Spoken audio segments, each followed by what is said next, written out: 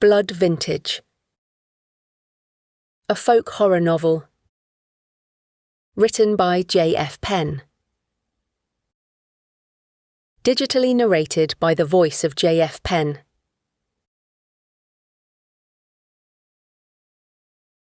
Chapter 1. The motley crew of eco-warriors and environmental activists shouted as they rattled the bars of the high metal gates, chanting slogans in a chorus of anger and defiance. Nature over greed. Nature over greed.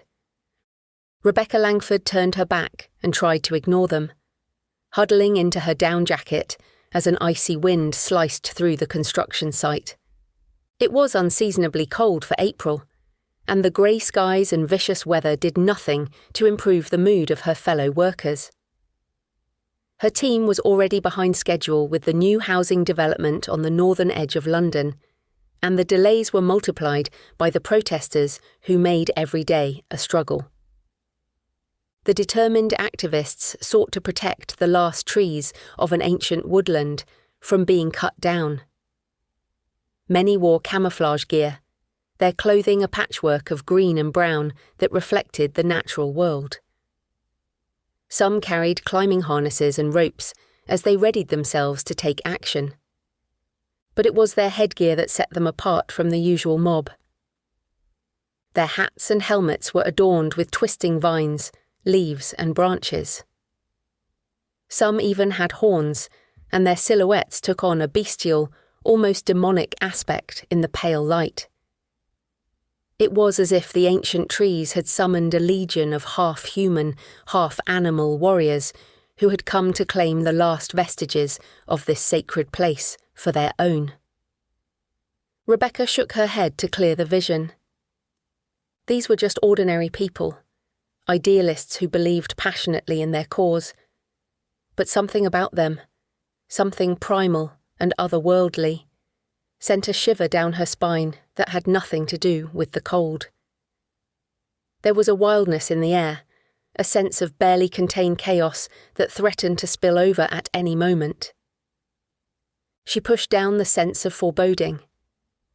The protesters were behind strong gates, and the clearance must be done today. They couldn't waste any more time. Rebecca looked down at the architectural plans she had designed many months ago as she considered the next steps. Her original designs had incorporated a line of the most ancient trees at the edge of the forest, allowing them to remain intact. But the upper echelons of management insisted on making the most of every metre of the land they owned. Somehow they received planning permission to take down the last of the ancient forest. Nature must make way for progress, as it had done in this city for millennia, and the government had mandated new housing, even at the expense of the green belt. This place, once a sacred boundary between civilization and untamed forest, was now deemed a necessary sacrifice. But Rebecca's job was to build for the future of the people who would live here once the housing site was done. The thousands who flocked to London every week, with their ever-growing need for more space. Over the last few weeks, most of the ancient wood had been reduced to a barren wasteland, its majestic trees now nothing more than lifeless stumps and shattered branches littering the muddy earth. Today, the last of the trees would come down. Rebecca tugged her hard hat down more securely on her head, finding a kind of security in its protection as she signalled to the group of workers ready to tackle the trees. One man seated in a bulldozer nodded and began to drive forward, inching slowly toward one of the ancient oaks.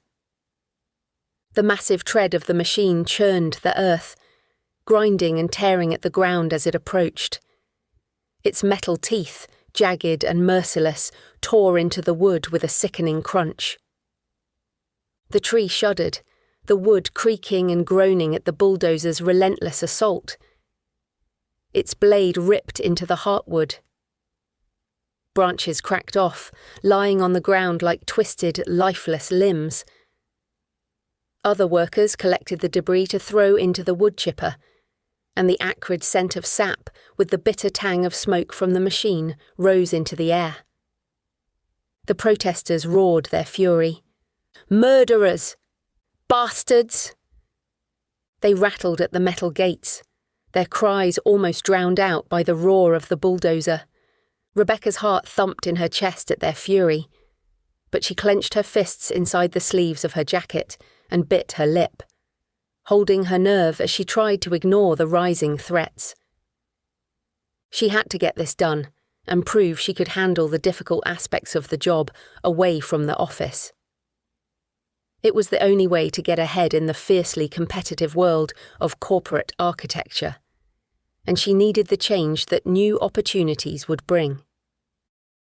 A sudden creak came from behind her as the metal bars of the fence twisted and screeched along the concrete. Rebecca spun around.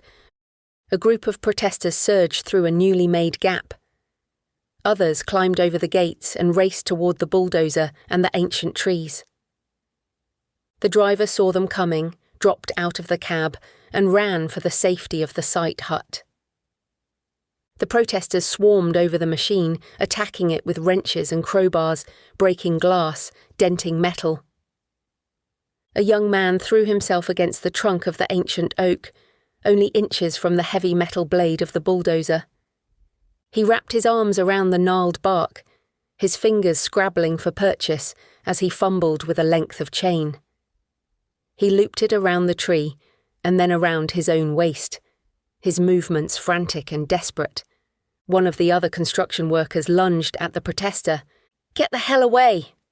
The two men grappled and slammed against the tree with a sickening thud. The protester cried out in pain as his head banged against the blade of the bulldozer. Blood welled and dripped down the bark of the ancient tree, crimson drops seeping into its crevices as if the oak itself were bleeding. The protesters surged forward. A group of them swarmed the construction worker, their fists and feet lashing out in a frenzy. The worker fell to the ground, his hard hat tumbling from his head as he tried to shield himself from the onslaught of blows. His cries of pain and fear mingled with the shouts of the protesters. Rebecca felt a surge of panic rising in her chest, her heart pounding as she stood frozen in the midst of the violence exploding around her. She wanted to help the fallen worker, but what could she do against so many? The sound of sirens cut through the noise. The site manager shouted above the chaos from the doorway of the site hut. "The police are on their way. They'll be here any minute." His words rattled the protesters. They left the injured worker lying on the ground and turned back to the trees, the imminent arrival of the police driving them to their original purpose. A young woman with ivy wound through her matted dreadlocks, pulled out a tube of industrial glue, smeared the adhesive on her hands and clothes, before pressing herself against the smooth trunk of an enormous beech tree. An older woman, her silver hair cropped elfin short, wrapped a chain around her waist and secured herself to an oak, then sat down, arms crossed, ready to face the authorities. Two young men climbed the biggest tree, finding purchase on the gnarled branches as they ascended into the canopy and attached themselves with a combination of ropes and mesh that would be difficult to untangle.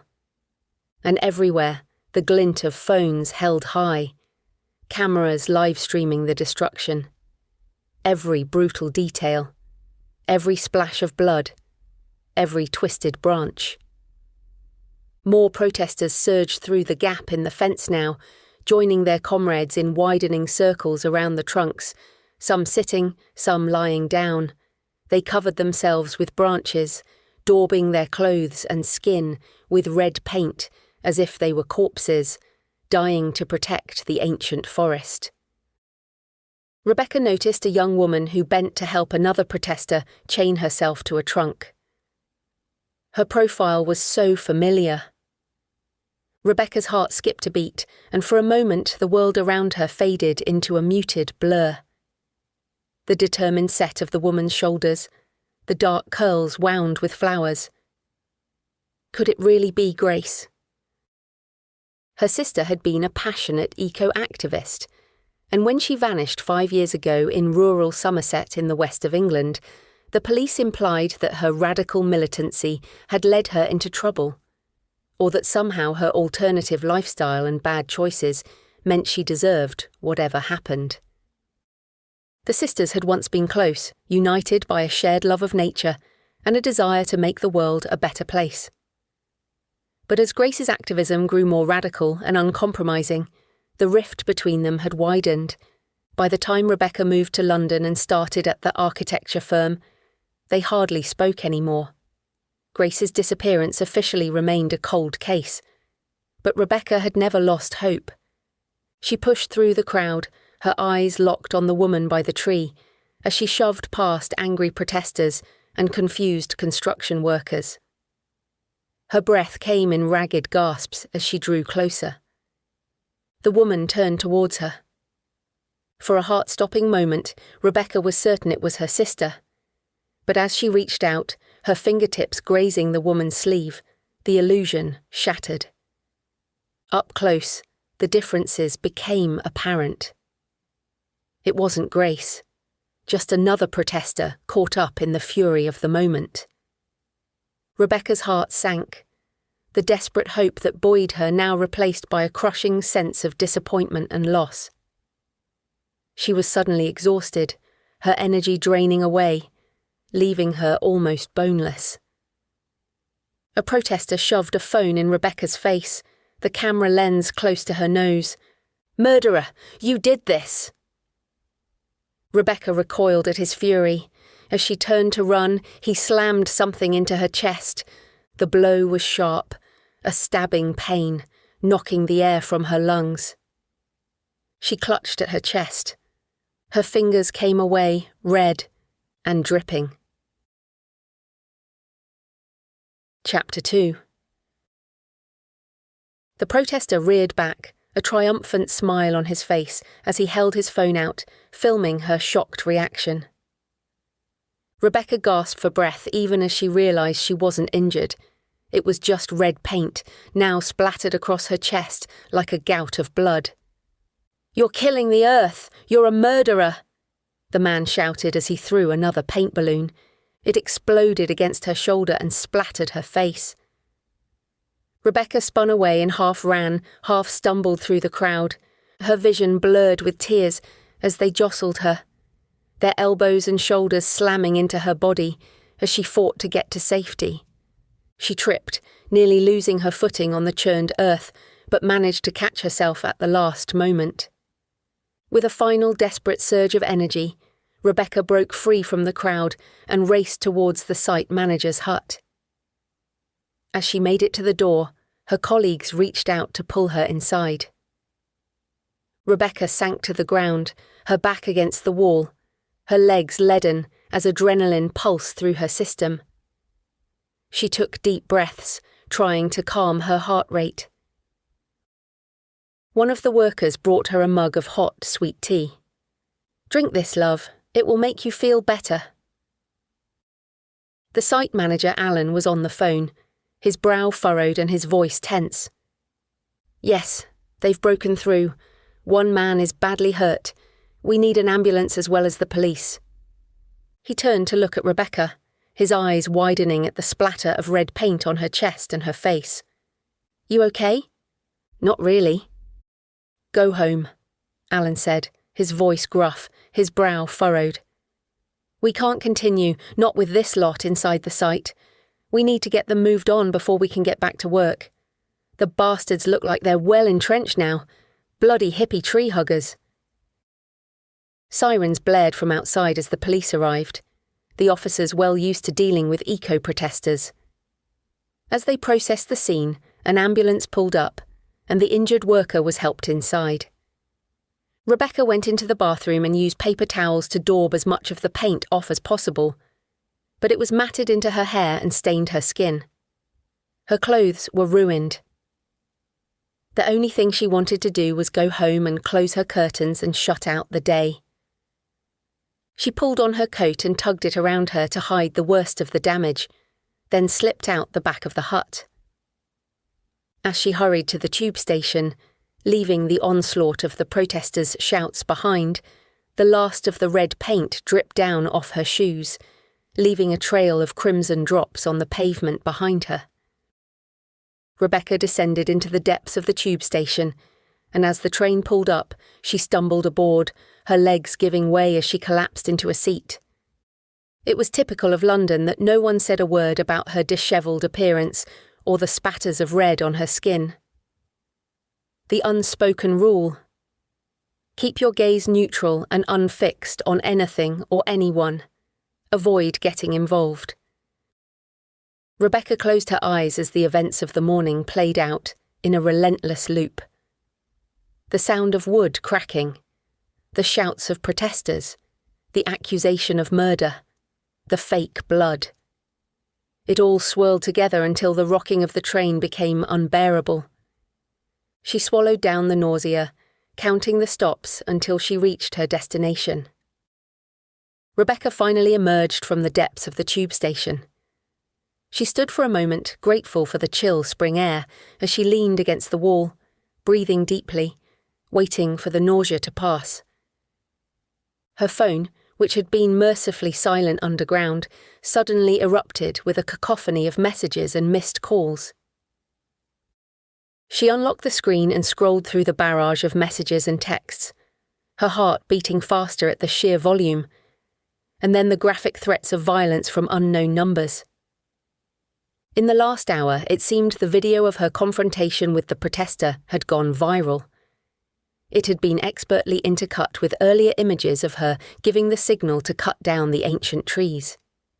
She was portrayed as the villain, solely responsible for the destruction. The video was spreading fast across social media and had been picked up by the news, further amplifying its message. But that was only the beginning. The eco-activists had already doxed her. Her name and photo, and worst of all, her home address and phone number, were plastered across video platforms and messaging apps, websites and forums, calling for vigilante justice against those who would destroy nature. Rebecca's phone rang, the shrill, insistent tone cutting through the din of the city streets. An unknown number flashed across the screen. She declined the call. It rang again and again. She switched it to silent, then noticed a message from Alan, her manager. "I've seen the video. Take some leave and get away from London until this dies down. It's not safe for you here right now." His words cut through her overwhelm. She had to get away. Rebecca pushed away from the wall of the tube station and hurried back towards her flat, the implications of the text sinking like a lead weight in her stomach. Her home was no sanctuary now. She had to get out of the city and find somewhere safe to hide until the storm blew over. But where could she go? London had once held so much promise, so much potential, but now it felt hard and unyielding. She had put everything into her work, and for a time, it seemed like it was worth it. When things were going well, London was a bright place of endless possibility. But when the shadows lengthened, it was easy to become one of the nameless lost in darkness, too quickly forgotten. The city burned through the potential of its inhabitants and drained the vitality from those who walked its streets daily. London demanded everything from those who loved it and gave little in return. Those who left it exhausted rarely returned. In truth, Rebecca had no real friends here. Acquaintances and work colleagues for sure, but no one she could ask for help. There had been occasional lovers, brief flings and one-night stands, but no one she would even want to call in this situation. And her parents? She sighed. They were half a world away. After Grace's disappearance, they had thrown themselves into charity work, burying their grief in the refugee camps of the Congo. They had left England, seeking solace in helping those who suffered even greater tragedies than their own. Her parents had sold the family home when they left, as if trying to purge their collective history, along with memories of Grace. The recollection of her sister's vibrant smile, of the easy way she had with people, made Rebecca's breath catch in her throat. Grace would have been on the side of the protesters today, but she never would have hurt her sister. She could have run to Grace and been welcomed with open arms, whatever trouble she was in. But that was not an option now. As Rebecca reached the high-rise flats, the streets seemed to close in around her. Tower blocks of grey concrete and steel loomed overhead, and it was even colder in the shadowed places where the sun never reached. The housing estate was a dreary, lifeless place, a monument to the triumph of functionality over form. It offended her architectural sensibilities, but it was all Rebecca could afford. The blocks of flats were identical, the facades a patchwork of drab, weathered concrete and peeling paint. The only splashes of colour came from the occasional graffiti tag, a futile act of rebellion against the crushing monotony of urban life. There were trees planted in neat rows along the edge of the pavement, but they were bricked in and cemented in place, controlled by the sprawling city. There was no wildness here, no untamed beauty, and Rebecca suddenly had a glimpse of what would replace the ancient trees at her own building site. She had tried her best to design something with movement and natural flow, but those with the money had crushed her best endeavours, saying it was too expensive. Now she was painted as the enemy. She reached her flat and fumbled with the keys, her hands so cold and trembling that she almost dropped them. Finally, the lock clicked open, and Rebecca stumbled inside. She stood for a moment, her back against the door, on the edge of crying at the relief of being away from the street.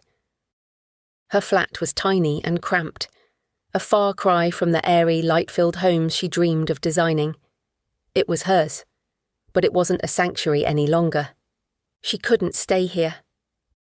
Rebecca checked her phone. There were now hundreds of messages and calls. She would delete them all, and she would certainly not check social media. It would be filled with hate and graphic violence, and she couldn't deal with that right now. She just had to pack a bag and get out of here. Rebecca quickly changed out of her paint-stained clothes and shoved as much as she could in a backpack, assuming she'd be gone for a few weeks at least. She paused by her desk, drawn to the photograph in a silver frame. A glimpse of a happier time. She and Grace stood arm in arm as they laughed together against the verdant backdrop of rural Somerset in the southwest of England, where Grace had worked at the time. Her sister's hair reflected the sunlight, and her hazel eyes sparkled with joy. Around her neck, she wore a carved pendant made of reclaimed wood, featuring the triple moon, representing the maiden, mother, and crone. Rebecca reached out and touched her sister's face with a fingertip. Grace had always been the brave one, standing up for what she believed in, no matter the cost. Rebecca needed that courage now more than ever. Distant shouts came from outside, then a chant that she recognised from the site earlier. Nature over greed. The protesters were coming. Rebecca grabbed the photo and shoved it into her backpack. She dashed out the door, double-locked it behind her, and headed for the passageways behind the estate. She raced through the maze of stairs and only slowed down when she was far enough away that she could no longer hear the noise of the protesters. She pulled up the hood of her jacket as it started to rain, grateful for the anonymity as commuters hurried past, heads down. The turn in the weather would hopefully keep the protesters away from her flat, and if she was lucky, a new target would soon take the heat from her. She might not need to be away too long, but she still needed a destination. As she navigated the streets to a tube station further away from her flat, Rebecca thought of the photograph in her pack. She had only visited Grace for a short time that summer, meeting up for a solstice festival in Glastonbury, but she remembered how the light had been so different down in Somerset. The pace was much slower than London, and people lived closer to the rhythms of the earth. Of course, that had led to one of their usual arguments when Rebecca became impatient with the lack of city conveniences. But Grace had found peace in the seasonal shifts of rural life. It would not be the verdant green of summer right now, but perhaps she might find some answers about Grace's time there. Her last known location was the village of Winbridge Hollow, which sounded idyllic, and a quiet life was exactly what she needed right now. Rebecca emerged from the tube at Paddington and boarded the first train heading west. As the train pulled out of the station, she glimpsed her reflection in the glass, highlighted against the backdrop of the concrete city. She was pale and drawn, her skin sallow, her eyes sunken, with dark shadows underneath. Her Titian hair, once rich and thick, was now stringy, and she was too thin, a faded negative of the vibrant woman she had been in that photograph with Grace. As the train whizzed past the stations of outer London, Rebecca noticed a patch of colour in the tangle of hair near her temple, a drop of paint the colour of blood. She reached up and tried to brush it away, but no matter how hard she tried, the stain remained. Chapter 3. It was late afternoon by the time Rebecca stepped off the local bus in the village of Winbridge Hollow after a connection from the train station in the city of Bath. The village nestled in the crook of two intersecting valleys, surrounded by rolling hills and an expanse of sky that seemed to dwarf the tiny settlement. A few narrow streets of cottages surrounded a village green, and a copse of beech trees sheltered a small church with an overgrown cemetery. The sun was low in the sky, but even in the early dusk, Rebecca was struck by the stark contrast to the grey of London. Delicate white petals of blackthorn bloomed in the hedgerows by the side of the road, highlighted by a splash of colour from wild violets and yellow celandines nestled beneath. Patches of primroses and the last of the daffodils bloomed next to a war memorial cross, its weathered stone providing shelter from the crisp wind. Moss and lichen clung to its crevices, growing out of the carved names of the long dead, evidence of life on even the darkest days. A robin darted into the close-knit branches of the blackthorn, trilling its song. Rebecca couldn't help but smile at its optimism. There was birdsong in London, of course, but it was hard to hear with traffic at all hours of the day, unless you lived close enough to one of the parks and could be there early. Out here it was quiet. So quiet. She could hear everything. The city girl in Rebecca felt a twinge of discomfort, a sudden sense of being out of place here among the untamed hedgerows and the wide open sky with no towering buildings to break its vast canopy. It was disconcerting in a way, but there were no angry protesters, and for that she was grateful. Rebecca took a deep breath, noticing how even the air tasted different here. It was rich with damp earth and wild herbs, and she caught the scent of smoke in the air from a wood burner in one of the cottages. The lights were still on in the village shop, its window filled with an assortment of local produce. Jars of preserves with handwritten labels stood next to a basket of potatoes still dusted with earth. A few apples sat alongside bunches of herbs, and a few bread rolls. There were even some hand-knitted scarves and hats, in soft muted shades hung from wooden pegs, next to what looked like a row of animal skulls. Strange, but probably some local tradition. Rebecca's stomach rumbled as she walked toward the shop. She had assumed it would be easy to find somewhere to stay, and a place to eat since the apps on her phone could usually get her everything she needed at short notice. She was so used to the ease of getting anything you might need in London, but out here in the country, things were different. She shifted her backpack on her shoulders, realising how new and out of place it looked. She had bought it a while back at an outdoor shop in the middle of London, a place where customers could pretend they were about to embark on grand adventures, while most never left the comforts of the city.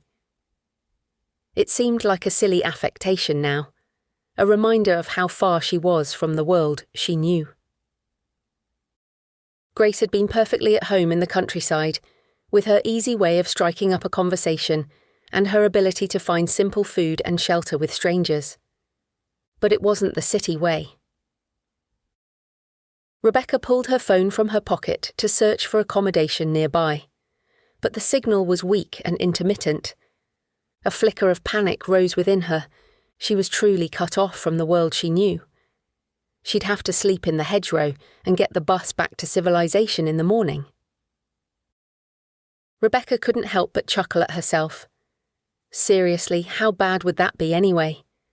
At least she could get some food in the shop and then count the hours before she gave up on this whole thing. She slipped her phone back into her pocket and pushed open the door to the shop. The tinkling of the bell welcomed her to the warmth inside. The shop was piled high with tins and bottles and fresh vegetables. The smell of meaty stock and herbs filled the air, from a pot warming on a little stove next to a pile of crusty bread rolls. A middle-aged woman with a face as round and welcoming as a cottage loaf emerged from a doorway behind the counter. She wore a marigold yellow apron tied around her abundant curves, and the rosy glow of a life well lived flushed her cheeks. "What can I do for you, my lovely?" the woman asked with a smile, her voice rich with the melodic lilt of the West Country. "Any chance you have some soup left?" Rebecca said. "Of course, it's still a bit nippy out there. You'll have to drink it here if you don't have your own bowl, though. I mostly make it for the local oldies who bring their own." "That would be great, thanks." The woman ladled out a generous portion into a rustic pottery mug and stuck a spoon in the top. "Here you go now." She wrapped 2 rolls in a napkin and handed them to Rebecca. "Eat up, you look like you need some feeding." She pointed at a little stool in one corner by a stack of tinned tomatoes and sweet corn. "Sit there and eat, I just have to finish something out back. Won't be long." As the woman bustled out of the shop, Rebecca sat down and took a sip of the soup. She savoured the rich, meaty broth, spooning out chunks of potato and carrot and munching the fresh bread. It was good to be in the warm, especially as the sun was going down outside and the late chill would soon deepen. As she ate, Rebecca looked around the shop. An eclectic mix of everyday necessities and curious oddities lined the shelves, and she noticed a collection of roughly carved wooden figurines nestled between jars of pickled vegetables and bags of dried herbs. The figures were twisted and gnarled, as if struggling to escape from the wood that held them. They had a kind of unfinished beauty, reminding her of Michelangelo's sculpture The Awakening Slave, a figure trapped within marble, his latent power held back by a prison of stone. On one wall there was a corkboard with a local bus timetable pinned to it, along with a flyer about a spring equinox celebration, and beside it, an advertisement for the local award-winning vineyard, Standing Stone Cellars. Rebecca frowned. The name rang a bell. Could Grace have worked there? It was certainly possible, as she often took casual labour jobs across the seasons. The shop owner bustled back into the room. Her cheeks flushed, her eyes sparkling. "There we go, all sorted in the back." She wiped her hands on her apron and leaned against the counter, assessing Rebecca with a curious gaze. "Are you a tourist?" Rebecca swallowed her mouthful of soup and smiled. "How did you guess? Yes, I've come down from London. I'm on a break from my job right now, and I wanted to see some of the area." "Ah, London, I've never been. Sounds like a terrible place." Rebecca was taken aback. How could someone who lived just a few hours away never have visited the capital of their country? Was the woman not curious about the wider world? Rebecca felt the gulf between the city and the country grow wider, as she considered how different their lives were. She nodded. It's not for everyone. The woman chuckled. I've no need to leave the county here. If you're travelling around these parts, there's lots of good walking. Then there's the farms. We've some of the finest produce in the country, we do. The soil is rich and fertile, as blessed we are. Fields of wheat and barley, orchards heavy with apples and pears when the harvest is due. If you're sticking around that long. I'm not sure, to be honest. Rebecca sensed the woman's curiosity. Perhaps that was natural in a place where few outsiders visited, but she was reticent to share her exact situation. She pointed at the advertisement. Can I visit the vineyard? The woman nodded. Oh yes, they do tours and tastings sometimes, but usually later in the year when the grapes are ripening. She hesitated and then nodded, as if remembering something. They are hiring at the moment, though. They need workers to tend the vines and, since Brexit, it's been hard to get foreign workers. You interested? Rebecca considered her flat back in London, the bustling streets and the stress of the building site. The thought of returning even in a few weeks felt suffocating. She needed space, a chance to breathe and process everything that had happened. The idea of manual labour, of working with her hands in the open air, suddenly held a strange appeal. If it didn't suit her, well, she could always leave. There was a certain freedom in that, a sense of possibility that had been lacking in her life for far too long. And then there was Grace. If she stayed here, in this quiet corner of Somerset, perhaps she might find people who had known her sister, who could shed light on the days leading up to her disappearance. You know what, I think I might be interested in a job at the vineyard, Rebecca said, surprising herself with the decision. The woman's face lit up with a broad smile. I'm sure they'll be happy to have you, my lovely. Now I'm closing up, so I'll have that cut back. You staying local? Rebecca stood and carried the cup and spoon over to the counter, a flush of embarrassment creeping into her cheeks. I don't actually have anywhere lined up. I thought I could find somewhere once I arrived. The woman tutted, but there was no judgment in her eyes, only a warm concern. Well, that won't do at all.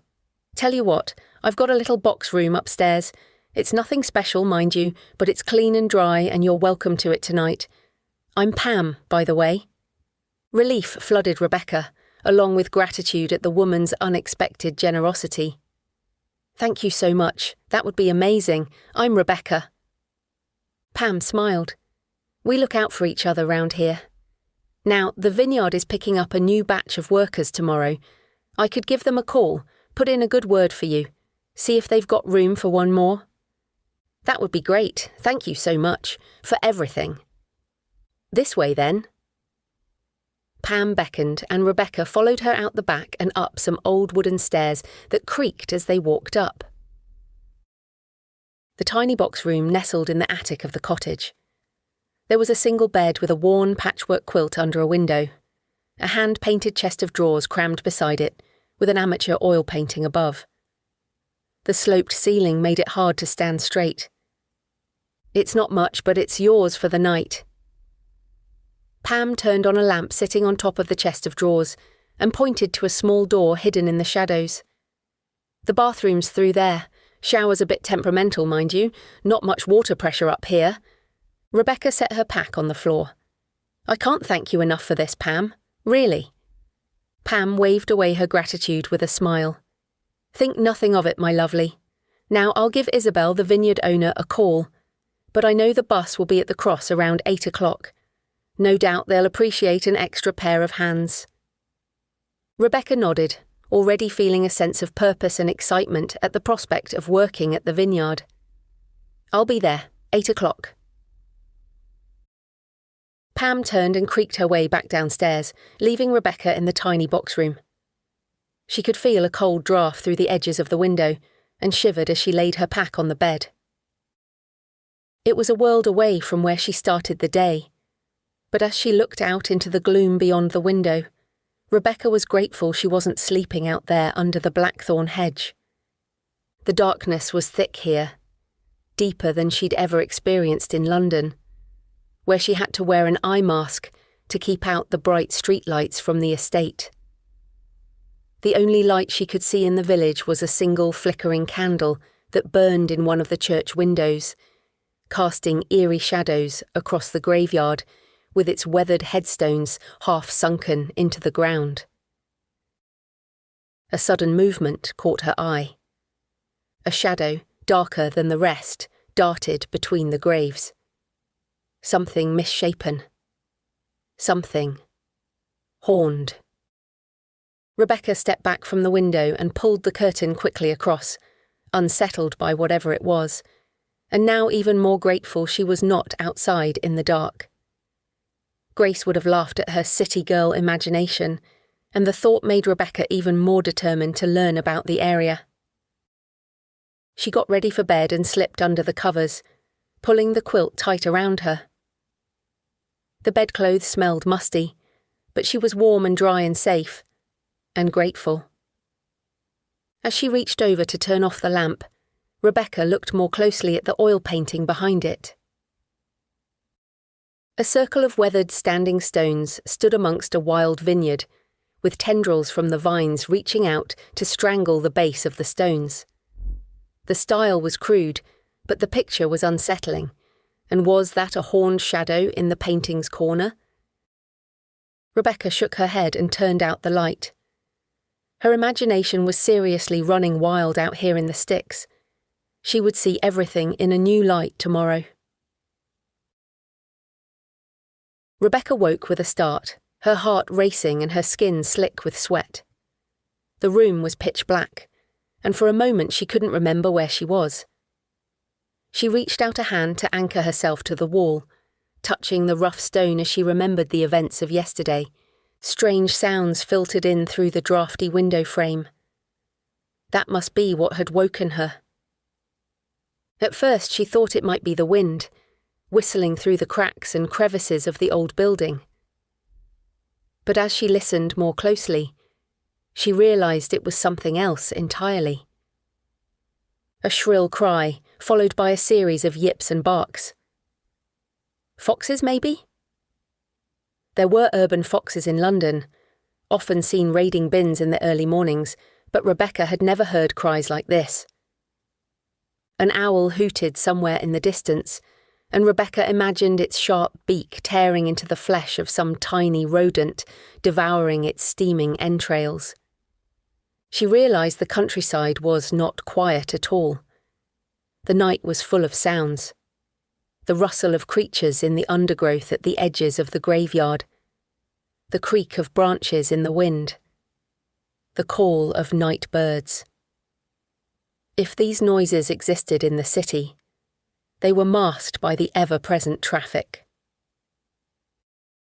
Rebecca tossed and turned, trying to block out the unsettling sounds and sink back into the oblivion of sleep. But every time she closed her eyes, the image of the horned shadow from the painting next to the bed danced behind her eyelids. She got up and took it off the wall and put it into a drawer. It was ridiculous, but it helped. Rebecca eventually drifted off into fitful sleep, where she walked amongst ancient standing stones. The scent of something rotting rose from the pungent vegetation as a thick mist curled around her feet. At the edge of her vision, a horned shadow flitted between the stones, its dark gaze both an invitation and a challenge. Chapter 4. The next morning, Rebecca repacked her bag and placed the oil painting back on the wall, although something about it must be crooked as she couldn't seem to hang it quite straight. Hopefully Pam wouldn't notice. She made her way down the creaky stairs as the scent of fresh bread and strong coffee wafted up from the kitchen below.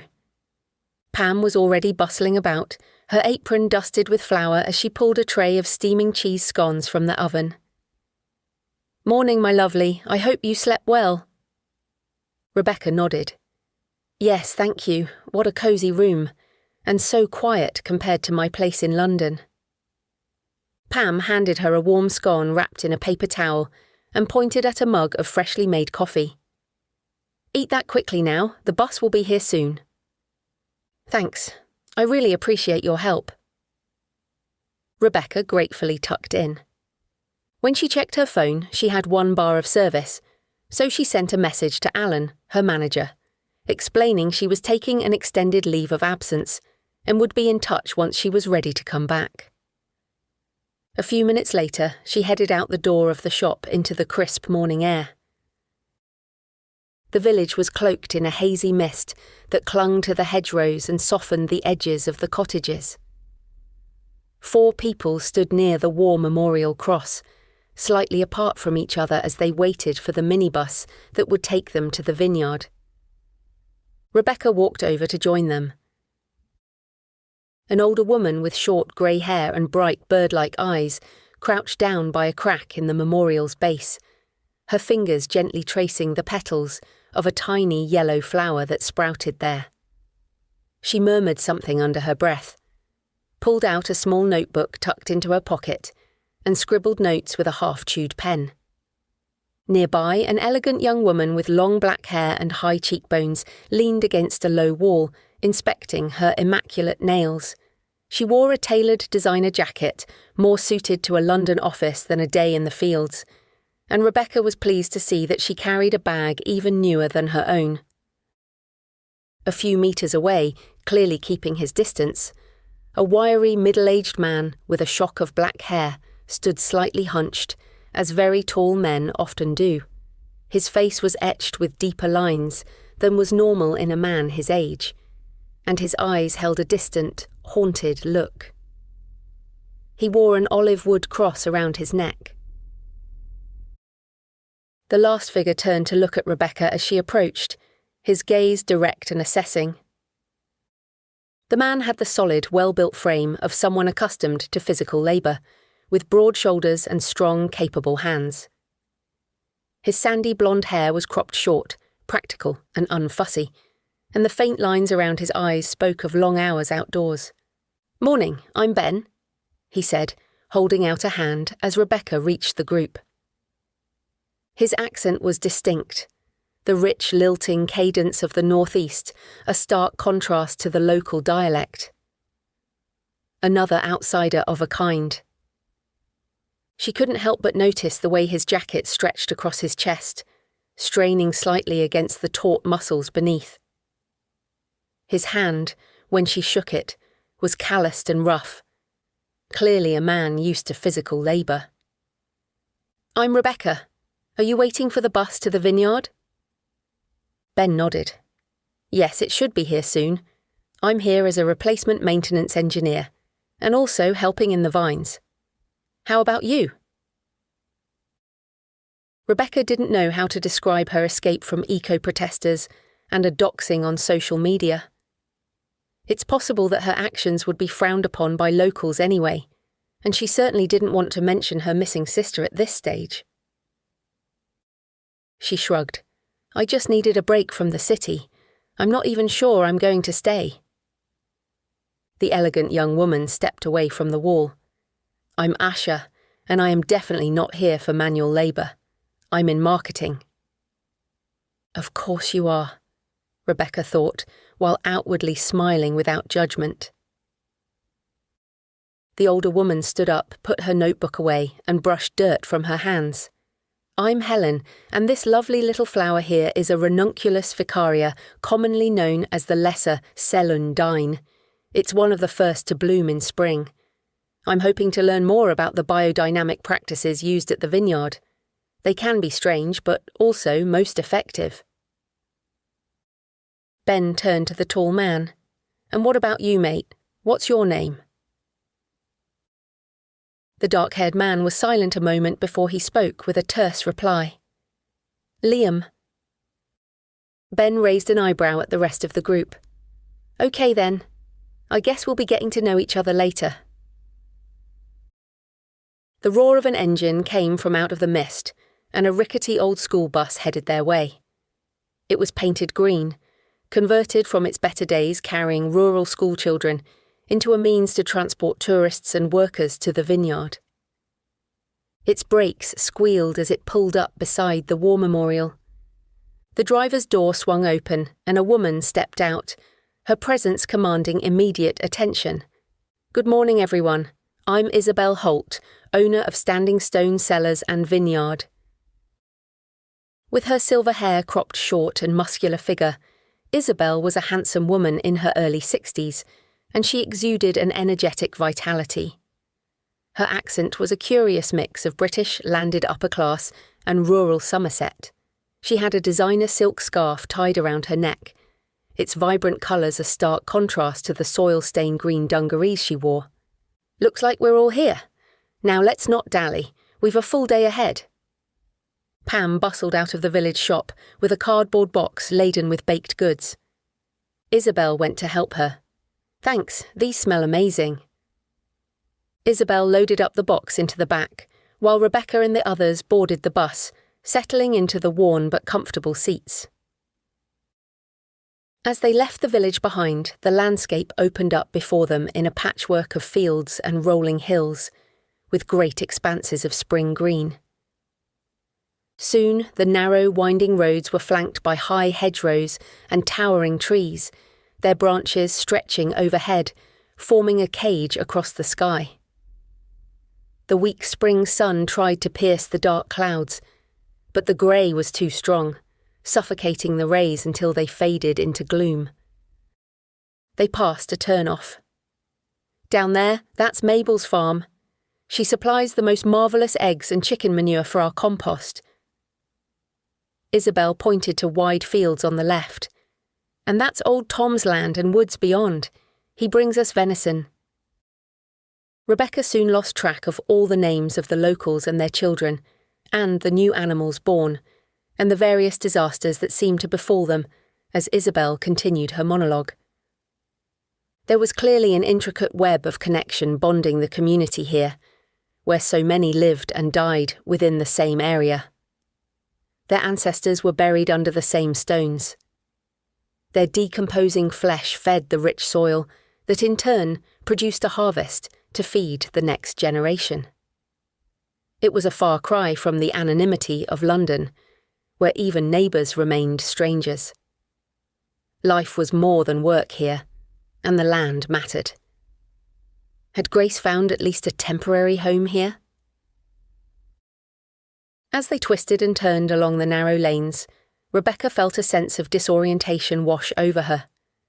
The high hedgerows obscured any landmarks or points of reference, making it impossible to gauge their direction or distance.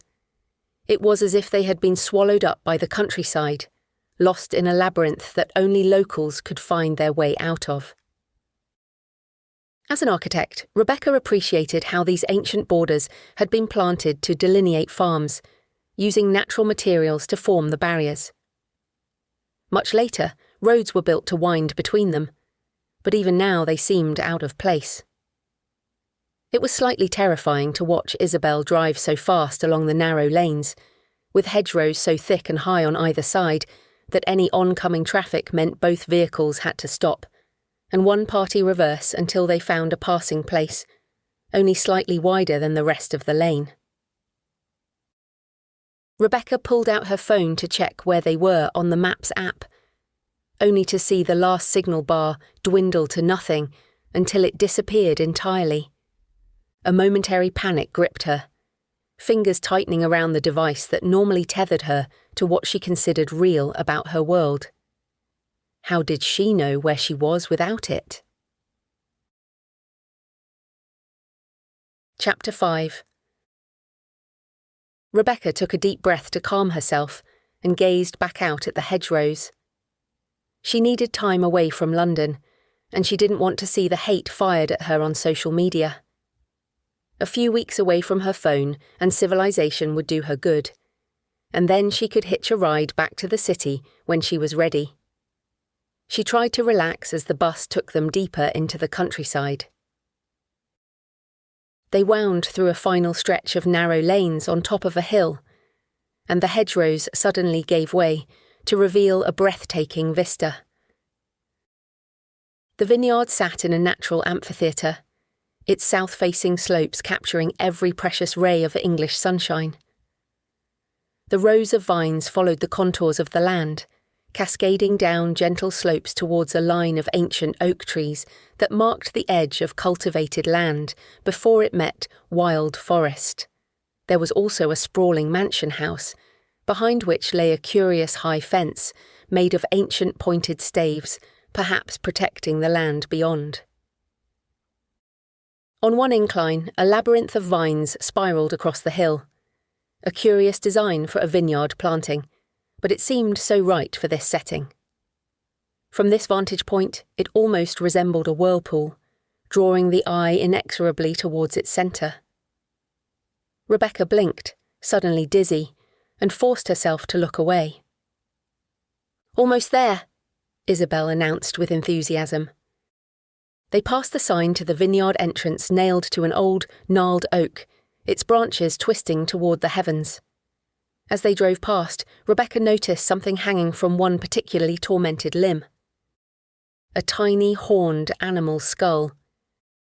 A flash of her nightmare made Rebecca gasp, and she turned it into a cough to hide her reaction.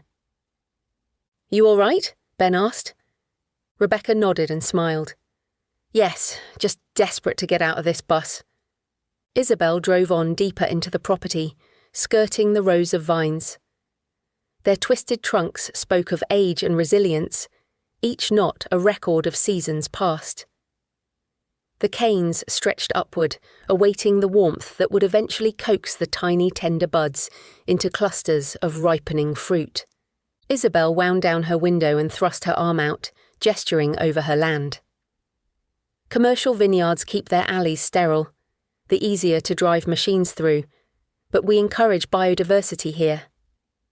The more species of plant we have, the better the soil, the better the crop, and the taste of the wine. You can see grasses coming up already, and some celandines amongst the yarrow and clover.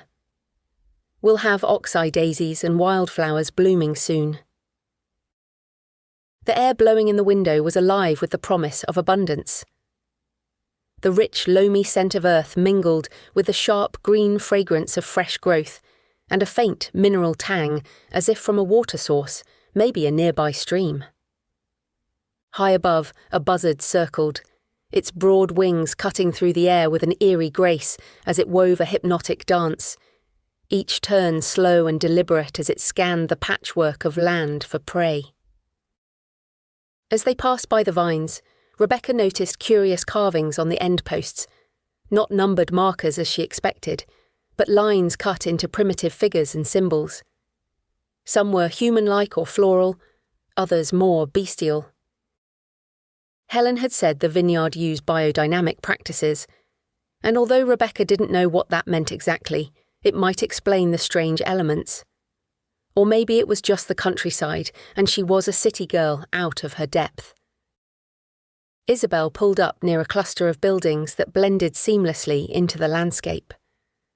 The winery was housed in a converted 17th century barn, its honey-coloured stone glowing warmly even in the chill spring sunlight.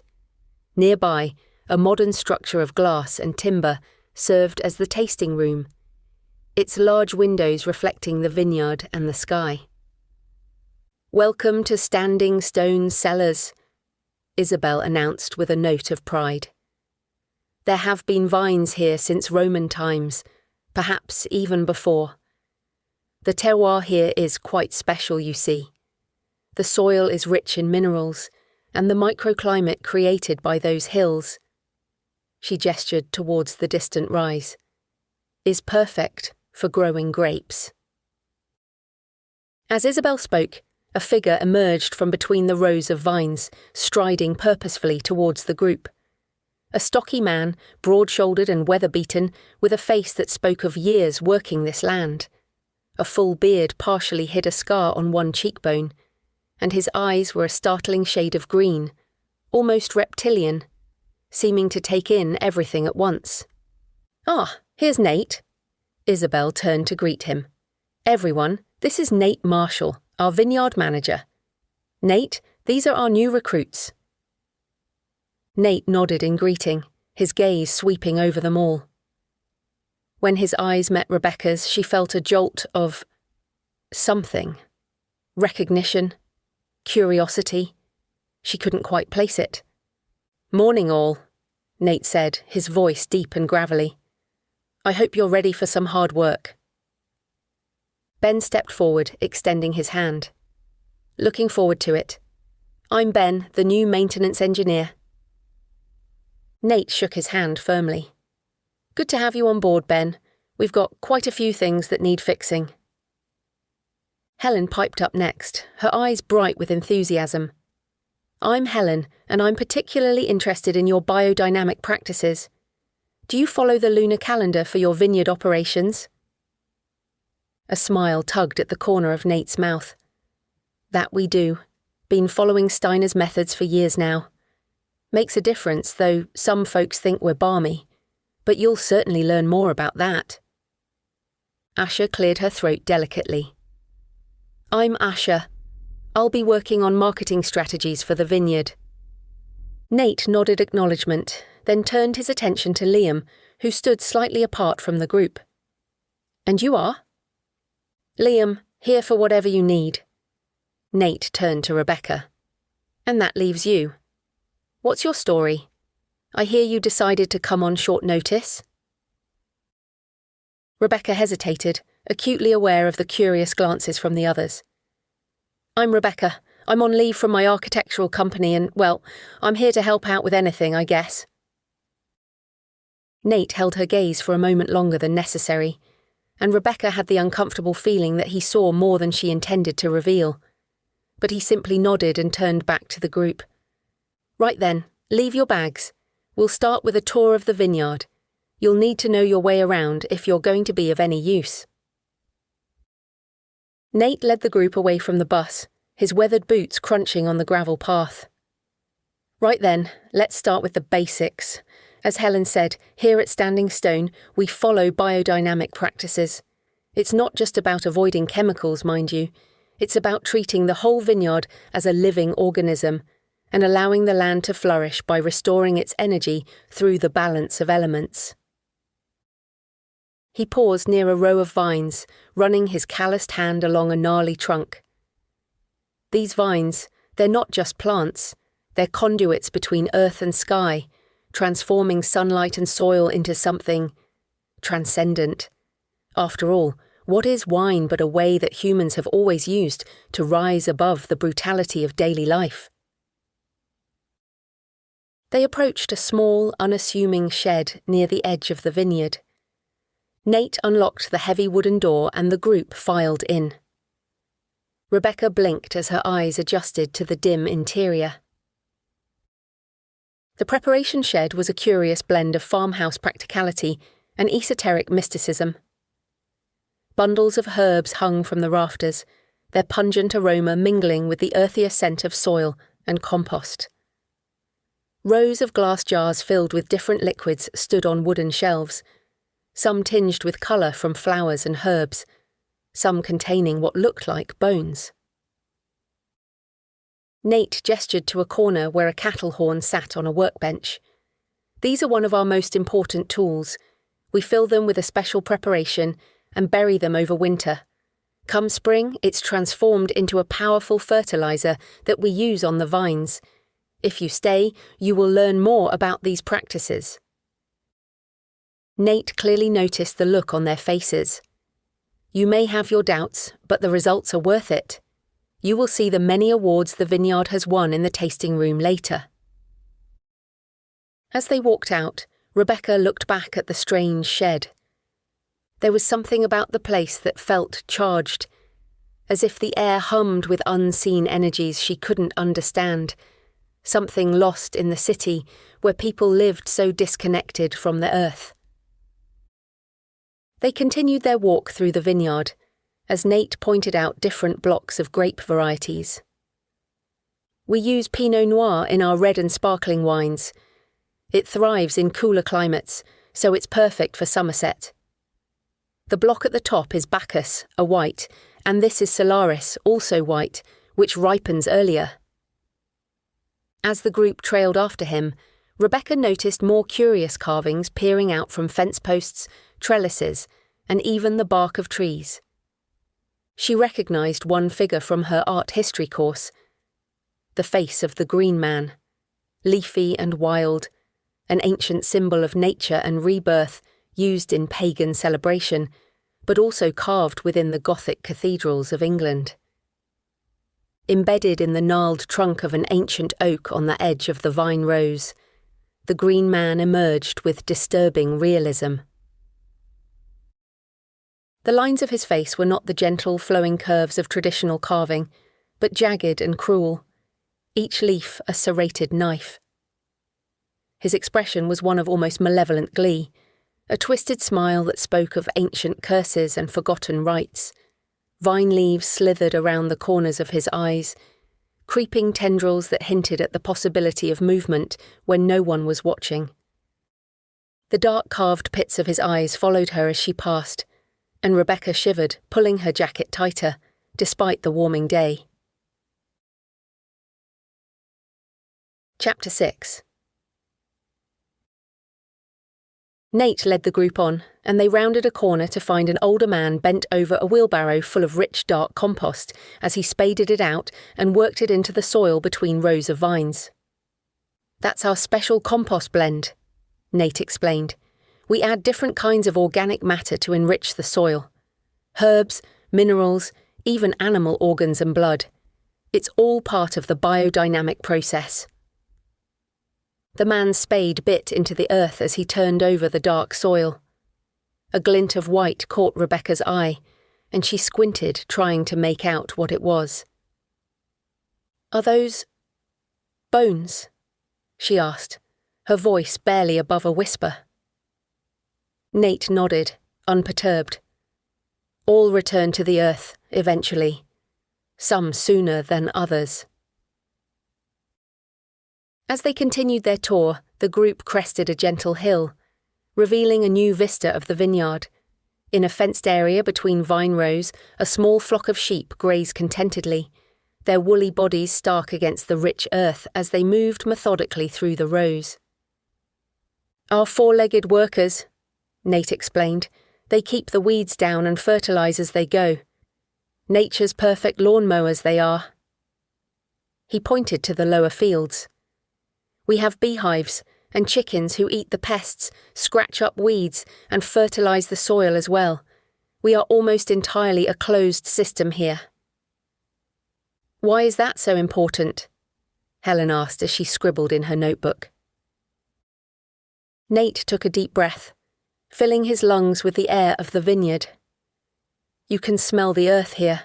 It's alive, and that's what we seek to retain in the wine. What we call terroir is essentially a combination of climate, soil, topography, microclimate, and the human and animal aspects of everything that goes into a wine. Biodynamics seeks to maximize the terroir, so every single drop of wine made here at Standing Stone is a distillation of the land, an expression of the unique ecosystem that you are now a part of." Nate gestured to the landscape before them. "Why would you want it any other way?" Helen sighed happily, her face almost transfigured as she looked out over the landscape. Nate certainly had one convert to the biodynamic cause, but Rebecca couldn't help her urban cynicism. She pushed it down as she scanned the vineyard, trying to see more than just the beauty of the land. It was a living ecosystem that nurtured grapes that made the wine, that brought success to the vineyard and the surrounding community. And they certainly had success. Standing Stone Cellars had won many of the major wine awards, so who was she to judge their unusual practices? Rebecca noticed the high fence of pointed staves at the edge of an ancient wooded section, but the lay of the land meant whatever was directly behind it was hidden. "Is that area part of the vineyard's terroir?" she asked, pointing it out. Nate paused a moment. "We leave some of the most ancient land for the wild grapes to grow as they like, for nature to do its own thing with none of our control or influence. That section of the vineyard is strictly off-limits, except on special festivals when the community gathers by the standing stones for which we are named. The wild grapes are used to make our most exclusive wine." Asher gasped. "Seriously? The horned gods share? Wow, that wine is so rare. I'd love to make some social content in that section. Are you sure it's off-limits?" "Definitely." Nate's tone was curt and his eyes steel hard. "I'll show you the gates so you know exactly what to avoid, but anyone found there will be escorted off-site immediately." Okay. Asha raised her hands in surrender. "Do we at least get to taste the wine?" Nate shrugged. "That depends on so many things." He walked away down the hill. "I'll show you the staff quarters next." Ben hurried after him, asking detailed questions about the vineyard's operations, while Rebecca and the others followed more slowly. Asha took lots of photos, arty shots of the vines and a few selfies. Helen scribbled furiously in her notebook, utterly absorbed as she occasionally bent to examine a plant as they passed. Liam's face was a mask, his gaze fixed into the distance, remaining aloof. They were an odd bunch for sure. But then this was an odd vineyard with its carvings and biodynamic practices and wild, untamed, off-limit places. Rebecca could see Grace fitting in here, with her deep knowledge of nature and the seasons and her acceptance of the unusual. But her sister was also not one to obey the rules of men. Would she have trespassed into the restricted area? At the bottom of the hill, Nate led the group back through the cluster of buildings and into a cavernous space filled with concrete tanks, where the yeasty aroma of past fermentations gave a sense of the transformation within. "This is where we take what the land gives us and turn it into wine." His voice echoed slightly in the large room. Each tank is carefully monitored to ensure optimal fermentation conditions. They passed through a heavy wooden door into the barrel room. The change in atmosphere was immediate. Rows upon rows of barrels stretched into the shadows, each bearing the distinctive logo of Standing Stone Cellars, and the cool, damp air was redolent with the rich aroma of oak and aging wine. As Rebecca's eyes adjusted to the dim light, she noticed something curious. Many of the barrels bore strange symbols painted in what looked like red ochre. They weren't uniform. Each barrel had its own unique markings. "They're vintage markers," Nate said, following her gaze. "We use a lunar calendar to determine the optimal times for various vineyard activities. Each symbol represents a unique combination of celestial influences present during that particular vintage." He ran his hand over one barrel, tracing a symbol that looked like a crescent moon intersected by 3 wavy lines. This one, for instance, represents a harvest done during the waning moon in Pisces. Makes for a wine with particular depth. Rebecca nodded as she examined some of the barrels more closely, the symbols drawing her in. It was strange to think that every single barrel would be different, that there was no methodological way to ensure they tasted the same. Each would be an original expression of the terroir and the mix of grapes and the seasons of that particular year. She had never thought about wine so deeply before, merely drank it with pleasure. She bent down to examine a particular barrel with markings that looked different to the others, the symbol more like a distorted face, but with too many eyes. Rebecca stood up quickly, unable to tear her gaze from its disturbing features, as its mouth gaped open, in a silent scream. Chapter 7. "Let's move along now." Nate's sharp tone interrupted Rebecca's thoughts, and she turned to see him looking at her in particular. They continued through to the bottling line, with its symphony of whirring machines and clinking glass.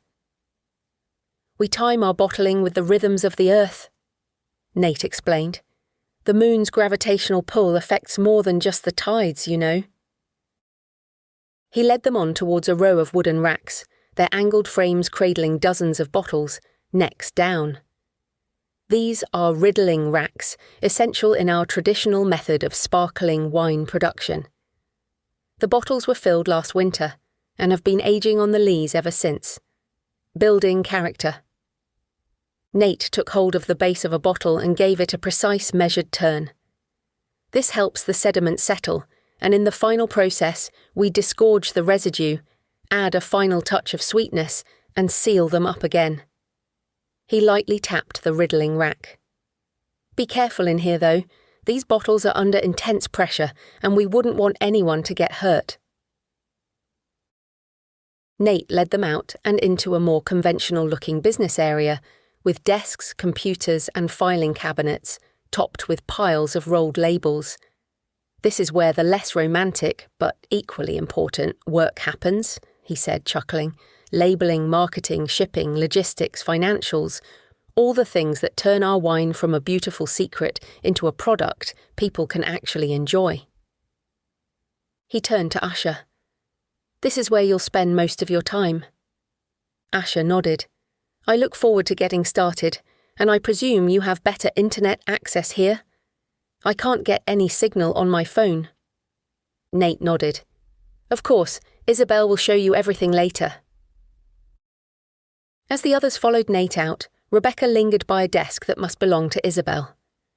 Peeking out from a stack of papers was the corner of a book, its leather cover cracked and mottled with age. Perhaps the book might give some clue to the ancient practices of the vineyard. She glanced out the door.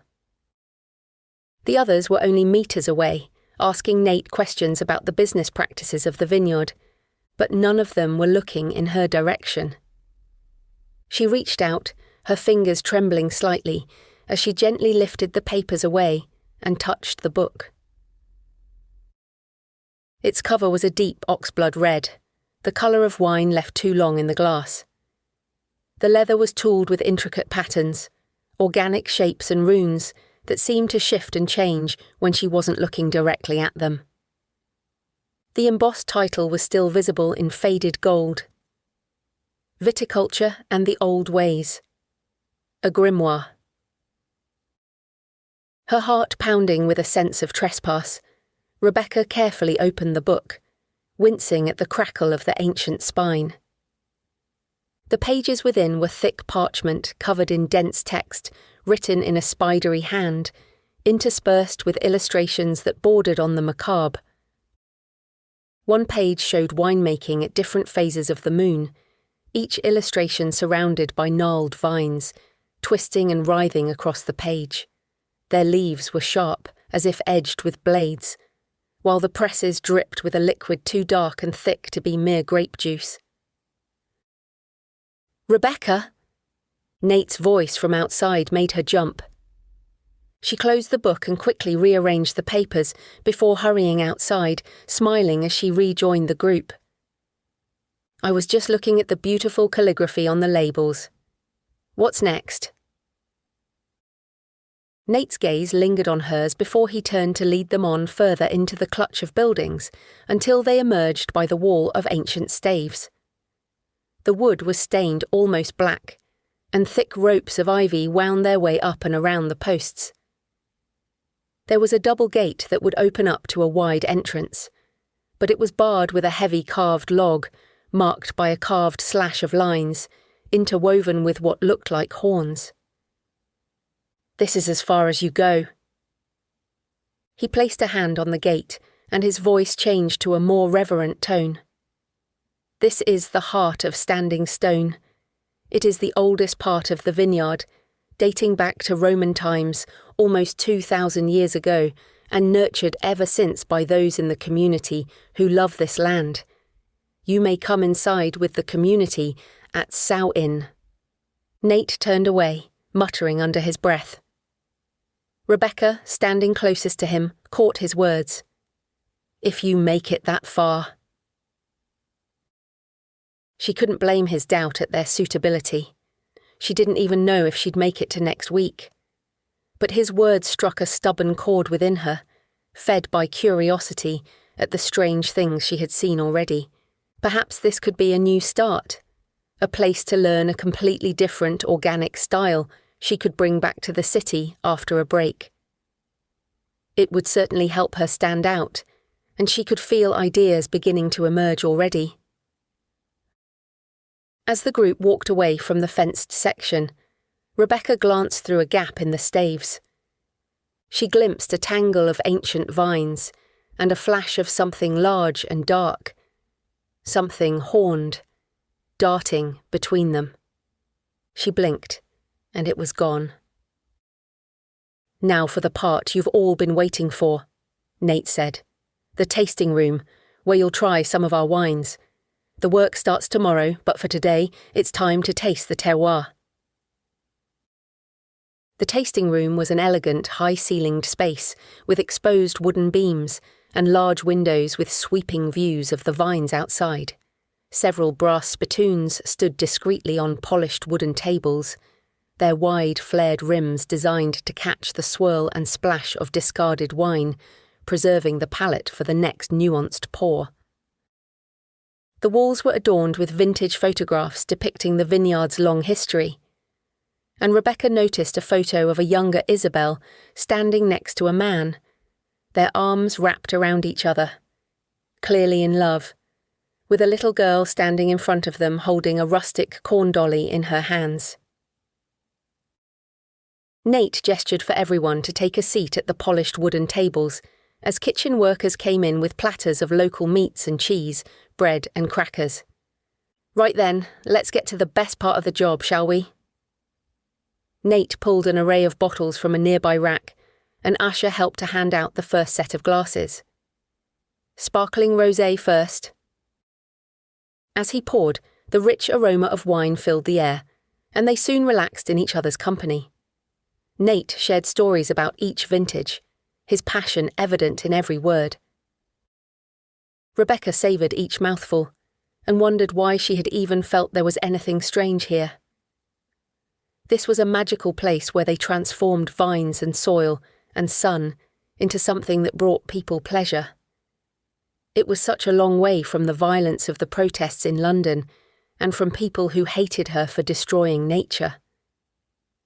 Here, she could be part of nurturing the land, using her hands and her energy to grow something wonderful. She might even emerge renewed.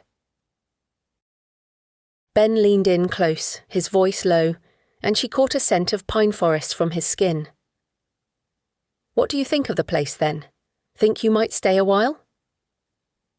There was an invitation in his eyes, and Rebecca sensed the warmth between them wasn't entirely because of the wine. She smiled. "Yes, I think I have a lot to learn here." The group relaxed, and the wine flowed as they tried more vintages while the sun went down over the vineyard. Rebecca enjoyed the buzz of the wine and the exquisite selection of local produce. It was as if everything tasted real here, not like the plastic-wrapped supermarket food she was used to.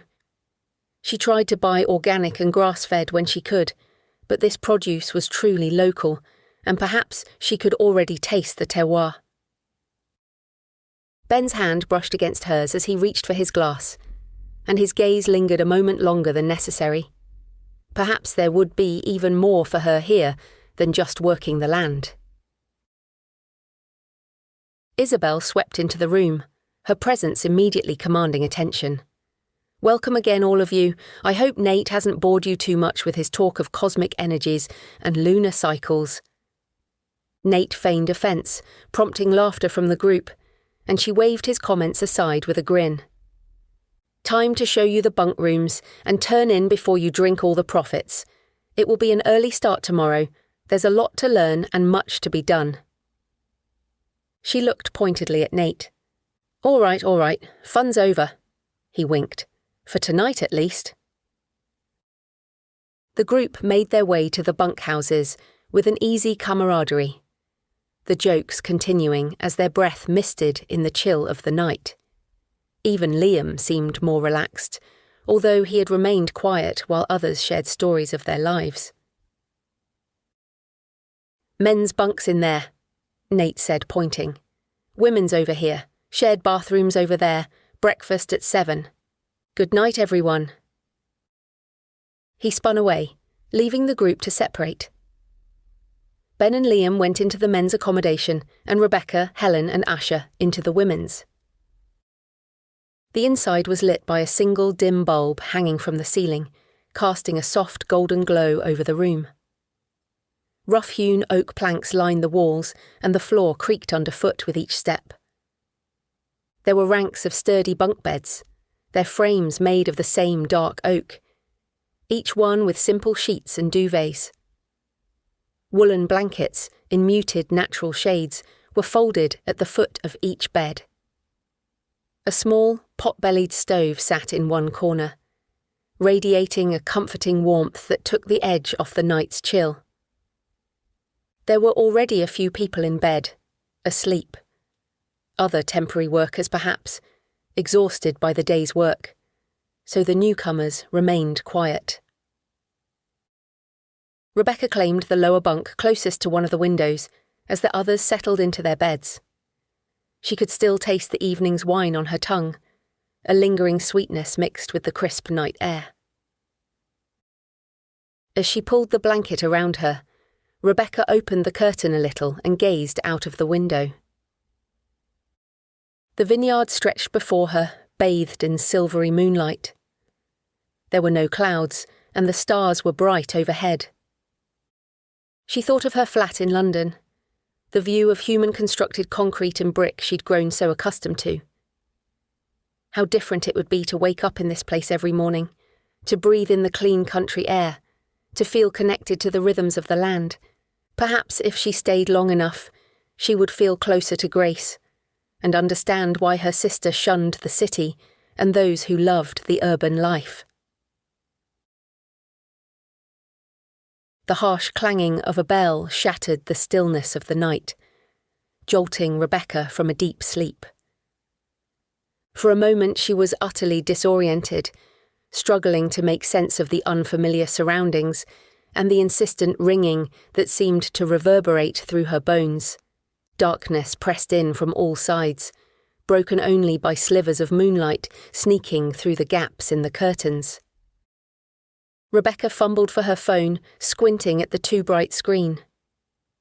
2:17 a.m. Her head throbbed, a reminder of the wine they'd shared just hours before. Before she could fully process what was happening, Nate's voice boomed through the bunkhouse, urgent and commanding. "Get up, it's an emergency. Get dressed and outside as fast as you can."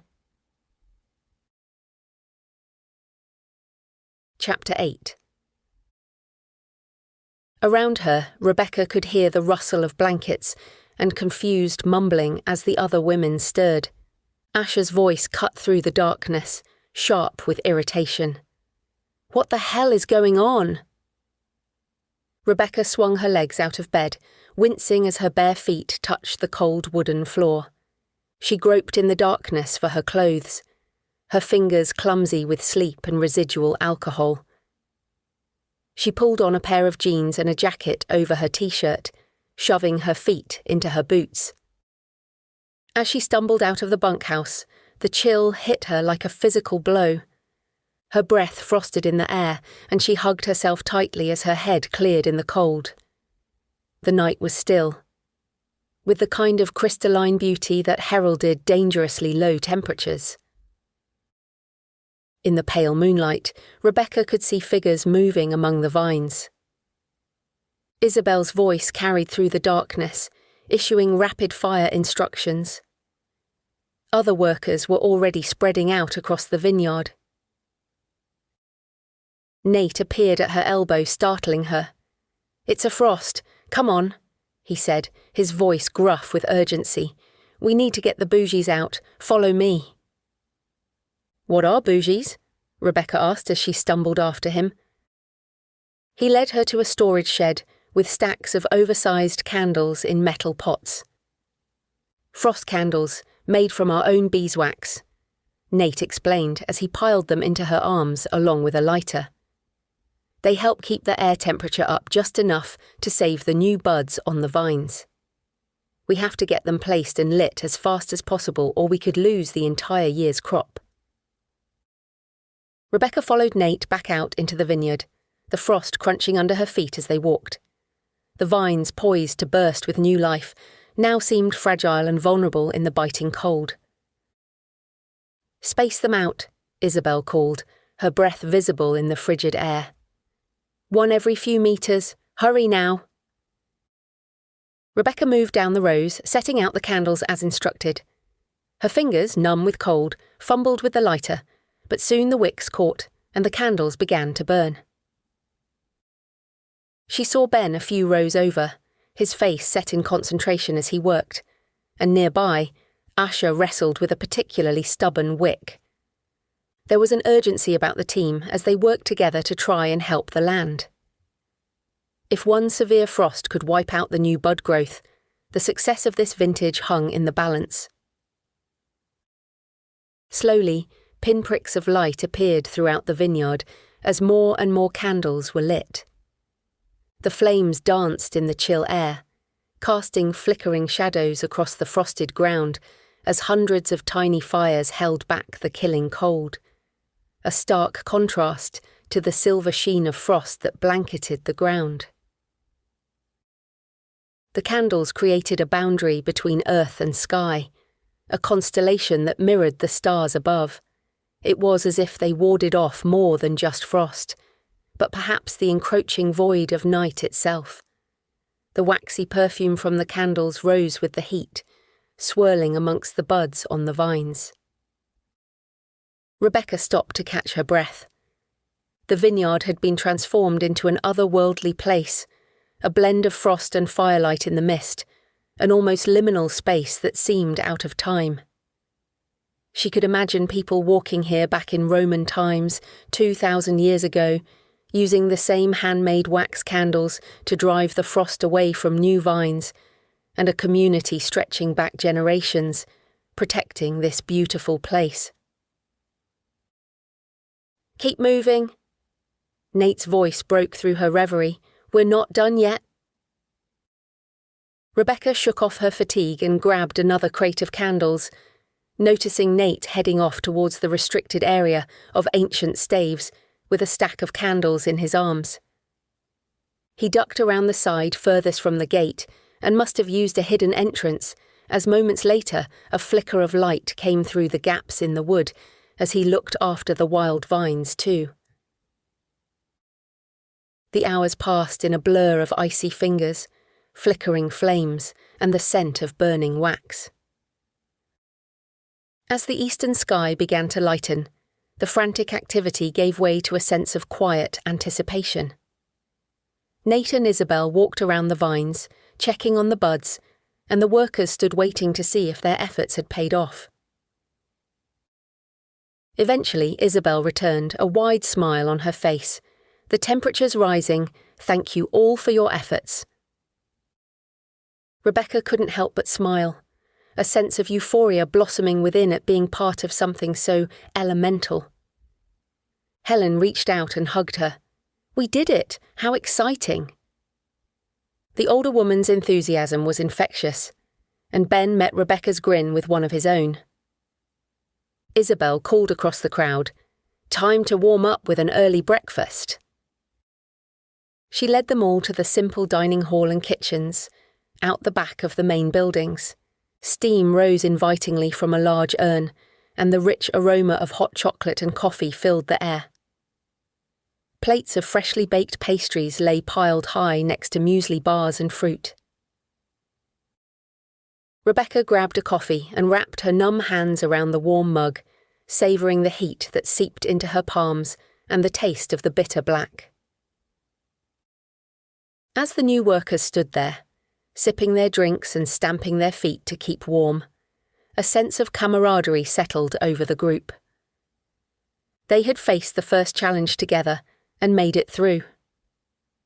Asher looked so much younger with no makeup, and her previously perfect hair in disarray. while Helen bustled about making new friends. Ben had smudges of candle soot on his cheeks, which only highlighted his cheekbones, and even the taciturn Liam seemed more relaxed. They all exchanged tired smiles, a wordless acknowledgement of their shared experience. Rebecca thought again of Grace, and wondered whether she had ever experienced a night like this. Had she stood and watched the dawn break over the frost-candled vines? It had been a magical night for sure, something she had never thought to experience. There were so many more things she wanted to learn about, and it made Rebecca more determined to stay. A few hours later, showered and changed, Rebecca made her way to the vineyard's main building. As she approached, she saw Nate conferring with a group of workers, his weathered face serious as he gestured towards sections of the vineyard, sending them off in different directions. "Ah, Rebecca," Nate called out as he noticed her. "Good, you're here. You'll be working with Branwen today. She's one of our most experienced workers and will show you the ropes." He nodded towards an elderly woman standing slightly apart from the group, as gnarled and twisted as the vines themselves, her face a maze of deep wrinkles that spoke of a lifetime working outdoors. Despite her age, Branwen walked tall, and her brown eyes were curious and startlingly bright in her weathered face as she assessed Rebecca. "Come, we have much work to do." Without waiting for a response, Branwen turned and made her way down the rows of vines, her gait surprisingly spry. Rebecca hurried to keep up, nearly tripping over the uneven ground. "Watch your step," Branwen called back over her shoulder. "The earth here has a mind of its own, and will take your suffering if you give it." They stopped at a section of vines that looked to Rebecca's untrained eye exactly like all the others. Branwen handed her a pair of pruning shears, the metal cool and heavy in Rebecca's hands. "Now, watch closely." With movements that belied her age, Branwen pruned the vine. Her gnarled hands moved with a fluid grace, snipping here and there with precision. "You see? Gentle but firm. The vine knows what it wants to be. We just help it along and focus its energy on where the grapes will grow." Rebecca nodded, trying to absorb the intricacies of which cane would be chosen, and which would be culled for the good of the vine. When it was her turn, however, she found the task far more challenging than Branwen made it appear. Her cuts were clumsy, either too shallow or too deep, and more than once she nearly snipped her own fingers. "Like this." Branwen gently corrected Rebecca's grip on the shears. "Look at the vine first, see how it's growing, then touch it. Really feel it beneath your skin. It will tell you where to cut. You just have to listen." As they worked their way down the row, Rebecca gradually found a rhythm. The repetitive motion was almost meditative, and time seemed to pass more quickly. Branwen sang softly as she worked, her melody weaving through the air as she touched the vines with reverence. "That's beautiful," Rebecca said when Branwen paused for a moment. "It's an old song, older even than the stones that watch over this place, a melody spun from the earth by those who gave their lives for this land long ago." Branwen reached out and gently touched a vine bud. "It's for life, for growth, and for protection." She reached down to a smaller bud beneath, growing toward a healthier one. Branwen grasped it and snipped it away, its fragile life cut short to feed the stronger one. "It's also for death, for the endings we must witness until we enter that last stage ourselves. The earth must be fed. Bounty only comes with sacrifice, and one day my bones and blood will feed this land." She turned and met Rebecca's gaze. "As will yours." Branwen began to sing again. This time the melody was different, deeper, more primal. It resonated in Rebecca's chest, making her heart beat in time with its rhythm. It grew stronger, as if the old woman channeled the power of the earth into the bud at her fingertips. Beneath the soil, Rebecca could have sworn she heard something. A soft slithering, as if the roots of the vine shifted, burrowing deeper into the earth to suck from the marrow of whatever dead things lay beneath. Rebecca shook her head, trying to clear it. The lack of sleep and the strangeness of her new surroundings must be getting to her. And yet, as she turned back to her work, she found herself humming along with Branwen's song, the unfamiliar melody already etching itself into her memory. Chapter 9. As the first rays of dawn crept over the horizon, Rebecca stirred in her bunk, her eyes fluttering open as she felt drawn back out to the vineyard before the others woke. She sat up, careful not to disturb those sleeping, and peered out the window. A thick blanket of mist clung to the vineyard, transforming the familiar rows of vines into a dreamlike landscape. Rebecca felt a strange pull, an almost primal need to be out there, to feel the damp earth beneath her feet and breathe in the crisp morning air. She dressed quickly and quietly, slipping out of the bunkhouse and into the misty dawn. The grass was wet with dew, soaking the hem of her jeans as she made her way between the rows of vines. The world seemed hushed, holding its breath in anticipation of the new day. As she rounded a bend in the path, Rebecca caught sight of a figure dancing gracefully among the vines, her arms sweeping up to the sky and then down to the earth in an ancient rhythm. It was Isabel, her silver hair catching the first rays of sunlight as she wove between the rows, her bare feet dancing over the ground. She must be so cold. And yet Rebecca could see no trace of discomfort as the woman moved with a light smile, her lips moving in something like a prayer. To the vines, perhaps, or the morning sun. Whatever it was, Rebecca stood transfixed as Isabel lightly brushed the vine buds with her fingertips. After a moment, Isabel turned, her eyes locking with Rebecca's even as she continued her dance. "I'm sorry," Rebecca said. "I didn't mean to disturb you." "Not at all." Isabel smiled as she beckoned Rebecca over with a wave of her hand. "Come, join me. You can learn one of our most cherished traditions. Of course, only women and children can dance like this." Rebecca hesitated for a moment, then walked towards Isabel, curiosity overcoming her initial shyness. The bottom of Isabel's trousers were soaked, and her bare feet stained green from the dew-laden grass.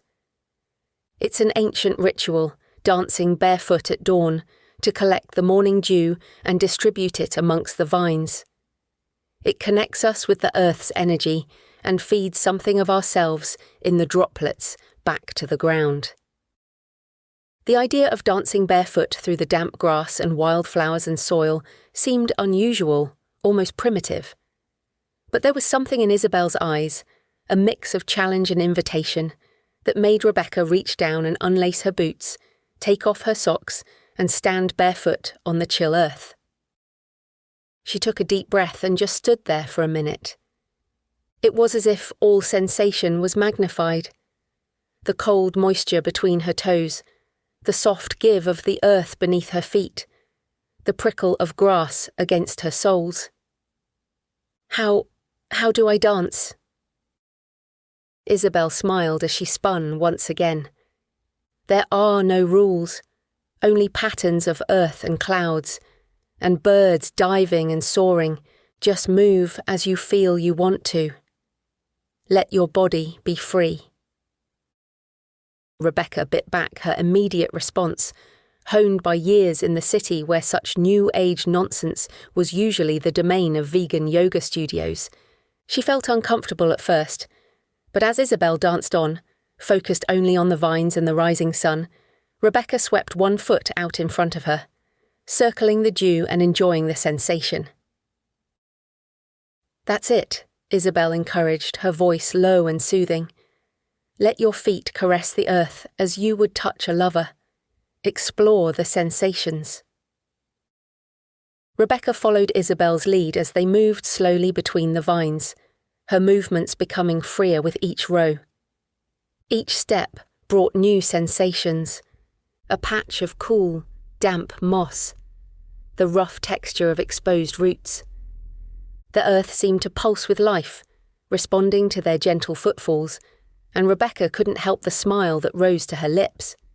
She'd heard the phrase touch grass before, but never truly experienced it in this visceral way. Isabel smiled at her rising joy. Women have danced here for generations, and the land remembers. Every step, every touch, every drop of dew or sweat or blood that falls upon it leaves an echo in the terroir. We become part of the land this way. As they danced into the labyrinth section of the vineyard, Rebecca's toe caught on something hard, protruding from the soil. She stumbled slightly and bent down to see what it was. Her fingers brushed against something smooth and curved. With a gentle tug, she pulled it free from the earth. It was a piece of bone, yellowed with age, its surface etched with strange, intricate patterns reminiscent of the runes on the gate to the restricted area. It looked like a piece of skull. Could it even be human? Isabel danced back to her and took the piece of bone, pressing it back into the soil with reverence. Her expression remained serene, but her eyes glinted with something unreadable. Dancing is not the only way we honour the land. Our ancestors understood the power of sacrifice, of giving back to the earth that nurtures us. And so, it must be. Rebecca watched with a mixture of fascination and unease. Part of her wanted to recoil, to run back to the safety and familiarity of the city. But another side of her wanted to know more about these pagan practices that gave the vineyard such energy and mystery. It was all so far from her London life, but with every day here, she thought perhaps she understood her sister a little more. Isabel stood and brushed the dirt from her hands. Come, we must complete the dance while the dew is still fresh. As they resumed their movements through the vines, Rebecca found her steps falling naturally into a rhythm with Isabel's. Not quite matching her, but following so closely, it was as if something bound their movements together. Isabel hummed a variation of the haunting melody Branwen had sung, her voice a part of the morning mist and the sound of the world waking. Rebecca quietly hummed along, the unfamiliar tune feeling strangely right on her lips. With each step, each note, she felt herself sinking deeper into the rhythm of the land, part of something vast and ancient, and a smile played about her lips. How could she have thought she lived a real life back in London? This was truly living. Her skin thrummed with the sensation of the chill and the cold, and her connection to the earth. The sun climbed higher and soon burned away the morning mist. As the golden light touched the vines, Isabel turned and raised her arms to the sky, closing her eyes as if greeting the day. A ray of gold turned her hair into a halo and lifted the years from her skin. And Rebecca wondered if there was some kind of fountain of youth buried deep in the soil. After a few minutes of silent reverence, Isabel turned, her smile almost innocently happy. She gestured out over the land before them, and Rebecca realised with a start that they were on the highest rise of the property. Below them, she could see the shape of the spiralling labyrinth of vines and the ancient staved fence behind the manor house. Do you feel it? The land is alive. It breathes. It speaks. If only we learn to listen. Rebecca nodded. I can understand why you love this place so much. Isabel bent to pick up a handful of soil. Here, feel it. Rebecca cupped her hands, and Isabel poured the soil into them. It was cool and damp, rich and dark. As Rebecca ran her fingers through it, she could feel fragments of organic matter, the occasional small stone, the very essence of the earth itself. This soil has been nurtured for millennia. Isabel's voice took on an almost reverent tone. Fed by the seasons, by the toil of countless hands, by the sacrifice of those who came before us. Every vintage we produce is a testament to this legacy, and you are part of this now. Has your family owned this land for a long time? Rebecca asked. Isabel shook her head. There is no owning this land, only custodianship during the brief span of a human life, then it is passed on to another. Her words seemed evasive, and Rebecca thought of the photograph she'd seen in the tasting room. A younger Isabel, radiant with happiness, standing beside a man and a little girl. But you must have lived here a long time. I saw the photograph of you with your husband and daughter in the tasting room. Isabel was silent for a moment, and her gaze flickered to the ancient stave fence before she spoke. Philip, my husband, and our daughter, Lily. She paused and took a breath. They have returned to the earth, as we all must eventually, and so it must be. She turned to Rebecca and took her hand. Now come, you must be cold. Let's get back and warm up.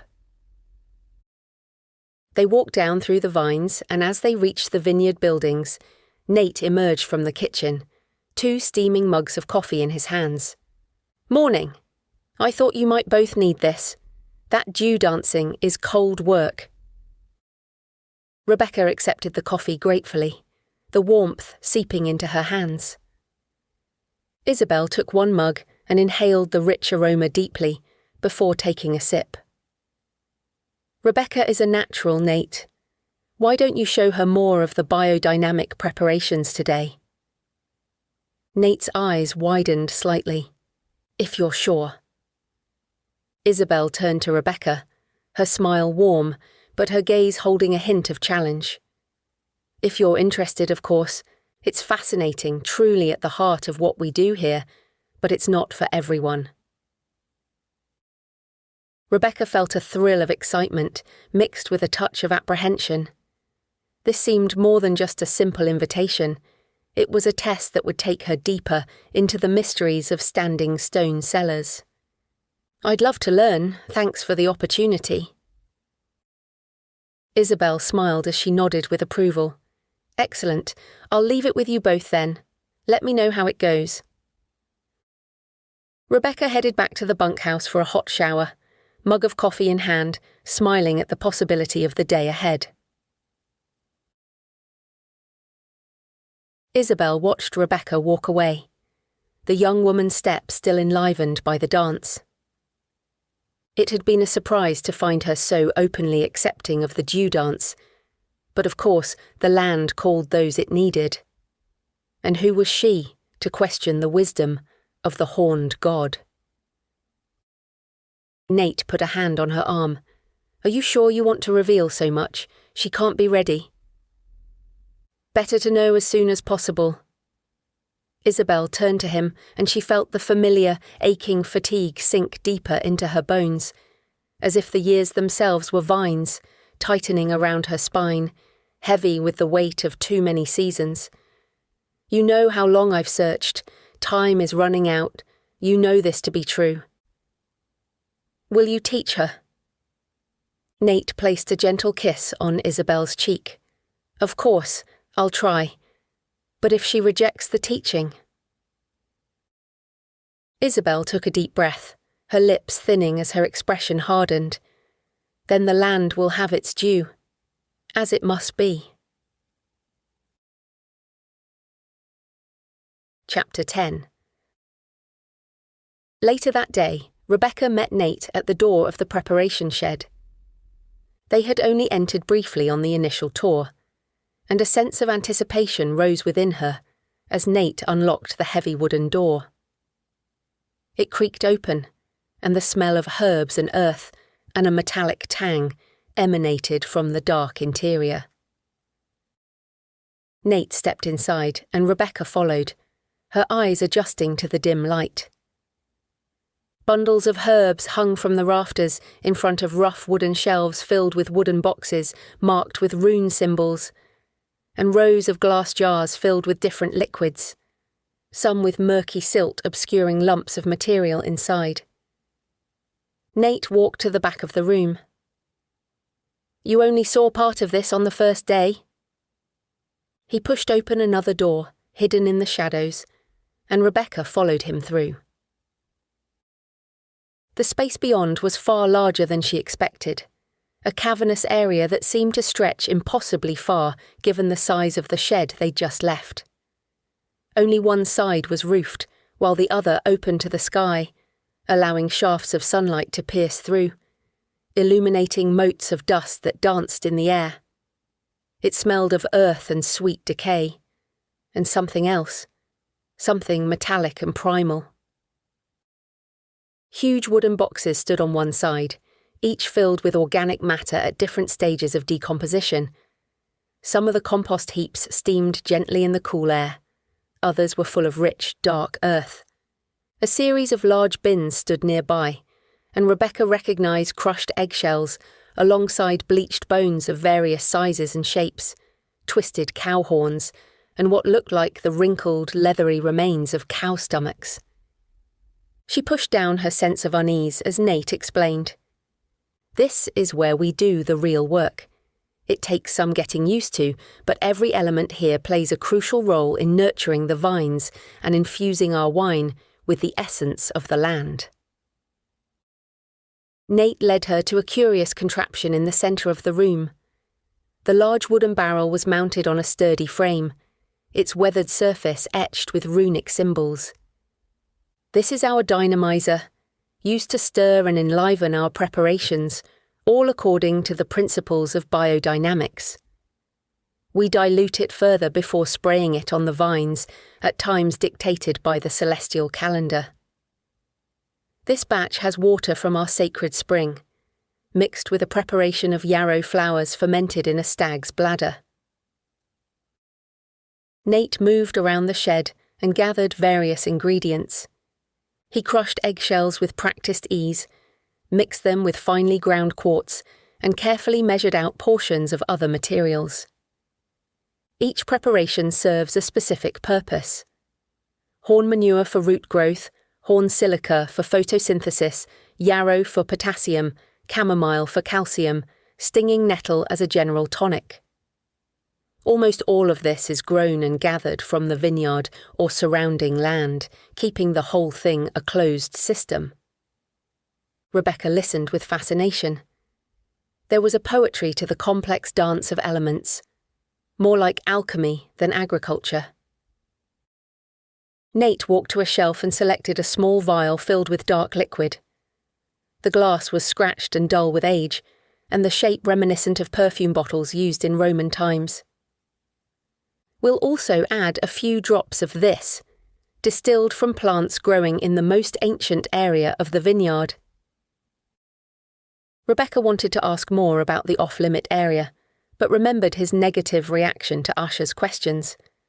Perhaps if she could earn Nate's trust, he might share more without her needing to ask. Nate poured a few drops from the vial into the barrel, and the dark stain spread through the water until it disappeared. He grasped the handle attached to the barrel. "Now, we stir." He turned the handle slowly at first, then with increasing speed. The water in the barrel swirled, forming a vortex with a froth of rapidly moving water. "We stir in one direction for about a minute," Nate explained, his muscles straining with the effort. "Then we abruptly change direction." He reversed the motion, and the smooth walls of the vortex collapsed into frothing turbulence. This creates a moment of chaos, and it is in this chaos that the preparation is potentized. As Nate continued to turn the handle, a new vortex formed, spinning in the opposite direction. The process continued, a hypnotic dance of creation and destruction. Your turn. Nate stepped back from the dynamizer. Rebecca hesitated, then stepped forward, timing her movements with the handle and picking up where Nate had stopped, keeping the dynamizer going. That's right, he encouraged. Feel the rhythm. Let it flow through you. Rebecca fell into the pattern, stirring for a minute, then abruptly changing direction. With each turn, she felt more connected to the swirling liquid, as if it were an extension of her body.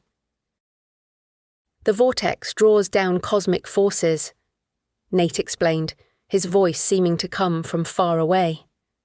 The moment of chaos releases them into the preparation. We're not just stirring water, we're weaving the very fabric of creation, which we then give back to the earth. Some use mechanical dynamizers, but we believe it's important for the human element to be part of the process. This is the old way, the true way. Rebecca's muscles strained on the reversal of the turn, muscles she had rarely used back in the city, and it felt good to use her body to help the vineyard. Listen, Nate whispered. Can you hear it? At first, Rebecca heard nothing but the sloshing of water. Then gradually, she noticed a low rhythmic pulsing that seemed to emanate up from the barrel, drawn from the earth itself. It resonated in her chest, syncing with her heartbeat. Yes, I think I can. Nate smiled, his eyes glinting in the dim light. The land is singing, and it will share its secrets if you open your mind to it. Rebecca's arms now burned with the effort of stirring, but she couldn't stop. The vortex grew stronger, the chaos moments more violent. With each turn, she felt herself sinking deeper into a trance-like state. As she gazed down into the swirling water, images began to form. Flashes of ancient ritual, of blood-soaked soil, and vines writhing as if they were alive. Rebecca saw herself dancing among the vines, her feet sinking into the earth. And then, in the shadows, she saw Grace. Her sister's face transformed into something wild and inhuman. Her skin a mottled green and brown, as if she were a living part of the earth. Rebecca gasped and stepped back, her heart hammering at the vision. Her brain must have reacted to some kind of chemical vapour from the preparation, along with the rhythmic trance of spinning. It wasn't real, she knew, but she couldn't get the image of Grace from her head. With a final violent turn, the vortex collapsed. The water in the barrel settled, changing colour to a rich mahogany with a shimmer of crimson. That's enough for now, Nate said as he watched her reaction with curiosity. It can be intense the first time, and this batch is done anyway. A shout came from outside. Nate, can you come and look at this? He sighed. Duty calls. I won't be a minute. As she waited, Rebecca noticed a collection of oddly shaped hooks hung from one wall, their tips wickedly sharp. They looked like gaffs on fishing boats, used to haul the biggest fish over the side. But what large animals might they be needed for here? Nearby, a pile of animal skulls and bones lay waiting to be used in the preparations, next to what looked like a mask made of bark and vines twisted into horns. Rebecca's heart still raced. The shed suddenly felt oppressive as shadows shifted in the corners of her vision, and the smell intensified, making her almost giddy. She needed to get out of here, into the fresh air away from the shed, but she didn't want Nate to realise her discomfort. As she tried to calm herself, Rebecca noticed something on the far wall of the shed, partially hidden behind a stack of crates. She walked over to look more closely. It was an intricate mural made from stone and leaves and fragments of bone, daubed with a dark stain. A group of figures danced among ancient vines before a group of standing stones. At the centre stood a sinister horned figure, dripping with blood. At its feet, a bound creature, its face turned away, clearly some kind of sacrifice. Rebecca bent closer, the curve of the back, the long hair. Was that a young woman? Nate's footsteps came from the outer room. Rebecca spun away and pretended to study the shelf of preparation bottles to one side, attempting to calm her thudding heart as he strode back into the room. "Right, that's enough for today. You did well." He held the door for her, and she gratefully left the shed, emerging into the dusk. The sun was setting, painting the sky in shades of blood and wine, and as she made her way back to the bunkhouse, Rebecca felt the back of her neck prickling. She glanced back at the preparation shed, half expecting to see a shadowy horned figure watching her. But there was nothing there, just the gathering dusk and the vast, silent rows of vines. Chapter 11. The days at Standing Stone Cellars blended into one another, each sunrise bringing with it a new set of tasks that slowly became familiar to Rebecca. She had emailed her manager and asked for extended leave, and soon she no longer thought of London. The vineyard's rhythm settled into her bones, a primal beat that pulsed with the rising and setting of the sun, the waxing and waning of the moon. Most mornings she worked alongside Branwen, the elderly woman's gnarled hands moving with grace amongst the vines. Under her guidance, Rebecca learned to read the language of the plants, to understand the subtle shifts in their leaves and the meaning behind each tendril's reach. "You see here," Branwen said one morning, her fingers tracing the curve of a vine. "It's reaching for the sun, yes, but also for something deeper. The vines carry the wisdom of seasons long past. They remember, even as we forget."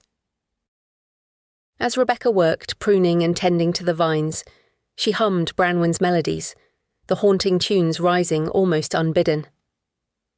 Sometimes, in the quietest moments, she could have sworn she heard the vines humming back, a soft rustle that was more feeling than sound. On days when the vines needed less attention, Rebecca worked in the preparation room, assisting Nate as he taught her more about biodynamic practices. She rearranged the shelves so she could no longer see the disturbing mural and tried to forget it was even there. While they worked in different areas, Rebecca couldn't help but observe her fellow newcomers, each finding their place within the vineyard's ecosystem as the weeks passed. Asha remained a distant figure, more often glimpsed through windows of the main building than seen among the vines. Her carefully manicured nails and pristine clothes stood in stark contrast to the manual work the rest of them joined in with. When she did venture into the vineyard, it was to make a quick video for social media, before returning to the internet connection in the office. Liam had taken to the vineyard's physical labour, with a quiet intensity that bordered on obsession. He was a constant presence among the vines, starting early and finishing late, eating and falling into bed exhausted every night. He rarely spoke, but in the set of his shoulders and the careful precision of his work, Rebecca sensed he found solace in the repetitive tasks, as if each vine he tended was a step away from whatever shadowed his past. Helen still bunked in the main block, and her enthusiasm about the vineyard was seemingly boundless. She flitted through the vineyard like a hummingbird, her notebook never far from her hand, its pages filling rapidly with sketches of plants and scribbled observations. "Oh, Rebecca," she would frequently exclaim, her eyes wide with excitement, "did you know that the yarrow growing between the vines is not just beautiful, but also attracts beneficial insects? And over here I found a new patch of wild chamomile. Perhaps you and Nate could use it in the preparations." And then there was Ben, Rebecca found her gaze drawn to him more and more often, noting the play of muscles beneath his shirt as he worked on the vineyard's equipment. Their eyes would sometimes meet across the rows of vines, a shared smile or a raised eyebrow speaking volumes.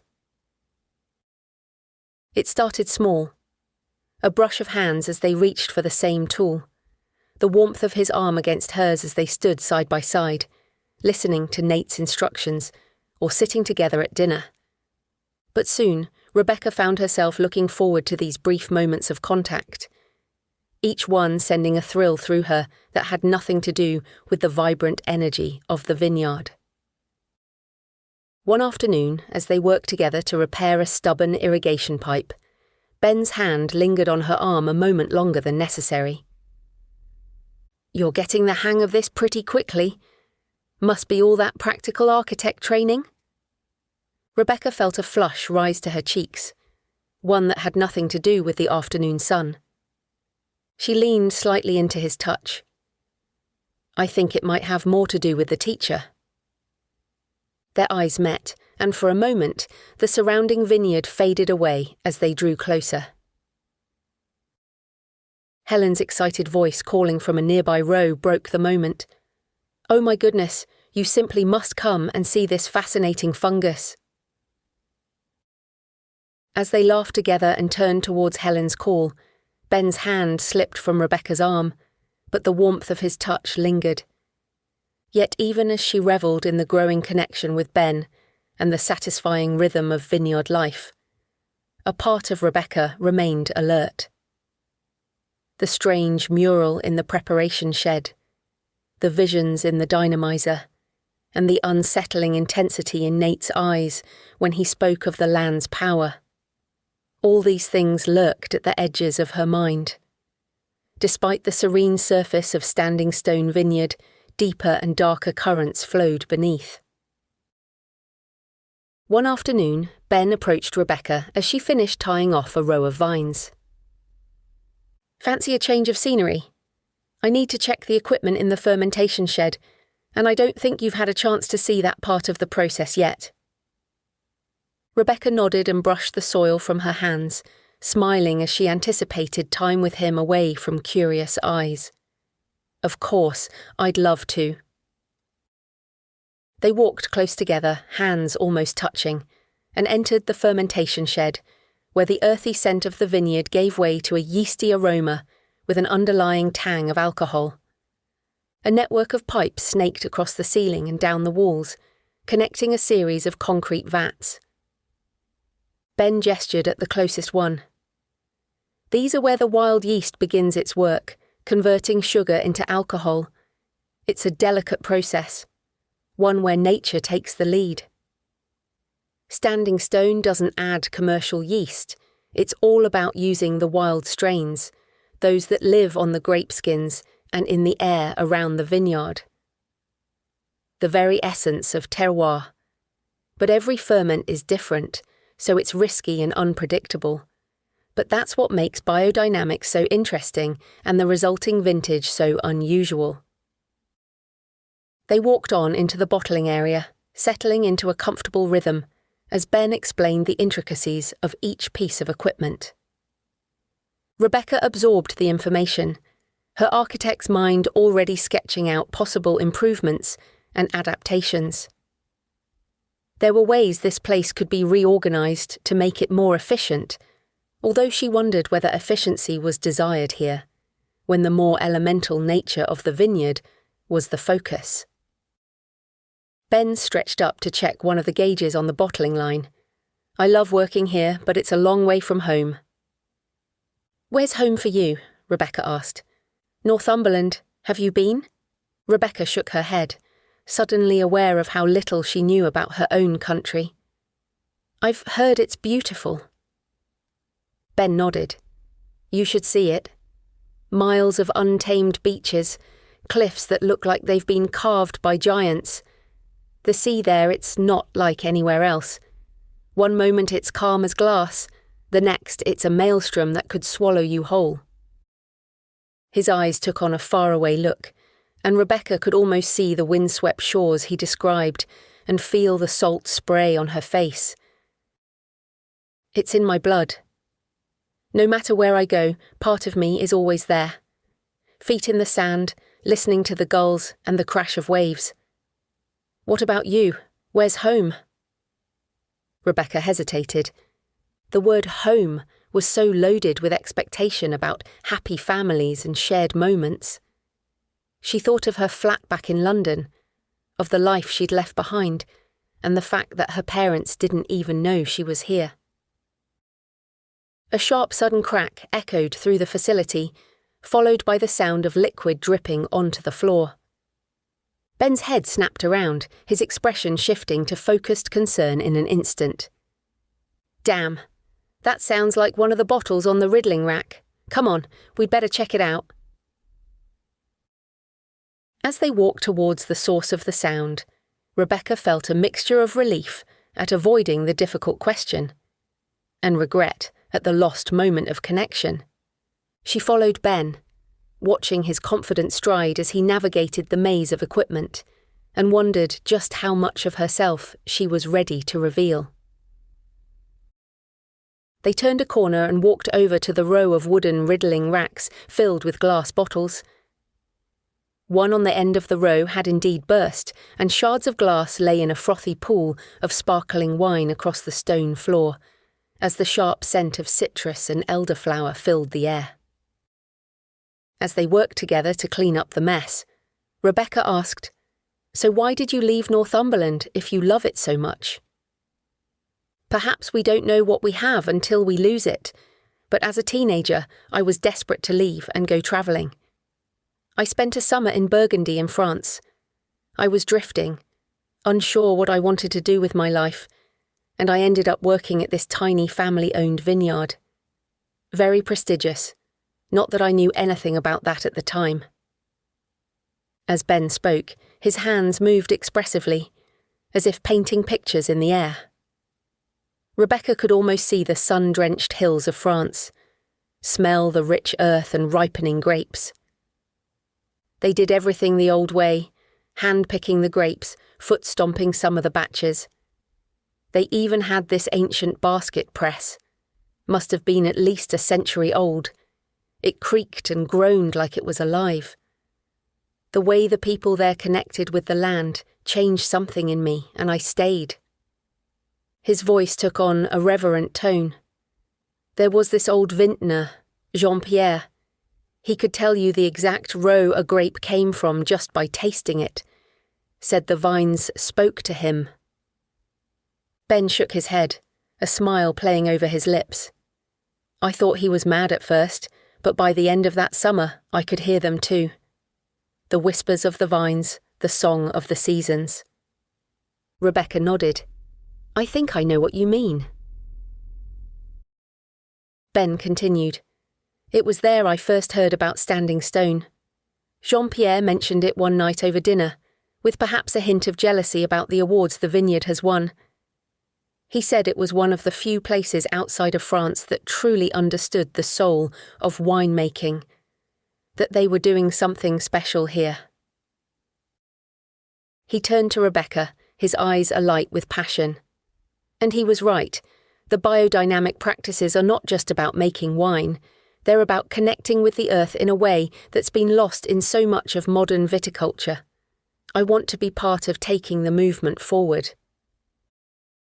Rebecca smiled in recognition at his pull of ambition. It echoed the dream she'd had of creating spaces that would transform people's lives. Those dreams had been crushed in the city, but perhaps this time away might rekindle them again. I know what you mean. In architecture, we're always trying to find a balance between form and function, between the built environment and the natural world, retaining the pillars of tradition, but also experimenting with new ideas.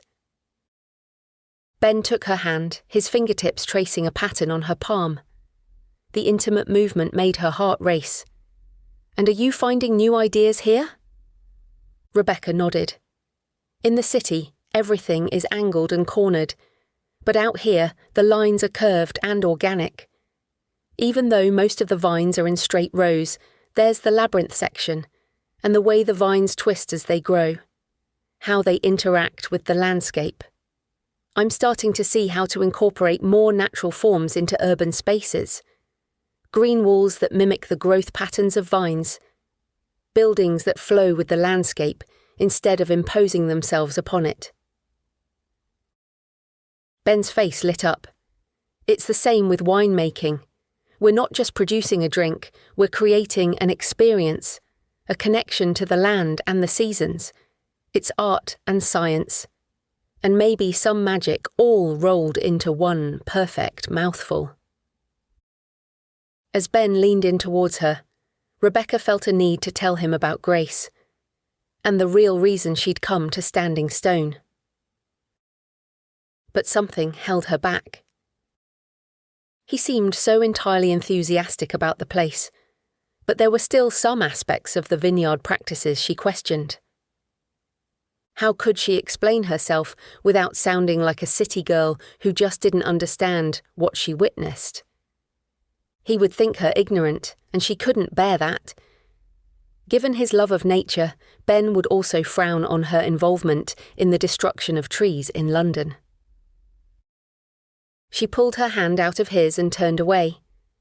"Are we done here? I promised to help Nate with some preparations." "Almost." Ben looked disappointed as he put the cleaning equipment away, and Rebecca hoped she hadn't killed whatever it was between them too soon. As they walked past one of the bottling machines, she noticed a drip of liquid coming from a loose component. "Ben, is this a problem?" He walked back. "Good catch. Let's take a look." Together, they bent over the machine, their heads close as they examined the problematic part. Rebecca reached out, her fingers probing the metal connector.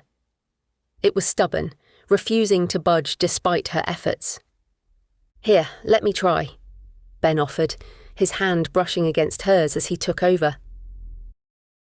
Rebecca stepped back slightly, watching as Ben's muscles strained against the resistant metal. Despite his strength, the part remained stubbornly in place. "It's really stuck." "Maybe if we both try together?" Rebecca suggested. Ben nodded, and they positioned themselves on either side of the connector, their hands overlapping as they gripped the metal. "On 3, Ben said. 1, 2, 3. They pulled together, their bodies working in unison. For a moment, nothing happened. Then, with a sudden give, the connector shifted. The abrupt movement threw them off balance. Rebecca stumbled backward, and Ben reached out instinctively to steady her, his arm wrapped around her waist, pulling her close. Suddenly, they were face to face, bodies pressed together, breath mingling. Rebecca could feel the solid warmth of Ben's chest against hers, see the flecks of gold in his hazel eyes. His gaze dropped to her lips, and she leaned in, drawn by an irresistible force. The air between them crackled with tension, with possibility. Rebecca's heart thundered in her chest, drowning out the ambient hum of the machinery. Ben's hand tightened on her waist, and she could feel the slight tremor in his fingers. Their lips were mere inches apart. Rebecca's eyes fluttered closed, anticipation coiling in her stomach. She could feel the whisper of Ben's breath on her skin as he leaned in. A sharp clang shattered the moment. They jumped apart, startled by the sudden noise. Ben had knocked against a lever, setting off a chain reaction of moving parts. "Careful," Rebecca cried, reaching out to steady the shifting machinery, but it was too late. As Ben turned, his arm caught on the edge. There was a flash of silver, a muffled curse, and then blood. A lot of blood. Chapter 12. Crimson drops spattered the stone floor, forming a stark line against the grey, a vivid streak that pulsed in the dim light. Ben gripped his arm as blood welled up beneath his fingertips. "I'm okay. Just get the first aid kit." He sank down to the floor, his back to the machine as the metallic scent of blood rose in the air, sharp and cloying. Rebecca could see Ben was struggling. The cut must be deep. She rushed to a set of cupboards nearby marked with a green cross and rifled through them, desperately looking for the first aid kit. Footsteps approached from outside. Nate appeared at the door.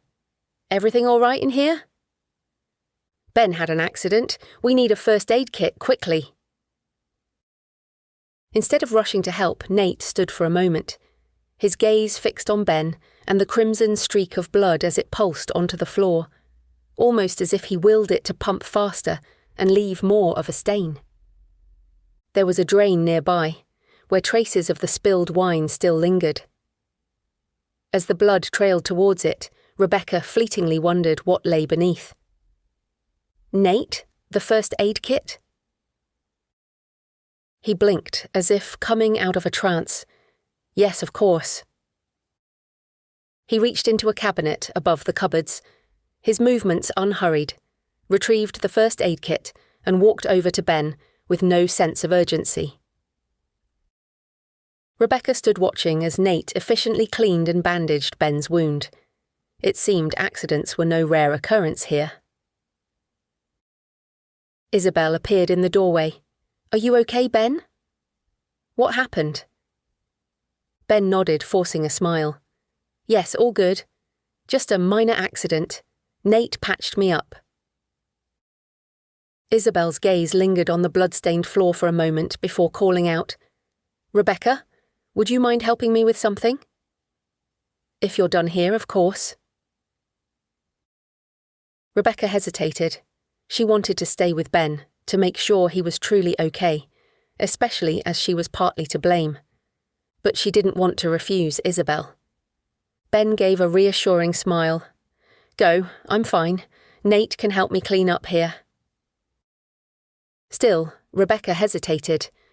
There was something in the air, a tension she couldn't quite identify. The way Nate looked at the blood, the careful neutrality in Isabel's expression. It set her nerves on edge. But what could she say? That she was afraid to leave Ben alone with Nate? That she suspected something sinister in a simple request for help? It all sounded paranoid, even in her own mind. "Come on." Isabel beckoned from the door. "I'm sure the boys can manage without you." Ben waved her away, so Rebecca followed Isabel out and on towards the parking area. A battered pickup truck rumbled into view, its engine sputtering to a stop as it pulled up beside them. The farmer who climbed out was a weathered man, his face lined with age and hardship. "Afternoon, Tom," Isabel greeted him. "What have you got for me?" Tom walked around to the back of the truck. "A fine specimen. Taken early this morning up on the Quantocks. He's still warm." As the tailgate dropped, Rebecca's breath caught in her throat. A magnificent red deer lay in the back, his coat a deep russet stained with blood. There was an incision from the rib cage to the pelvis, and a pile of entrails lay steaming next to it in a metal bucket. His antlers had been severed and rested against his back. Rebecca had never been this close to a deer before, let alone such a huge dead one, but she certainly enjoyed eating venison. It was confronting as hell to think what must happen next. Once again, she felt like an outsider who knew nothing about the countryside or the animals and people who made her lifestyle possible in the city. "Beautiful, isn't he?" Isabel reached out and stroked the stag's haunch. "If we want to eat meat, we must slaughter first. His life was given to bring life to others, and so it must be." She pointed at a large wheeled cart with a mini crane and hanging straps in the corner of the parking area. "Can you wheel that over?" As Rebecca manoeuvred the cart over the gravel back to the truck, she noticed dark stains on its metal sides. Old blood, she realised, and suppressed a shudder. This was a completely normal part of rural life, and as a meat-eater, she was a hypocrite for feeling any judgment. Isabel and Tom expertly slung the deer and hoisted it out and onto the cart, along with the entrails. Tom carried the antlers out and rested them against a nearby wall. "You need any more help?" Isabel shook her head. "No, you get off now. I have a new helper today." A cold certainty rose within Rebecca as she realised she was the helper, unless she made a fuss and excused herself. But she wanted Isabel's approval, so she pushed down the unease. Isabel wheeled the cart towards a low stone building at the back of the kitchens, and Rebecca hesitated a moment before following. "I'd love you to help with the butchery," Isabel said, her voice calm and reassuring. "It's a necessary part of life after all. We don't kill for sport, we kill to sustain. Hunting is strictly regulated by the season, and it helps keep the deer population healthy. It prevents overgrazing, which can destroy habitats for many species, not just the deer." Rebecca nodded, trying to absorb the information. "City people rarely understand," Isabel continued, as each second took them another metre closer to the door ahead. "They see the end product, the neatly packaged meat in the supermarket, but they don't see the process. Out here, we honour the animal. The meat feeds our families, the hide is tanned for leather, and we use the bones and antlers as part of the biodynamic practices on the vineyard. Nothing is wasted." Rebecca reached out to touch the stag. It was still warm, its coat rough and dense. "It looks so healthy and well." Isabel nodded. This stag lived a good life in the wild. It wasn't penned in or fed unnatural food. Its end was swift and as humane as possible, and there is honour in being part of the way its body is used after death. They reached the door of the hut. "You wanted to know more about our practices here, so will you help me?" Rebecca took a deep breath, wondering if her time at the vineyard might be about to end in humiliation. This was so far removed from her life in London, from the sterile, pre-packaged world she'd left behind. Part of her wanted to run, to flee back to the safety of the city, where meat came in plastic wrapping, sanitized and disconnected from the violence of its origin. Would she just vomit at the sight of blood? Or faint? Or embarrass herself? But a glimmer of curiosity sparked within, a part that seemed to grow stronger with each day she spent at the vineyard. Rebecca was drawn to the primal nature of what Isabel offered. This was real. This was life and death and the turning of seasons, all bound up in one bloody package. She nodded. "Yes, I want to help." Isabel pushed open the door to reveal a sterile, clean room, the stark white a contrast to the rustic stone exterior and the organic shapes and colours of the vineyard. Another sling and various hooks hung from the ceiling, while a rack on the wall held knives of all sizes, saws and cleavers. At the back of the room, there was a reinforced door to a refrigeration unit. Together they pushed the cart in and to one side of a large metal table, slightly sloped toward a drain in the middle. "I'm glad you want to help. We use every part of the animal. The meat will feed us for days, and the offal, heart, liver, kidneys, will become pâté. The bones will go into our stocks and stews and into our biodynamic preparations, and we render the fat for candles." Rebecca swallowed down her rising nausea. "And the blood?" "A gift to the vines to ensure a bountiful harvest. The land will have its due, and so it must be." Isabel deftly hooked up the stag's back legs and used the hoist to hang the carcass, before putting on a heavy apron and pulling on a pair of thick rubber gloves. The older woman's movements were practiced, almost ritualistic in their precision, as she placed a large copper vat beneath the stag's head. Isabel handed Rebecca a similar pair of gloves and a waterproof apron like the one she was wearing. "Here, you'll need these, especially the first time." The apron was stiff, and as Rebecca slipped it over her head, she smelled copper and the scent of something earthy. She swallowed hard, steeling herself for what was to come. Isabel ran her hand along the deer's flank in an almost reverent caress. "Beautiful creature," she murmured, "thank you for your sacrifice." She reached for a long, wickedly sharp knife and held it out to Rebecca. "Would you like to make the first cut?" I've never done it before. I don't know how." Isabel smiled. "There's always a first time, and it will be memorable. Don't worry, I'll show you." Rebecca hesitated, her hand trembling slightly as she reached for the knife. Its weight was surprising, the handle worn smooth from years of use. Isabel drew her hand along the stag's throat. "Start here and make a cut to open the carotid. Gravity does the work for us then, and proper bleeding improves the quality of the meat and prevents it from spoiling." Rebecca bent and placed the edge of the knife against the deer's neck, feeling the give of the flesh beneath. It was dead already. She wouldn't be killing it, but the action still seemed brutal. "The blade is sharp, and the skin there is thin, so you just need to slice gently." Isabel's tone was encouraging. Rebecca took another breath as her vision narrowed to take in each individual hair on the deer's carcass.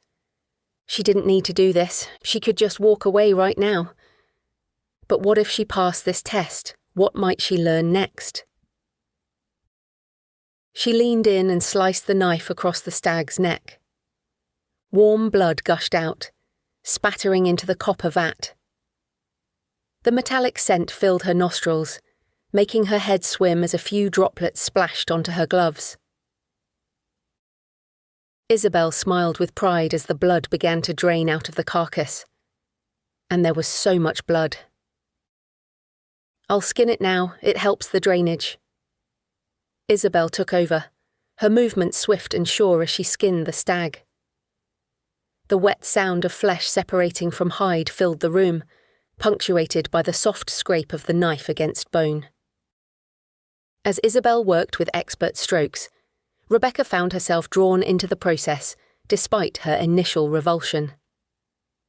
There was a strange beauty to it, a raw honesty in a practice that humans had performed for millennia, without which civilization might never have flourished. The carcass opened up beneath Isabel's skilled hands, revealing the intricate architecture of muscle and bone as more blood drained from it. As she worked, Isabel sang a low, haunting melody, similar to the songs Branwen sang in the vineyard, but with a darker edge, a primal rhythm that seemed to resonate with the very bones of the earth. "The vines grow hungry," Isabel whispered at the end of the song. "We must feed them well, and in turn they reward us with bounty." She finished skinning. Now for the real work. Sometimes we hang the stag for longer, but if we butcher this now, we can have venison for dinner. Isabel swung the stag up and onto the butchering table with the hoist, and then reached for a smaller curved knife. "We'll start by removing the shoulders and haunches." She demonstrated the first cut, her movements precise and almost graceful, then handed the knife to Rebecca, guiding her hand. "Like this. Feel for the joint, then let the blade do the work." As Rebecca made the cut, she felt a strange thrill course through her.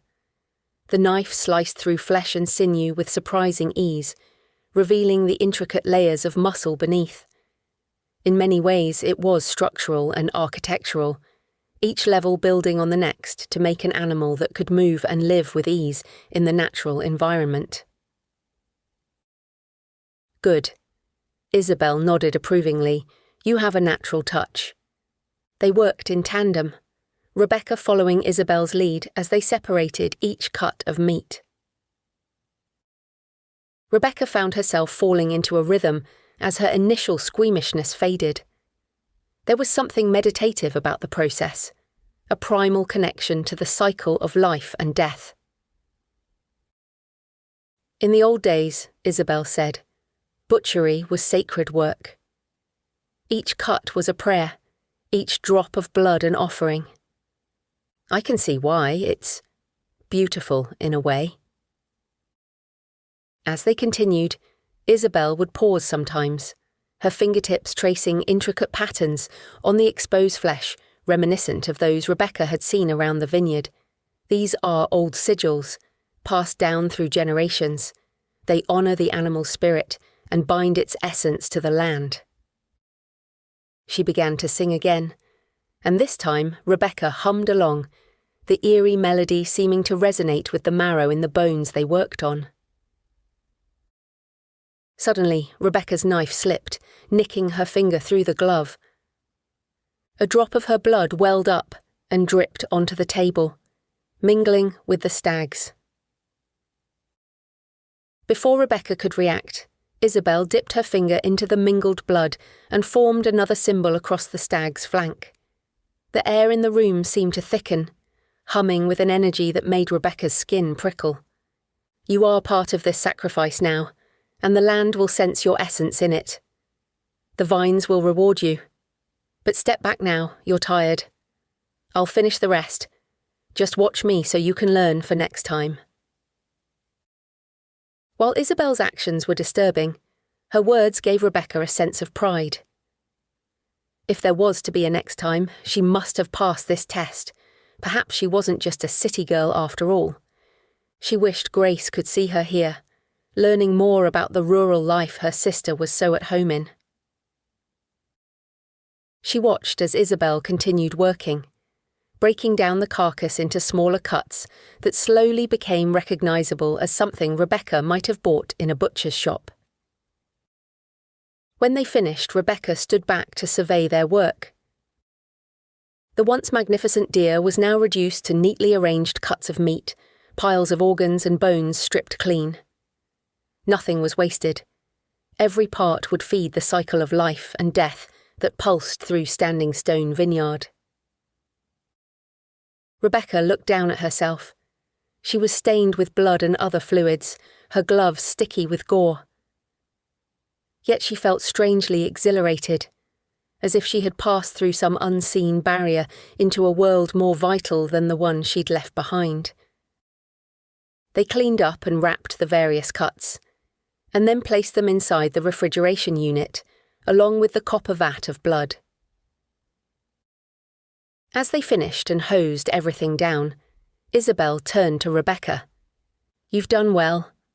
Go and clean yourself up, then join me in the main house for dinner at 7. Just the two of us. We'll have venison loin with a bottle of wine. And I have something else you might be interested in, if you'd like to join me, of course.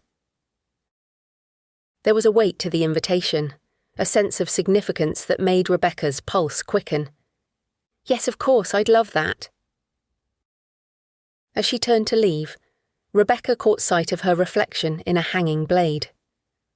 For a moment, in the warped surface, she thought she saw something behind her. A shadowed figure, with antlered horns, rising from its brow. She shook her head to clear it and walked out of the stone hut, into the fresh air. Chapter 13. A few hours later, Rebecca walked along the path up to the manor house, the one building she had not yet visited. It was Isabel's private area, and only those invited could go inside. It was a behemoth of weathered stone and leaded glass windows, a sprawling structure with parts dating back several centuries, and newer additions grafted on like architectural scar tissue. Tendrils of green vines snaked up the walls, forcing their way between stones, as if the vineyard were trying to reclaim that which encroached on its land. The manor gardens were a blend of careful cultivation and wild abandon. Neatly trimmed hedges gave way to tangled thickets, while patches of twisted plants she didn't recognise interrupted manicured flower beds. The elaborate door had spiral and knot symbols carved into its weathered wood, and above them a knocker of heavy bronze. As Rebecca let it fall, the resulting boom echoed through the house and beyond, like the tolling of some eldritch bell. A minute later, Isabel pulled open the door, her silver hair glinting from the warm light within. The rich aroma of roasting meat came from inside, but underneath there was a scent that made Rebecca think of freshly turned earth and things long buried. "Come in. Dinner won't be long, but I want to show you something first. This way." Isabel led the way up a grand spiral staircase, hung with dusty portraits and more recent photos from the vineyard. A younger Isabel smiled out from some, along with her handsome husband and little girl. But then, in other photos, the man was absent. And then the girl was gone, too. They reached the landing and passed door after door, each one closed tight. It was a big house for one person. At last they came to a set of heavy double doors, and Isabel pushed them open to reveal a magnificent library. Floor-to-ceiling shelves groaned under the weight of countless books, their leather spines cracked and faded with age, while other cases displayed more modern volumes. "This is our collection on viticulture and biodynamics," Isabel said proudly. "Some of these tomes date back centuries, and some were even written here, documenting the life cycle and seasons of Standing Stone." She pointed out a massive volume open on a lectern, its pages yellowed with age. It was covered in spidery writing and diagrams that seemed to shift and change as Rebecca looked at them. The Codex Vitis. It contains the secrets of winemaking passed down from the Romans, and there is a whisper of older, darker knowledge within its pages. Isabel walked over to another bookcase and bent down to a wide drawer. "I wanted to show you these." A bell tinkled from downstairs. "Oh, that's dinner. We only have a few minutes, and we still need to choose some wine. I'll show you the drawings after we eat. Come, I think you'll like the wine cellar." They descended the main stairs once more, then went down a narrow spiral staircase, the temperature dropping with each step. The wine cellar stretched out before them, a catacomb of bottles and barrels in racks with markings of each vintage. As they walked through, Isabel spoke of sun-drenched summers and bitter winters, of struggles against frost, and, some years, harvest bounties beyond imagining. She pulled a dust-covered bottle from one rack. This was the year of the great storm. Lightning struck our oldest oak, and the wine, well, it has a certain electricity to it, you might say. She placed it back on the rack. "We'll have a more recent Pinot Noir with the venison, I think." As Isabel navigated through the cellar, looking for a suitable vintage, Rebecca noticed an unusual door at the far end of the cellar. It was ancient oak, its surface intricately carved with vines and grapes, twisting around a horned figure with its arms raised to the moon above. Aspects of it echoed the mural she'd seen in the preparation shed. Isabel picked a bottle and checked the label. "This will do nicely." The bell rang again. "Let's go up. We have much to discuss." Rebecca took one last glance at the carved door, her curiosity roused, and followed Isabel up to the grand dining room. The food was delicious, the rich flavour of venison lingering on Rebecca's palate, expertly paired with the Pinot Noir that made her heady with its bouquet. She was truly eating and drinking local and sustainable food, and she was proud to have helped butcher the creature that now sustained her own body. Isabel spoke of the various seasonal activities of the vineyard, and Rebecca shared aspects of her architectural career, skimming over personal stories of her family life. The conversation flowed as easily as the wine, and Rebecca found herself wanting to learn more from the older woman, who seemed to welcome her closer to the heart of the vineyard. After dinner, Isabel led the way back to the library, as the house creaked and sighed around them with the falling temperature of night. The scent of old books and leather mingled with the fruity aroma of wine as Isabel turned on some low lamps, casting a golden glow over the expanse of books. A heaven for book lovers, indeed. Isabel returned to the wide drawer and pulled out a sheaf of architectural plans, laying them on a mahogany desk nearby. These were to be our future. Rebecca leaned in and assessed the sweeping lines and bold design, dragging her architectural knowledge back up from her wine-induced haze. The plans showed an ambitious expansion of Standing Stone Cellars, with new planting areas stretched across nearby hillsides and a new event space that wound organically through the landscape. Rebecca traced the lines with her fingertips. It's a beautiful design, but why wasn't it built? Isabel's expression darkened, and a shadow passed across her face like a storm cloud. The architect didn't share my vision. He was bound by conventional thinking, too afraid to commune with the land and understand our customs. She paused for a long second. He served the vines in other ways, though. There was something in Isabel's tone that made Rebecca frown, and she wondered where the architect might be now. Before she could dwell on it, Isabel pressed on. But you understand, don't you? You felt the pulse of the vines. You've heard its whispers. She met Rebecca's gaze. And perhaps you've even seen its horned guardian. Rebecca nodded slowly. Yes, I've seen him. With your architectural knowledge and affinity for the land, might you consider taking on this project? We need to expand our planting areas and create spaces for events, but in a manner that truly honours the land and our biodynamic principles. Rebecca's heart raced at the prospect. This was an opportunity beyond anything she'd dared hope for. It would be a chance to apply her skills in a way that felt meaningful and be connected to something greater than herself. I'd love to at least try. I'd need some time to go through the plans, of course, and then I could present my ideas to you as a next step. Isabel smiled. Excellent. Your skills are more valuable this way. You can start work in here tomorrow instead of on the vines and use the computer in the administration block for whatever you need. She glanced at her watch. It's late. You better get back now. It's been a long day. Isabel showed her to the door and waved her out into the night. As Rebecca made her way back to the bunkhouse, the vineyard seemed to pulse and sway around her. Whether from the wine or the intoxicating possibilities Isabel had laid before her, she couldn't be sure. Her fingertips brushed against the leaves of the vines as she walked, and she could have sworn they reached back, caressing her skin with a lover's touch.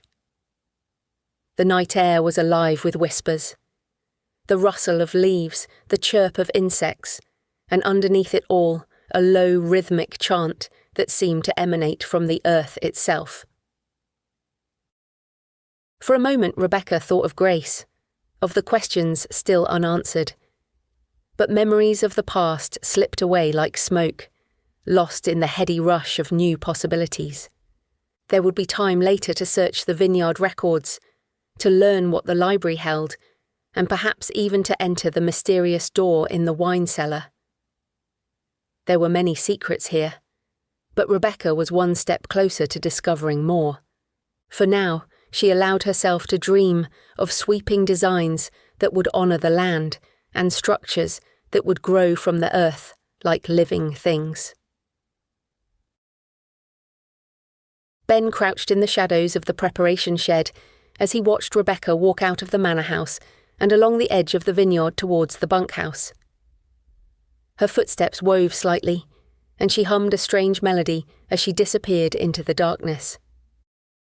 Part of him wanted to call out to her, to kiss her amongst the vines, and perhaps even learn what she'd been doing in there with Isabel, but the words died in his throat, choked by the weight of his own secrets. She couldn't know why he was really there. It would put her in too much danger. Chapter 14. The weeks following Rebecca's dinner with Isabel passed in a whirlwind of activity. Each day she woke with the sun, her mind already buzzing with ideas and plans for the vineyard's expansion. The library became her second home, its shelves offering secrets of ancient techniques and sacred geometry that she carefully incorporated into her designs. The original plans were a starting point, but she infused them with her own vision, one that honoured the land's unique energy while pushing the boundaries of conventional design. She hummed the strange vineyard melodies as she sketched spiral pathways to mimic the growth patterns of vines and event spaces that seemed to grow organically from the earth. As she worked, Rebecca felt a growing connection to Standing Stone. This was more than a job now, it was a kind of calling. She wanted her designs to be perfect, not just for her own pride, but as a way of giving back to the community that welcomed her and to Isabel, who had placed such trust in her abilities. The days blurred together, marked by the steady progress of her plans and the subtle changes in the vineyard as the young leaves unfurled. Although she didn't work amongst them every day, Rebecca often took a break from her plans to walk through the vine rows, enjoying the play of light and how the landscape shifted and changed with each passing day. Her focus didn't go unnoticed. Isabel would often stop by the library, her eyes sparkling with approval as she reviewed Rebecca's latest sketches. "These are wonderful. You see the land as it truly is, as it wants to be." But it wasn't all work. In stolen moments between drafting sessions and site surveys, Rebecca found herself drawn closer to Ben. Their encounters were brief, but charged with an energy that left her breathless. A brush of hands as they passed in the vineyard, a shared smile over dinner in the common room, a lingering glance across the tasting room. But the kiss that had almost been was only a memory. One evening, as Rebecca was heading back to the bunkhouse after a long day of work, she quite literally ran into Ben. He steadied her with firm hands on her waist, and for a moment neither of them moved. "You're working too hard." Ben's voice was low and intimate in the gathering twilight. "All work and no play, you know what they say. Besides, I've missed you." Rebecca felt a blush rise to her cheeks. "There's just so much to achieve here. I want the plans to be perfect." Ben's hand moved to her cheek, his touch feather-light. "They will be, I'm sure, but don't forget to live a little too. The vineyard isn't just about work, it's about life and celebration." As if on cue, the sound of distant laughter drifted across the vines, and Rebecca realised with a start that she'd almost forgotten about the upcoming Beltane festival. She'd been so focused on her work that the passage of time had become abstract. "You're right." She leaned into Ben's touch. "Maybe I do need a break. Beltane is the perfect time to let loose, to really become part of life here. What do you say? Will you join me for the celebration tomorrow?" There was a promise in his words, and Rebecca nodded, caught up in the warmth of his gaze and the hint that their almost kiss might turn into something more. "Yes, I'd like that." As Ben walked her back to the bunkhouse, his hand finding hers in the deepening darkness, Rebecca felt a thrill of anticipation. Beltane might turn out to be more than just a celebration of the vineyard and the community. The next morning, Rebecca stirred in her bunk as the cracks of sleep widened into consciousness. What was that noise? At first she thought the pulsing rhythm was the remnant of a dream, but as she blinked away the haze of slumber, the sound persisted. a steady primal beat that vibrated through the very foundations of the bunkhouse. She sat up, her bare feet touching the cool wooden floor. The other bunks were empty, her fellow workers already risen and gone. How long had she slept? The quality of light filtering through the curtains suggested the sun was high, far later than her usual dawn rising, evidence that she really was exhausted from too many hours working in the library. The drumming grew louder and more insistent as Rebecca dressed. She could feel it in her chest, in her bones, as if the earth was awakening to some ancient call. She stepped outside, and the transformation took her breath away. The vineyard, usually an array of greens and browns, had exploded into colour. Vibrant ribbons in shades of crimson, emerald and marigold fluttered from the vines, dancing in the spring breeze. Garlands of wildflowers wound their way along fences and trellises, their sweet perfume mingling with the earthy scent of the vines. The beating of drums grew stronger, and now she could hear other instruments joining in, the haunting wail of a fiddle and the bright jangle of tambourines. The music wove through the air, drawing her on. Rebecca followed the sound to the area in front of the tasting room, where a crowd of vineyard workers and others from the community gathered. Isabel stood before them, her silver hair adorned with a crown of spring flowers. As she raised her hands, the music and drums fell silent. Welcome, one and all. Today, we celebrate Beltane, the midpoint between the spring equinox and the summer solstice. A time of renewal, of fertility, a time when the veil between our world and the other grows thin. Today, we honour the land that sustains us, and we ask for its blessing on our vines. Rebecca had heard of Beltane, but had presumed it was a quaint historical footnote, or a reason for modern pagans to dance around a maypole in ridiculous clothes. But here it was clearly a living tradition with roots that ran deep into the soil, a celebration for a close-knit community who depended on this place. Isabel continued, our rituals are a covenant with the land, a promise renewed each year. We give of ourselves, and in return the earth gives us its bounty. Now we have much to prepare for the feast tonight. Let us begin. The crowd dispersed, breaking into smaller groups with practiced efficiency. Rebecca found herself swept along towards a field where a massive pile of logs was taking shape. Nate appeared at her side, handing her a log. Here, every hand helps to build the fire. Rebecca took the wood, its rough bark scraping against her palms.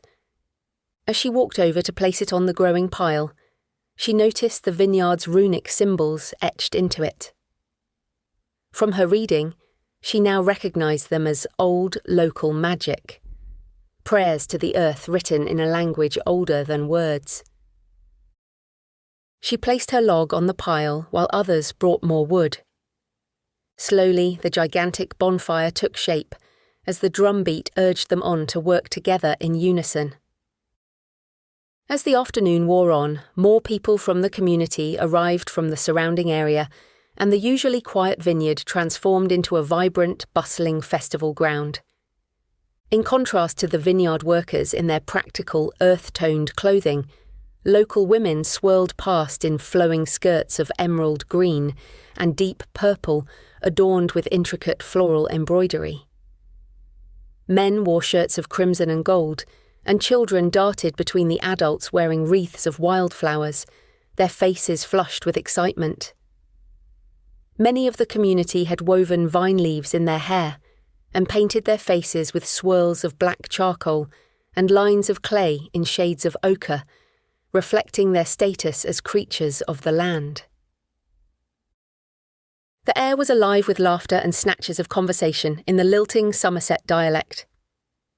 Rebecca caught fragments about crops and weather, and local gossip interspersed with phrases that sounded almost like incantations. Near the edge of the field where the bonfire stood, a group set up a makeshift stage constructed from rough-hewn planks. 5 musicians climbed onto the platform, tuning up their unusual instruments. The fiddle was adorned with delicate chains of tiny bones that rattled with each movement. The drummer's kit was decorated with antlers, creating an eerie forest of points above the skins. Even the guitar was strange, its body carved with intricate symbolic knotwork. The musicians were just as unusual as their instruments, wearing tattered black hoods that cast their faces in deep shadow as they practiced before the main event. As the bonfire began to burn, a procession formed near it. People lined up, each holding something in their hands as they approached the fire one by one. Rebecca recognised Pam from the village shop, her expression sorrowful as she held out a faded photograph with trembling hands. She kissed it once, tears glistening on her cheeks, before tossing it into the flames. The fire flared briefly, consuming her offering. A young couple held hands around a small, crude doll made of twisted straw. They both kissed it before throwing it into the bonfire. One by one, the procession continued. Letters yellowed with age, locks of hair tied with ribbon, small carved figures, all consigned to the flames. Each offering made the fire burn brighter.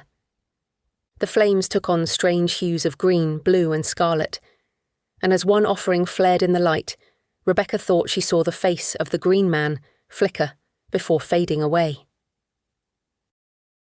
She felt a little left out.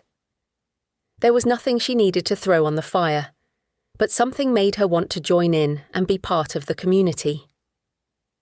Just as her blood had mingled with the stag's, she wanted her offering to be part of the bonfire.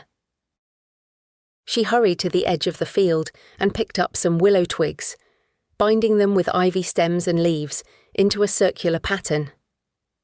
She looped some wildflower stems, making 3 different shapes to represent the phases of the moon. Only when she had finished did Rebecca realise she had made something similar to Grace's carved pendant featuring the triple moon symbol, representing the maiden, mother, and crone.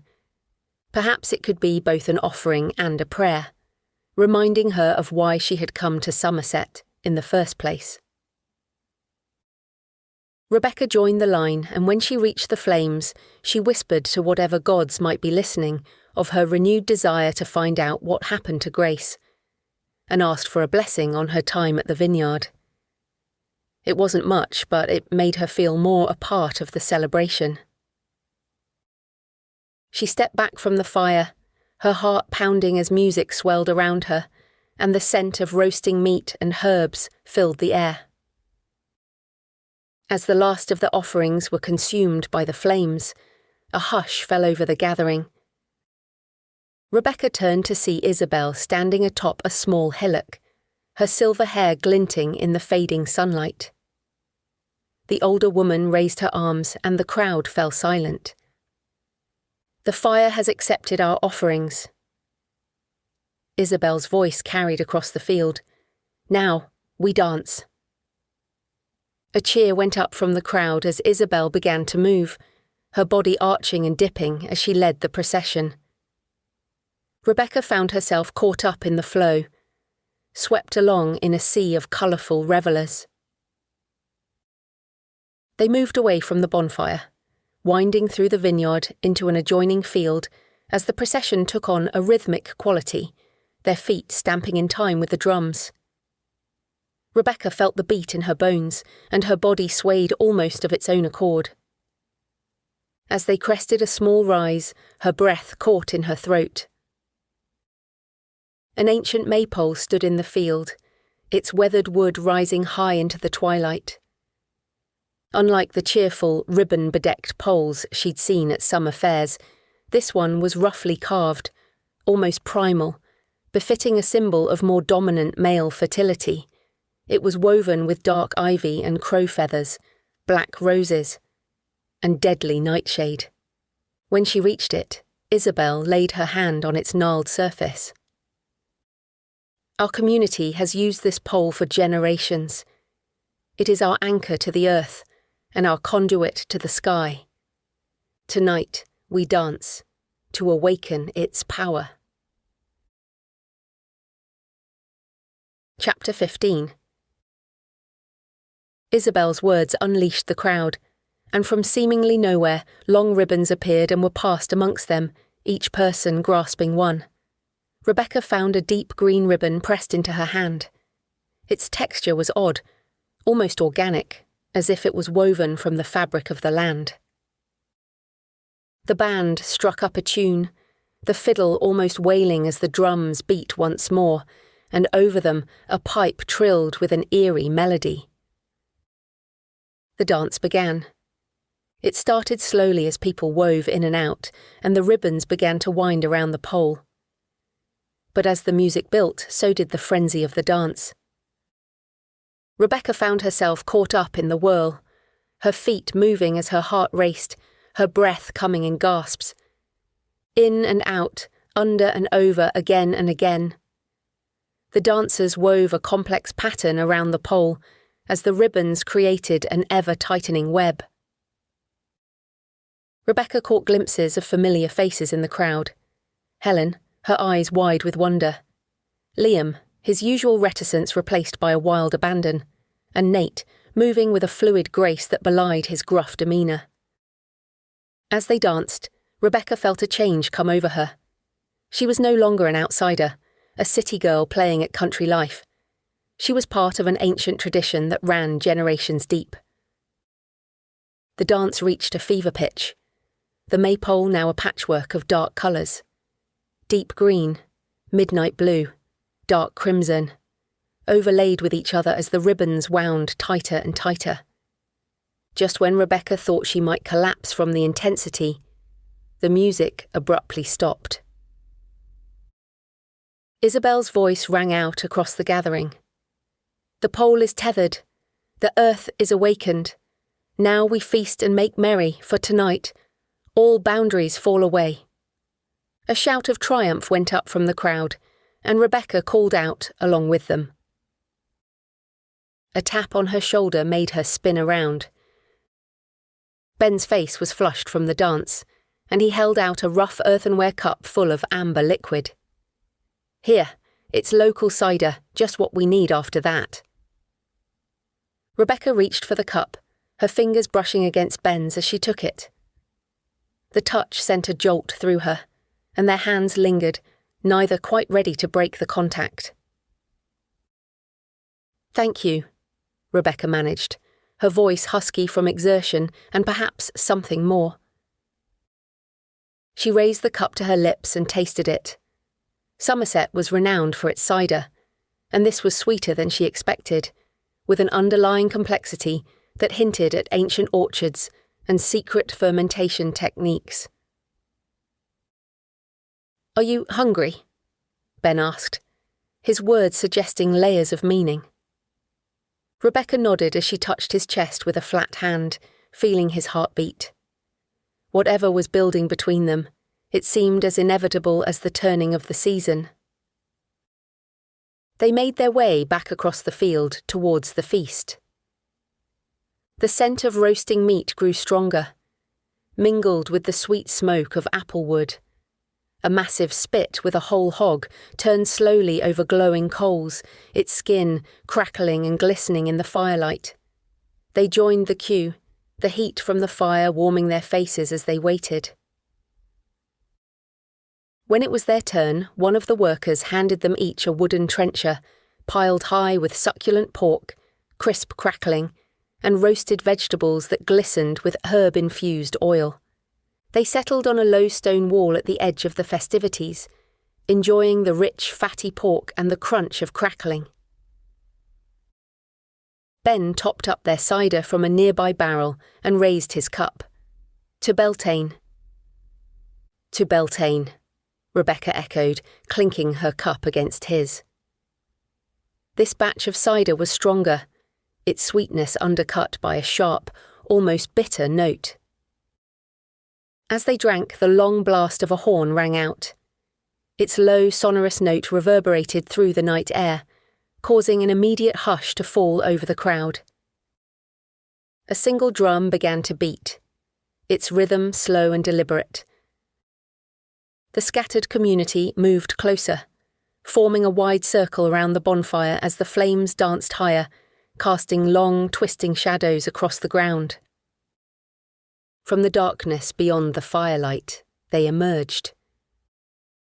At first, Rebecca thought they were a flock of enormous birds, their movements fluid and unsettling. But as they drew closer, she realised they were border Morris dancers, unlike any she had seen before. Gone were the white clothes and bright colours of traditional Morris dancers. These wore garments of deepest black, tattered and torn, as if they had clawed their way up from the grave. Dark feathers sewn into the fabric rustled with each movement, and there were more feathers, crow, raven, and others Rebecca couldn't identify, entwined in their hair, along with black flowers that seemed to consume the firelight. Smears of charcoal surrounded their eyes, an echo of the full blackface once traditionally worn. In the flickering light, the dark pigment seemed to shift and move over their skin.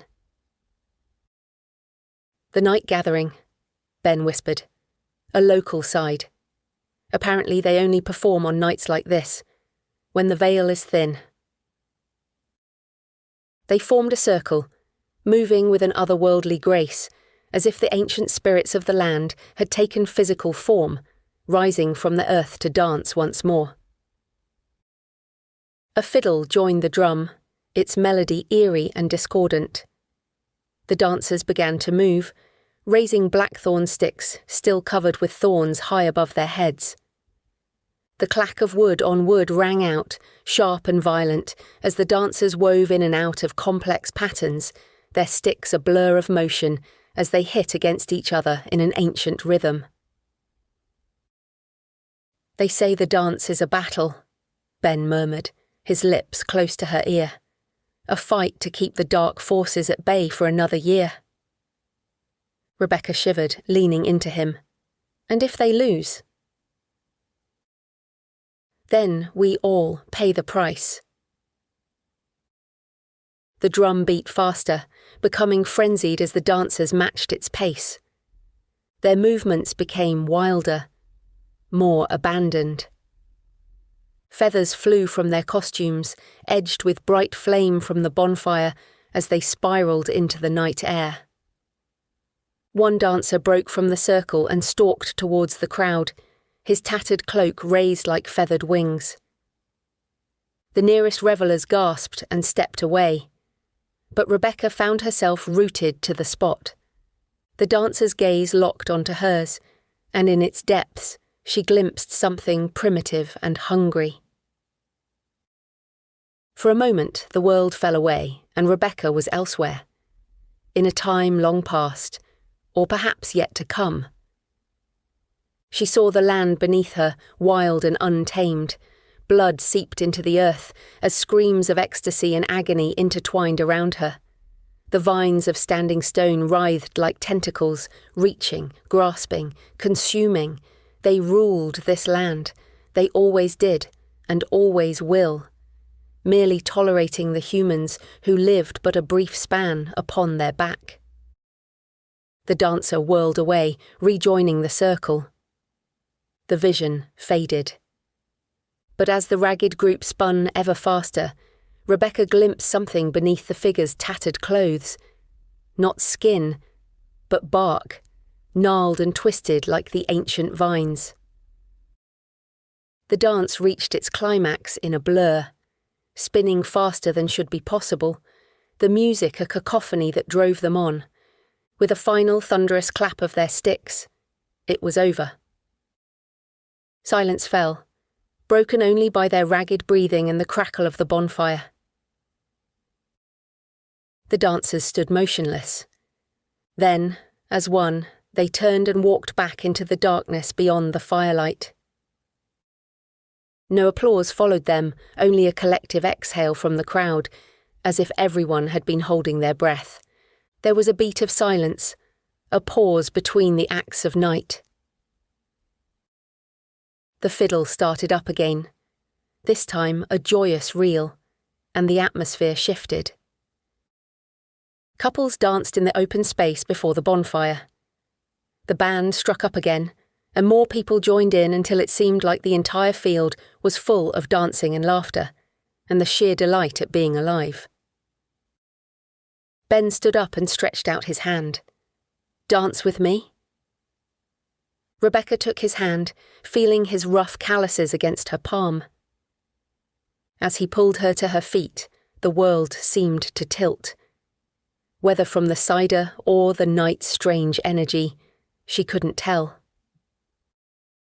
They joined the whirling crowd, the fiddle's melody weaving through the air as the beat of the drum pulsed through the earth, up through Rebecca's bare feet and into her core. She could smell wood smoke and sweat, the sweet ferment of spilled cider, and beneath it all the rich, dark scent of freshly turned soil. Ben's arm circled her waist, pulling her close, and they moved together, finding a rhythm as old as the land.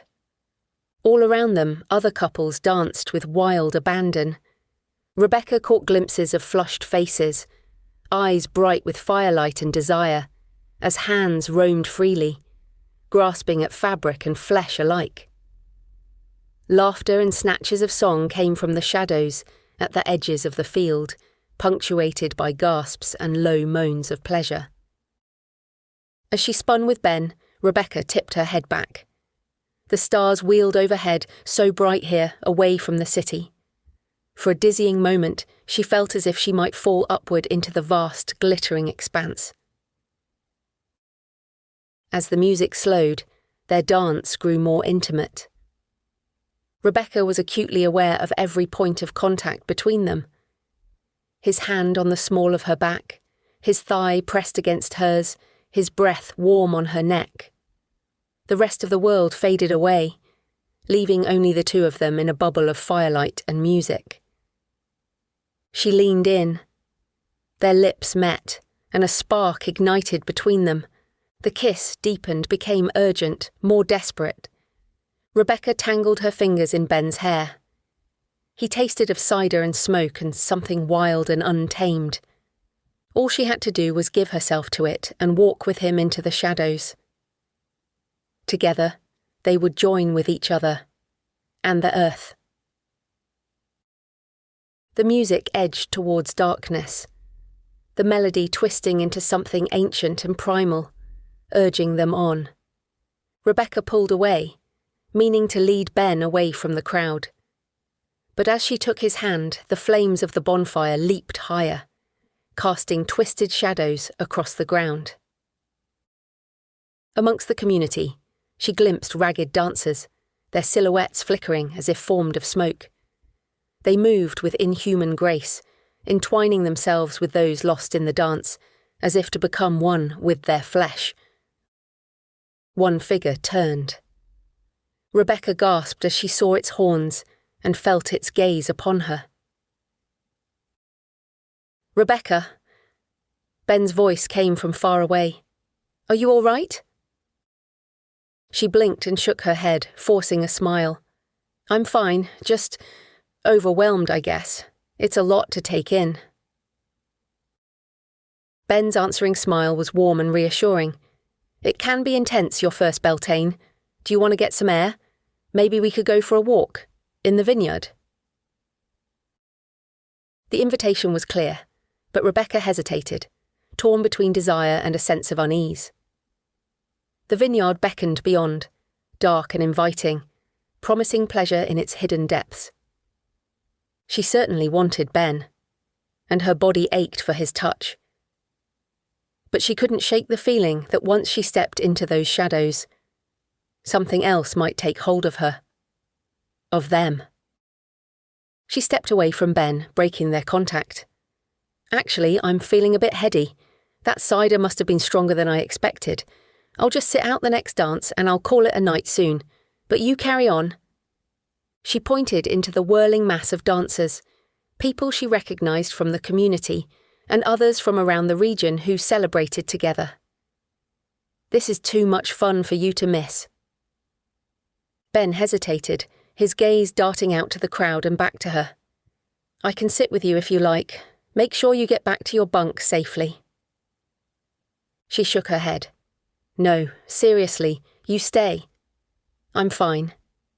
Enjoy yourself." He took her hand once more and kissed the back of it. "If you're sure then, see you tomorrow, hopefully without a killer hangover." As Ben whirled into the crowd, Rebecca made her way to the edge of the field and leaned against a gnarled oak, breathing more easily now she was away from the wild centre of the celebration. The bonfire still blazed, casting long shadows across the revellers who danced and laughed around it. Perhaps Ben would end up in the vineyard with someone else. Perhaps she had missed her chance. But the horned figure had rattled her, coming as it did after the strange vision. Was there something more in the cider or in the herbs on the food that changed her perception? Maybe she just needed to go to sleep. As Rebecca turned to walk back to the bunkhouse, she noticed Liam standing on the edge of the field, half hidden in the shadows. The flickering firelight played across his face, his gaze fixed on a couple dancing intimately as their hands explored each other. The intensity of Liam's stare was unsettling, as if he were both attracted to the couple and repulsed by the dance of fertility before him. He must have felt her gaze and turned to glance over.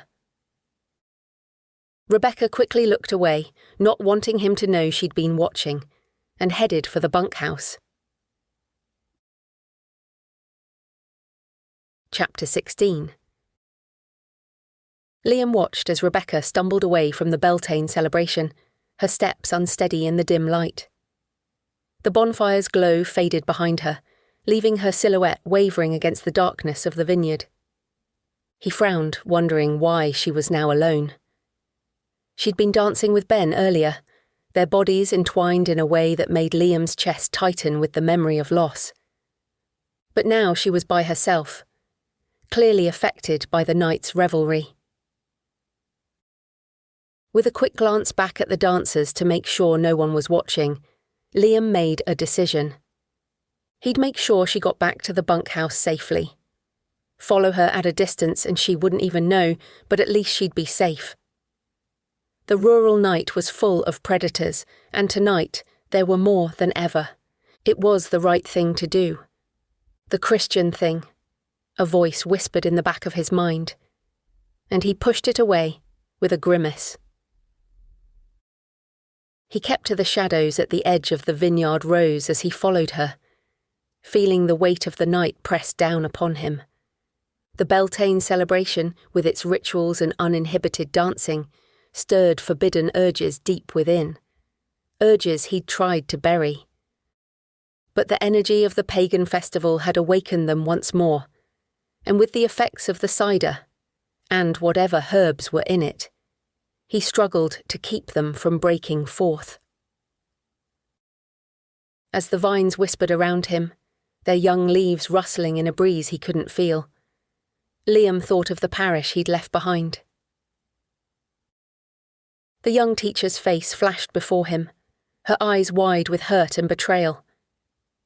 He had thought they shared something special, something pure. But she accused him of abusing his position of power and claimed she had not given consent. The church dismissed him, and now he wandered, with no idea where he might land next.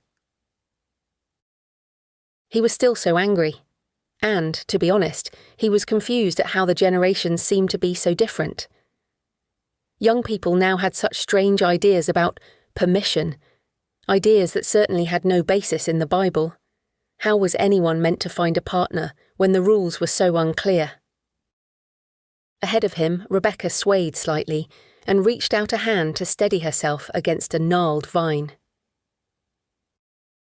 Liam couldn't help looking at the curve of her hip, the graceful line of her neck, and he felt a familiar heat rise within. Ben had warmed her up. She would be in need of some attention. He took a step towards Rebecca, and something hanging from the vines brushed against his face. He drew back, startled, and swiped at his face with agitation. It must be a spider web or something. But as he looked again, he saw a length of knotted vine, adorned with feathers, and daubs of what looked like blood. There were pieces of bone attached by stems of flowers, giving the whole thing a sense of a pagan charm. There was a god here at Standing Stone, but not the god Liam once knew. This one lived in the soil and the vines, and it was older even than the god he used to serve. This one demanded the base part of human nature, made of blood and bone and animal desire, that which lay beneath the civilized self. Perhaps this god was more to his taste, after all. Rebecca was almost at the bunkhouse. Liam needed to reach her before she stepped inside, as there were probably others within. He pushed aside the dark charm and stepped onto the path with light footsteps so she wouldn't hear him. A sound drifted through the night air, a low moan of pleasure from somewhere deep within the vines, then a cry of ecstasy. The surrounding vineyard was alive with passion as couples sought release, emboldened by the festival. And Liam stood rooted to the spot, torn between his desire to pursue Rebecca and an overwhelming urge to watch whatever was happening in the shadows.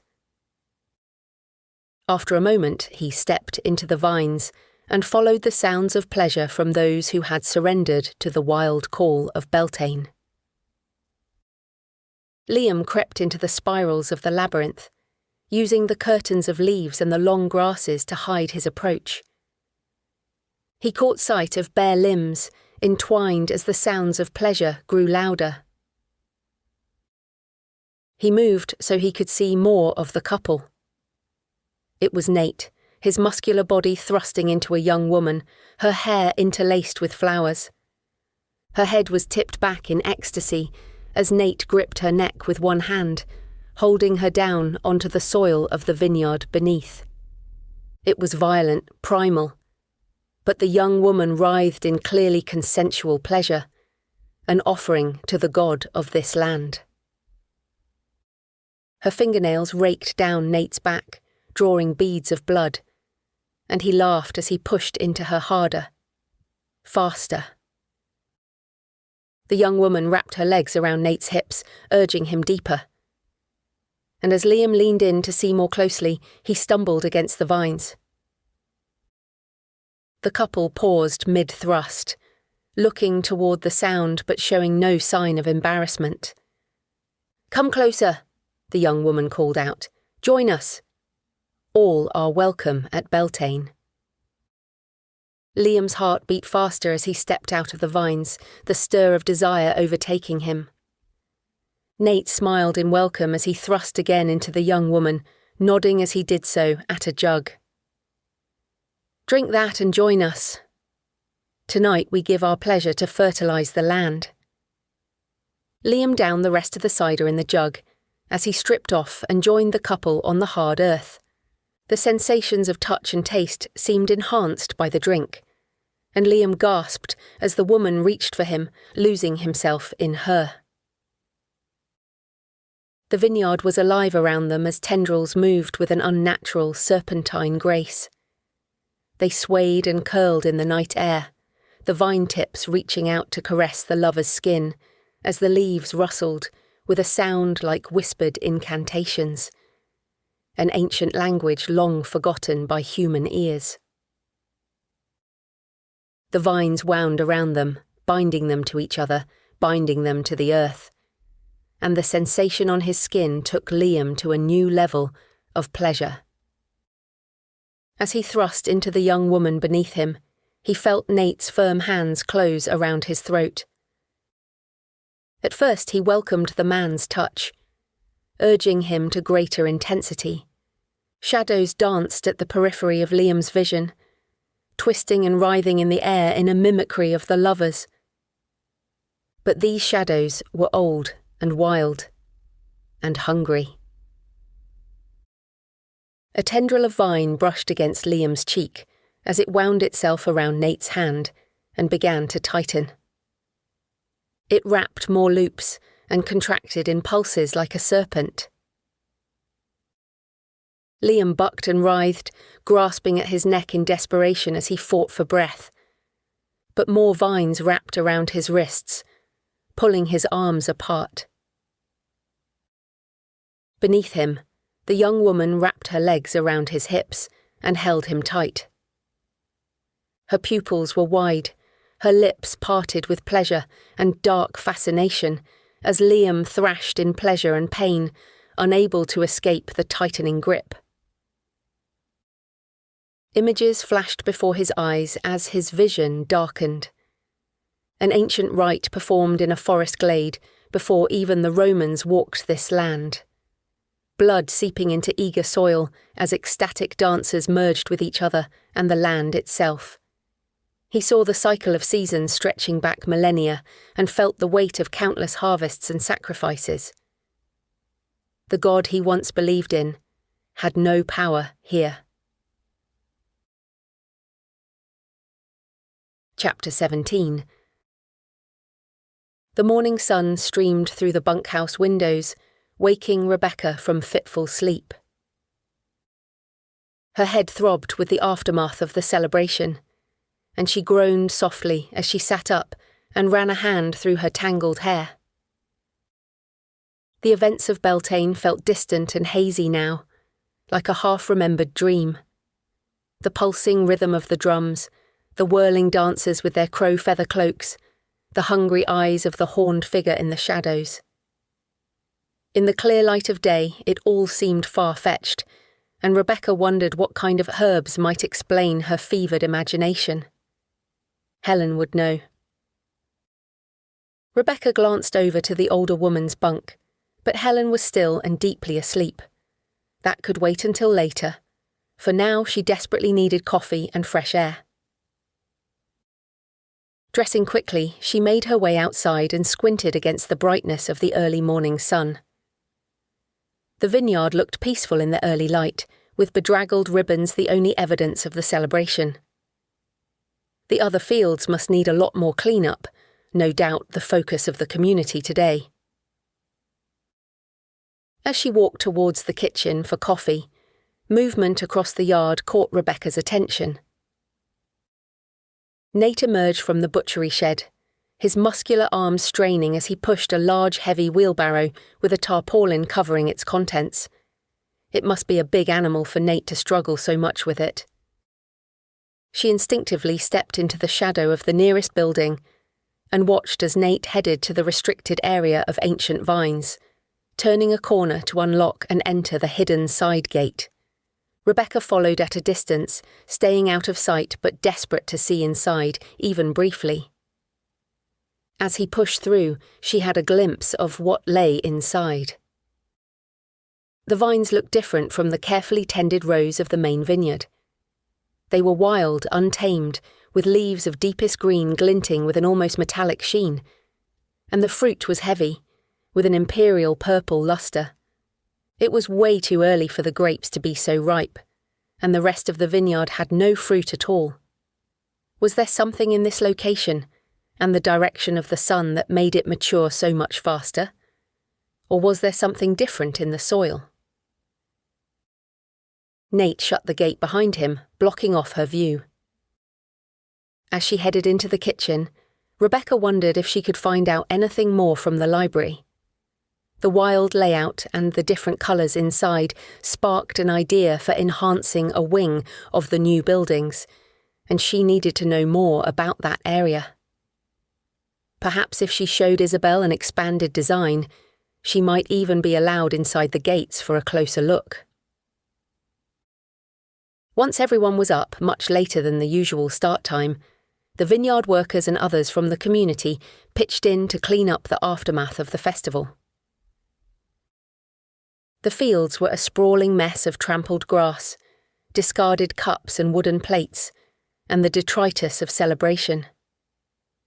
Several of Rebecca's fellow workers were already there, muddling through the work with the slow, careful movements of the thoroughly hungover. She caught sight of Ben across the field, his hair wild and unkempt. Their eyes met briefly, and he smiled warmly in greeting. Rebecca felt a twinge of regret at what might have been. But the long summer was still ahead, so perhaps there would be another chance. The massive bonfire was now just a wide circle of ash and charred logs, wisps of smoke still rising from its depths. A couple of workers raked the embers, spreading them out to help them cool more quickly. In the ashes, there were edges of bone and metal, remnants of the ritual offerings.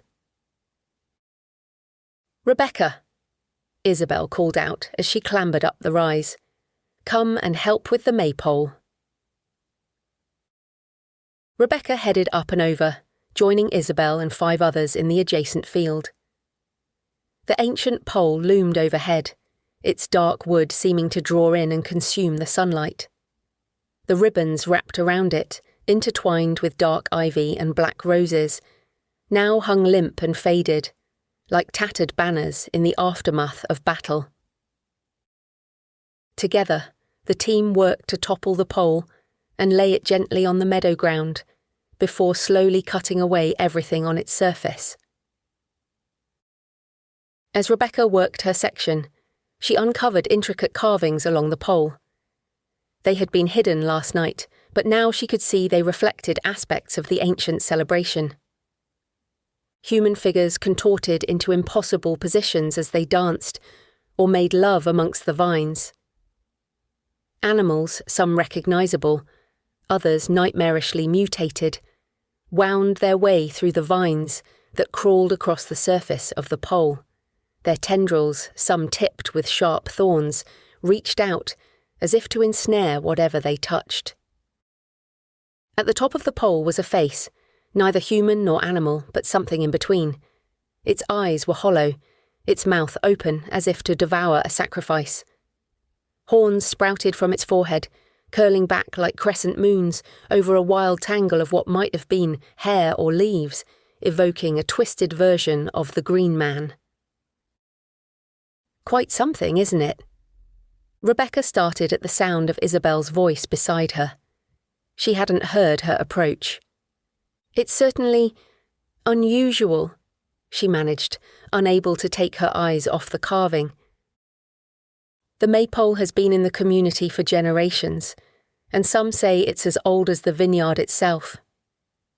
We enact some of its stories every year at Beltane." Isabel turned to Rebecca, her gaze intense. "Did you enjoy last night? Did you feel part of the community?" Her questions felt like another test, and Rebecca took a beat before she answered. "It was strange and wonderful, all at the same time. The music and the dancers. I think I heard the call of the vines." Isabel smiled broadly and reached out to squeeze Rebecca's hand. "Oh, I'm so pleased. You really fit in well here. I'm looking forward to seeing the next round of your architectural drawings, especially as you are bound to the land now. We might even get planning permission before the harvest." Another worker shouted from across the field, and Isabel headed off to help, while Rebecca walked back through the bonfire area to help pull down the band's stage. It looked like everyone was there now, but then she realised she couldn't see Liam. She recalled his intense stare during the Beltane celebrations, the way his eyes had burned with some inner conflict. Nate was dismantling part of the stage, kneeling over a section of wooden flooring that had been unscrewed but still needed to be lifted and stacked away. He grunted as he shifted one of the heavy boards, trying to balance it against his knee, but it was awkward work, the kind that was easier with 2 pairs of hands. He glanced up, scanning the field for someone to help. He waved at Rebecca. "Can you help me with this?" Rebecca hurried over and crouched down beside him, her fingers brushing against the rough edges of the wood. Together they lifted the panel, the weight of it pressing into their palms, and moved it to the side where they stacked it against the wall. As they worked, Rebecca glanced over at Nate. "Have you seen Liam today?" "I think he might have had too much cider last night. I haven't seen him this morning." Nate straightened from his work, letting out a breath as he wiped his brow with the back of his hand, a smear of dust streaking across his forehead. "Liam decided to leave Standing Stone, I'm afraid." He said Beltane was a step too far. Rebecca frowned. "He left? In the middle of the night? I took him to the village early this morning, before most people were up." Nate shrugged. "Some folks just aren't cut out for life here. And you know he used to be a Christian minister, right? The old ways, the connection to the land, it can be overwhelming for those who are not open to it, and the vineyard calls only to some." He gave her a searching look. "Does it call to you, Rebecca?" A cloud passed over the sky, casting them both into shadow, and Nate's gaze darkened. Rebecca nodded. "Sometimes, if I open my mind enough." That cider certainly helped. They laughed together, and the shadow of the cloud passed on. As Nate turned to help some others with the base of the stage, Rebecca thought back to seeing him early this morning and wondered when he could have had time to take Liam into the village. She pushed her questions aside, focusing instead on the warmth of Nate's approval and Isabel's kind words. She had found acceptance here, and an openness to new ideas she had never found back in London. The community had even begun to take the place in her heart that her parents and sister had left bare. There was something special here, something real and vital, and whatever had spooked Liam, she was made of sterner stuff. She would see this through, no matter what challenges may come. Chapter 18. June arrived at Standing Stone Cellars with a flourish of warmth and vibrant life. The Somerset countryside burst into full bloom, painting the landscape with a palette of green and gold and rainbow hues. Early morning mist gave way to clear azure skies, and the sun's golden rays encouraged an abundance of growth. In the vineyard, the once bare vines now boasted lush canopies of emerald leaves. Tiny flower clusters emerged, their delicate petals unfurling to reveal miniature, star-shaped blossoms. The air hummed with the gentle buzz of bees drawn by the sweet fragrance of the grape flowers. Rebecca loved the variance of her days. Research in the library allowed her architectural mind to run wild, and manual labour in the vine rows balanced it with physical movement. Both were interspersed by the office hours needed to transfer her designs to electronic format and to wade through local council planning forms. One afternoon, she went to help Helen in the polytunnels, long curved shelters covered in thick, translucent sheets of plastic that bathed everything in soft, diffused light.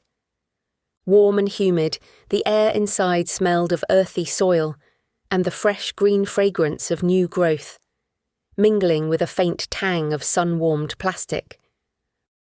Rows of vegetables and herbs lined the beds, each plant thriving under the protective canopy that trapped heat and held off the chill, allowing for a longer growing season. Tomato vines wound their way up slender strings, their glossy leaves brushing against Rebecca's arms as she passed, next to clusters of tender lettuce and spiky fennel fronds. Rebecca enjoyed her time with Helen, as the older woman's enthusiasm was infectious, and she shared her botanical knowledge freely. Together, they tended to the vegetables and herbs that supplied the vineyard's kitchens and contributed to its biodynamic preparations. "It's all about balance," Helen explained as they worked side by side, the rich soil dark beneath their fingernails. "Every plant has a purpose, a role to play in the grand design of the vineyard, and biodynamic principles honour this." Rebecca nodded as she harvested some salad leaves. "It's fascinating how interconnected everything is. I never realised how much thought went into every aspect of wine production until I came here. Oh, it goes far beyond just the wine. We cultivate an entire ecosystem here. Every plant, each insect, every microorganism in the soil, they all work together in harmony. As they worked, Rebecca opened up to Helen, sharing her ideas for the vineyard's future. The older woman listened attentively, offering insights and suggestions that added depth to Rebecca's concepts. I love how you're thinking about integrating the new structures with the landscape, Helen said as they paused for a water break. Have you considered incorporating some of these companion plants into the buildings themselves? Living walls, perhaps, or rooftop gardens? Her words sparked a cascade of other ideas, and Rebecca couldn't help her enthusiasm spilling over. That's brilliant. We could create vertical gardens that are both aesthetic and functional. It's much better for water management as well. Imagine a tasting room surrounded by walls of flowering herbs, the scents mingling with the bouquet of the wine. It would be wonderful. Helen nodded. And it would provide natural insulation, helping regulate temperature inside the buildings. Eco-friendly and cost-effective. She brushed some soil off her hands. Right, that's enough in here for now. Come and help me with the planting beds around the southern perimeter. They walked out together and worked methodically side by side, creating a living barrier of flowers and herbs designed to attract beneficial insects and deter pests. Lavender lined the pathways with purple flowers swaying gently in the breeze, and marigolds added splashes of vibrant orange and yellow. Their pungent scent a natural deterrent to harmful creatures, as nasturtiums sprawled in cheerful tangles, their bright flowers a favourite of pollinating insects. We'll put some more chamomile here. Helen pointed to a sunny spot near the edge of a vine row. It's excellent for attracting hoverflies, which prey on aphids. And over there, we'll plant yarrow, a powerhouse of a plant. It attracts predatory wasps, provides habitat for ladybirds, and its deep roots help break up compacted soil, as well as being used in the biodynamic preparations. Rebecca absorbed every word, her imagination racing as she thought of ways to incorporate more such beds into her expansion designs. She envisioned winding paths bordered by beneficial plants, creating not just functional barriers, but a new sensory experience for visitors. What are these? She gestured to a group of plants with delicate, star-shaped leaves. Borage, Helen smiled. One of my favourites. The flowers are a magnet for bees, and they're edible too. Lovely in salads or as a garnish for summer drinks. And see how the leaves are slightly fuzzy?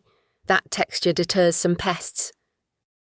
Helen gestured to a more secluded corner of the vineyard, almost the farthest point from the manor house. Let's have a look over there. I know Nate likes to keep that section wild, but I want to check that the biodiversity is managed well enough. We don't want it overrun with bindweed. The section was wilder, less manicured than the orderly rows of vines they usually worked among. Tall grasses swayed in the gentle breeze, and wildflowers dotted the landscape with splashes of vibrant colour. Helen moved through the area with light steps and the grace of someone intimately familiar with the land. Her keen eyes scanned the ground, cataloguing the various plants they encountered, identifying the species and explaining their properties and uses. Suddenly, Helen stopped, her brow furrowing in concern. "Oh my," she murmured, and crouched down to examine a cluster of plants with purple, hood-shaped flowers. "What is it?" Rebecca asked, hunkering down beside her. "Monkshood," Helen replied, her voice tight. "And over there, that's deadly nightshade." She pointed to a plant with bell-shaped flowers and shiny black berries. Both highly toxic. They can cause paralysis if ingested. We can't risk anyone accidentally coming into contact with these. She pulled on her gardening gloves and began carefully uprooting the monk's hood, taking care not to touch any part of the plant with her bare skin. As they worked, Helen identified more potentially harmful plants in the area. Over there, that's hemlock. Oh, and henbane too. She shook her head, a worried frown creasing her forehead. It's odd that so many poisonous plants should grow here. It's not wild at all. This has to be deliberately cultivated. I've heard of henbane, Rebecca said, recalling snippets of information from her research. Isn't it used in some traditional practices? Helen nodded. Yes, it has hallucinogenic properties, but it's also incredibly dangerous if mishandled. She redoubled her efforts, pulling up the plants with increasing urgency. I can't believe how many toxic species grow here. We need to clear them out before someone gets hurt. They had amassed a decent pile of uprooted plants when a shout rang out across the field. Stop! What the hell do you think you're doing? Rebecca looked up to see Nate running towards them, his expression contorted with anger. He reached them in seconds and roughly shoved Helen away from the pile. Have you lost your mind? He snarled, eyes blazing. These are sacred. How dare you uproot them? Helen stumbled back, her face pale. They're dangerous. They could poison someone. Poison? Nate spat the word out like a curse. You don't understand anything. These plants are crucial to the balance of the terroir. The wine needs bitter as well as sweet. Rebecca tried to intervene. We were just trying to make it safer. Nate rounded on her, his gaze so intense that she took an involuntary step back. You don't know enough. Perhaps you never will. But Helen, he turned to the older woman, should know better. Helen's lower lip trembled and she burst into tears. I'm sorry, Nate. I didn't realise. No, you didn't. Nate bent down and began gathering the uprooted plants, handling them with a reverence that contrasted with his harsh words. Get back to the greenhouse. Leave the wild plants alone. You're not to come to this area again, do you understand? Helen nodded mutely, tears streaming down her face. She turned and hurried away, her shoulders shaking with suppressed sobs. Rebecca watched her go, torn between following her friend and staying to help clean up the mess. She turned to Nate, who was carefully gathering the plants. I'm sorry, and I know Helen is too. We didn't mean any harm. She was just worried about safety. Nate sighed, his anger dissipating now Helen was gone. I know you meant well, but you have to understand, everything here serves a purpose. Even the plants you might consider dangerous or toxic, they're part of the balance we've worked so hard to achieve. The land needs them to feed the soil, to grow the vines, to keep our community alive. Rebecca nodded. Why are these in particular so important? The roots of these plants run deep, intertwining with those of the vines. They absorb minerals from the soil, changing its composition in subtle ways. When they decay, they return those minerals, along with their own unique properties, back to the earth. Nate pointed to the monk's hood. This, for instance, its alkaloids seep into the soil, creating a slight bitterness that adds complexity to our wine. And the nightshade contributes to the deep, almost smoky notes in some of our reds. Rebecca was fascinated, despite her lingering concern. And the henbane? The hallucinogenic properties? Nate smiled, his gaze lingering on the plant with a hint of longing in his eyes. Ah, that's special. It doesn't directly affect the grapes, but it's crucial for some of our traditional practices. Rituals that have been performed here for generations, that connect us to the land. As you experienced at Beltane. Rebecca remembered her visions from that night and thought of the darker batch of cider. A touch of henbane would certainly explain a few things. Nate stood, carefully cradling the uprooted plants in his arms. I'm going to replant these now. In the future, if you have concerns about any of the plants you find, come to me first. Don't take matters into your own hands. Rebecca nodded. Of course. Again, I'm sorry. He smiled, the last of his anger fading. It's all right. You're still learning. That's what matters. Rebecca made her way down the hill, her mind churning with the day's events. She couldn't shake the image of Helen's tear-stained face, or the fierce protectiveness in Nate's eyes as he gathered the uprooted plants. The memory of Beltane flickered through her mind, the intoxicating cider, the vivid hallucinations, the way the air had seemed alive with ancient power. What other rituals might go on here that required such potent, dangerous ingredients? Helen sat in the shade of an oak tree and imagined her body sinking into the solid trunk, where she might not feel the wound of Nate's words. She had stumbled down the hill away from the wild area, her vision blurred by tears, finding solace here in the quiet. She felt humiliated, her years of experience and good intentions crushed by Nate's harsh words. But sitting here wouldn't solve anything. Perhaps she could go and see Isabel and explain what had happened. Maybe Nate was in the wrong after all. She wiped her tears and walked back towards the communal bathrooms to wash her face. It would be puffy from crying. As she passed the administration building, she heard a voice call out, "Helen? Are you okay?" Helen turned to see Asha, her expression etched with concern. "Oh, it's nothing, dear. Just a little misunderstanding, I'm sure." Asha gently took Helen's arm and guided her into the marketing office. "Come on, I could use your help with something. It'll take your mind off whatever it is." Helen allowed herself to be led, grateful for the distraction. The marketing area was all sleek lines and modern technology, a stark contrast to the organic shapes of the vineyard. Asha sat Helen down in front of a large computer screen and pulled up some designs. "I'm working on invitations for an upcoming exclusive event. I'd love your input on the floral elements to make sure they are true to what grows here." As Asha clicked through various layouts, Helen found herself drawn in. The designs were extraordinary, blending traditional vineyard imagery with modern, almost abstract interpretations of local flora. "These are beautiful. You're very talented." Asha beamed at the praise. "Thank you.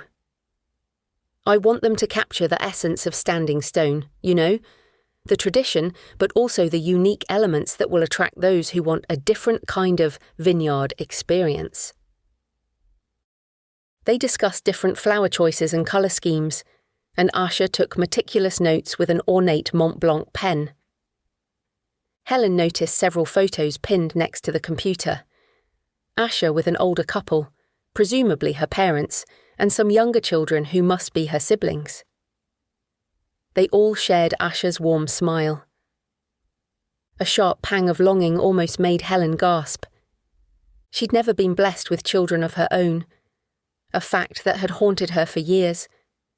After her husband died, she had no one, and seeing Asha's family photos, evidence of the young woman's connections and roots, made Helen acutely aware of her own isolation. "Your family looks lovely," she whispered.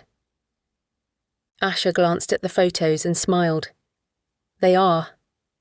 I miss them, but it's nice to have a reminder nearby." As they continued working, Helen found her mind wandering. Why exactly had she come to Standing Stone?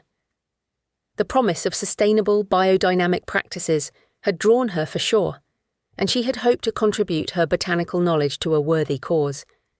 But increasingly she felt out of place. The vineyard's methods, while intriguing, often veered into territory that made her uncomfortable. And now, after Nate's outburst. "Maybe I don't belong here after all," Helen muttered. Usher looked up, surprised. "What do you mean?" "Of course you belong here. Your knowledge is invaluable." Helen patted Usher's hand, touched by the young woman's kindness. "Thank you, dear. I'm not sure I understand this place as well as I thought I did." Later that evening, Helen made her way to the dining hall, her earlier altercation with Nate still weighing heavily on her mind. Just as she was about to enter, she felt a hand on her shoulder. "Helen, wait." It was Nate, his expression contrite. "I wanted to apologize for earlier. I'm sorry, I shouldn't have shouted like that. It was an overreaction." Helen nodded stiffly, not quite ready to forgive. Nate held out a glass of deep red wine. "Peace offering?" "It's from our reserve stock. The better stuff." He winked. "Don't tell the others." After a moment's hesitation, Helen accepted the glass and his apology. "Okay, I'm sorry again, and thanks for this." Throughout dinner, Helen sipped the wine, feeling its warmth spread through her. It was indeed delicious, definitely a different vintage than the wine normally served to workers. But by the time the meal ended, she felt distinctly woozy, and her vision blurred at the edges. She stood, swaying slightly. Isabel appeared at her elbow. "Are you all right, Helen?" "You look a bit peaky." Helen shook her head, trying to clear it. "I'm fine, just perhaps a bit too much wine." "Come with me," Isabel said. "You can use my private bathroom. It's more comfortable than the communal ones." Helen nodded gratefully, allowing Isabel to guide her around to the manor house. The opulent bathroom was a blur of marble and gleaming fixtures. Helen barely registered that the door didn't lock as she stumbled to the toilet, her stomach clenching. As she leaned over the bowl and vomited violently, a horrible realization dawned. The symptoms were familiar. Too familiar. Flashes of the toxic plants she'd uprooted earlier raced through her mind. Could they have been in her food? In the wine? Fear gripped her as the edges of her vision darkened. Helen tried to call out, but her voice was weak, barely a whisper. "Help. Please." As her consciousness faltered, she lay down on the floor, anchoring herself to the cool tiles even as the weight of her body seemed to float away. The door opened. Through her rapidly narrowing vision, Helen saw Isabel enter. The vineyard owner sat beside her and stroked Helen's hair with tenderness and a kind smile. "Shush now, it's all right," Isabel murmured. "You can rest. The plants will be well cared for after you're gone. We'll bury you under the poisonous plants, and your body will nurture their growth. As it must be." Helen tried to speak, to scream, but her body wouldn't respond. As darkness closed in, the last thing she saw was Isabel's serene smile, touched by something that might have been regret, or perhaps anticipation. Chapter 19. Sunlight filtered through the thin curtains of the bunkhouse, casting a warm glow over the room. Rebecca stirred awake, blinking as she oriented herself and turned to look at Helen's bunk. She hadn't seen the older woman after dinner when she'd left with Isabel. The bunk was empty, and the sheets and blanket neatly made. Rebecca frowned, a sense of unease settling in her stomach. It wasn't like Helen to be up and about so early. If anything, she'd expected her to want more rest after yesterday's upset with Nate. Perhaps she had simply risen early to tend to the greenhouse, throwing herself into work as a distraction. Or maybe she'd gone for a walk to clear her head. Still, Rebecca couldn't shake the feeling that something was off. As she made her way up to the library, the vineyard was already alive with activity. Workers moved between the rows of vines, their voices an indistinct murmur in the morning air. Rebecca entered the manor house, the old wooden floors creaking beneath her feet. The scent of freshly brewed coffee led her to the kitchen, where she found Isabel standing at the counter, a steaming mug in front of her. "Morning!" Isabel raised her mug. "Coffee's just made." "Help yourself." Rebecca filled a mug with the bitter black and took a sip. "Have you seen Helen today?" "She wasn't in her bunk this morning. I wanted to check if she was okay, as she had a falling out with Nate yesterday." Isabel sighed as she leaned against the counter. She wasn't feeling well, probably from the stress of the disagreement. She came up here and we talked late into the night. The incident with Nate affected her deeply, so she decided to leave. I got one of the local workers to take her into the village. Rebecca frowned, but she loved it here. Her work in the greenhouse, the border planting. She was so passionate about it all, and I saw Nate apologize last night. Indeed, but when people realize that a place isn't the right fit for them, it's best if they leave. Best for them, best for us. Isabel took another sip of her coffee. Helen didn't understand the deeper aspects of what we do here. Not like you. You've taken to everything beautifully. Your understanding of the land, your vision for the expansion. You're exactly what Standing Stone needs. Rebecca felt a mix of emotions swirling within her.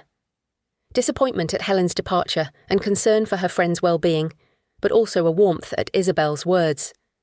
Unlike Helen, she fitted in. She was needed. "Thank you, that means a lot. I'm excited to continue working on the plans. Speaking of which, I should probably get to the library." Isabel nodded. "Of course." "Don't let me keep you, and don't worry too much about Helen. I'm sure she'll be fine once she's back home, away from all this." She waved her hand vaguely, encompassing the vineyard and all its mysteries. As Rebecca left the kitchen, she couldn't help but feel a twinge of guilt at how quickly her concern for Helen had faded in the face of Isabel's approval, especially since the older woman had given her some great ideas for vertical gardens. But then, Helen had chosen to leave, and as Isabel said, the older woman hadn't really fitted in. Up in the library, Rebecca settled at the mahogany desk. She spread out her sketches and notes and added additional details, incorporating some ideas sparked by Helen's comments. As she worked, Rebecca kept thinking of something she'd read in one of the older books. It had mentioned ley lines, ancient pathways of energy that crisscrossed the land. Perhaps they were part of the terroir too, and perhaps she could incorporate them into the design. She set aside her current sketch and began pulling books from the shelves, paging through different tomes as she lost herself in earth energy, sacred geometry, and the power of place. Hours slipped by unnoticed as she pieced together a fascinating picture. According to ancient maps, the Standing Stone vineyard stood at the convergence of powerful ley lines, and the nexus point was within the restricted area. Rebecca considered how she might use this to convince Isabel to let her inside those gates. After all, how could she design something coherent without seeing every inch of the land? She sketched out new ideas, using the ley lines as a guide, and barely noticed the morning slipping into the afternoon. Eventually, her alarm went off, breaking her concentration. Time for her afternoon shift in the vineyard. She headed out deep into the labyrinth rows, the once bare vines now transformed into lush corridors of green, their leaves a tapestry of emerald and jade stretching to the horizon. Rebecca moved down the rows, her now practiced hands adjusting leaves and checking for signs of disease or pest damage. The heady scent of sun-warmed earth and foliage rose, and bees buzzed amongst the vines, their drone a contented background hum punctuated by birdsong. A gust of wind suddenly rustled through the vines, and Rebecca looked up, noticing for the first time the dark clouds gathering on the horizon. A storm was rolling in, and the sky to the west was now a turbulent mass of slate grey and deep purple. "Looks like we're in for some weather," a familiar voice called out. Rebecca turned to see Ben approaching, a warm smile on his face despite the darkening sky. "I didn't even notice it coming," Rebecca admitted, returning his smile. "I guess I was too caught up in the vines." Ben nodded, understanding in his eyes. "They have a way of doing that, don't they? Drawing you in until the rest of the world fades away. Here, I'll help you finish before the storm comes." They continued together, working in comfortable tandem. Ben's firm hands moved with practiced ease among the vines, and Rebecca couldn't help but remember how his fingers had felt on her skin. The wind picked up, bringing with it the first spatters of rain. Fat droplets fell sporadically at first, then with increasing frequency. "We should head in," Ben said, over the growing patter of rain on leaves. But Rebecca felt rooted to the spot, exhilarated by the storm's energy. "We're already wet. We might as well stay." Ben grinned, and they continued to work, moving faster now, almost dancing between the vines, as they raced to finish the row before the storm grew too intense. The rain fell harder, soaking through their clothes. Rebecca's hair clung to her face in wet tendrils, and rivulets of water ran down her arms as she reached to adjust the canopy of a particularly tall vine.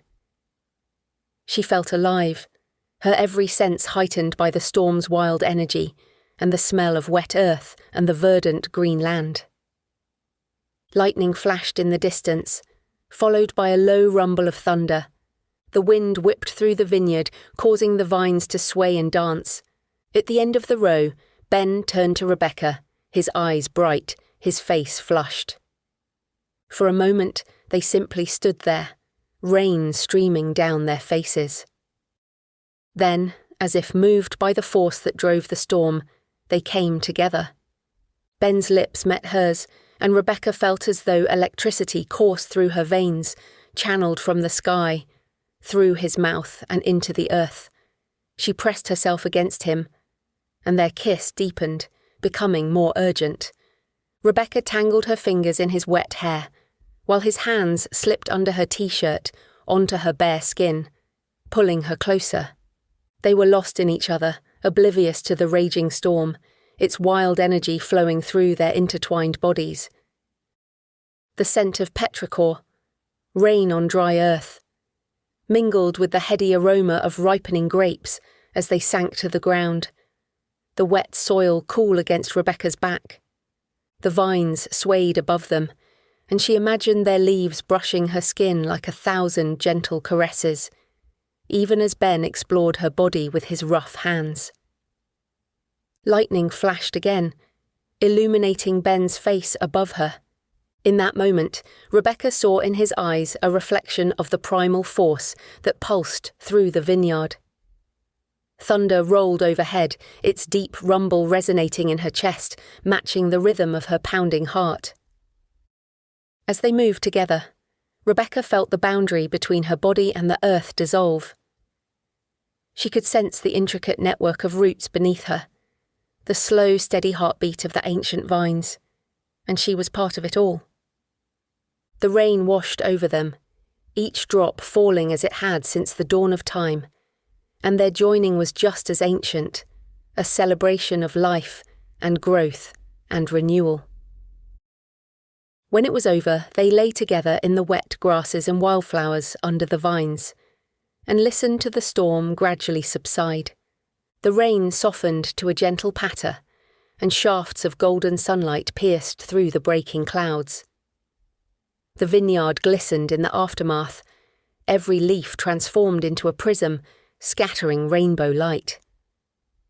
"We better go get changed," Ben said softly. "We might be discovered if we lie here much longer." Rebecca turned in his arms and kissed him once more, a slow, lingering touch that promised more. Her body ached in a deeply satisfying way, and she wondered when they might get a chance to do this again. Ben was clearly thinking the same thing, for as they pulled their clothes on, he reached out a hand to caress her arm. "It's the summer solstice tomorrow. Will you meet me to watch the sunrise? There's a spot on the hill with an amazing view of the vineyard, and it's secluded enough that we could be alone." Rebecca grinned. "I'd love to." As they made their way back, hand in hand, Rebecca felt as though she was walking on air. The vineyard had never looked more beautiful, and the vine leaves seemed to nod approvingly as they passed. This was what she had been searching for. A place where she belonged, work that fulfilled her, and now, someone she might share it with. In that moment, she was truly happy. They dropped each other's hands as they came into view of the bunkhouse, but then Ben spun Rebecca into the shadows of the vines for one last kiss. "Until tomorrow," he murmured. Chapter 20. Rebecca woke before her early alarm, eager to see Ben.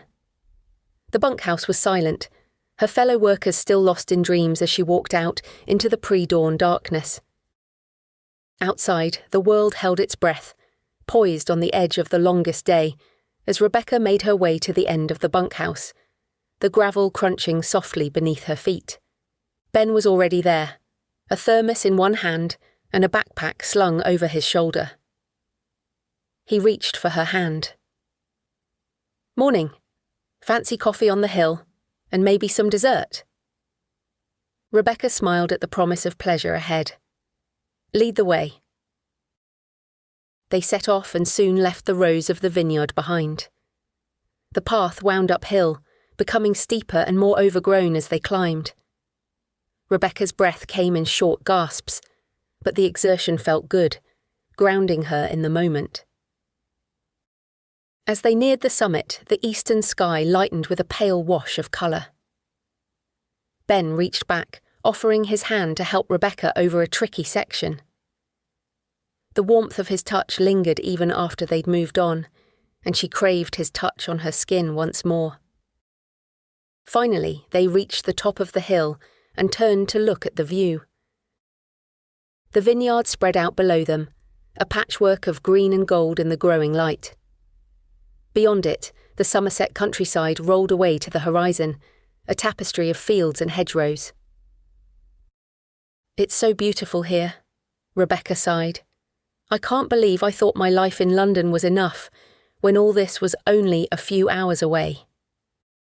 Ben set down his backpack and pulled out a blanket. They sat close, shoulders and thighs touching as they sipped hot coffee from the thermos. The sky continued to brighten, the colours shifting and changing with each passing moment. Then suddenly, the sun crested the horizon. Golden light spilled across the land, setting the world ablaze. Rebecca gasped, overwhelmed by natural beauty.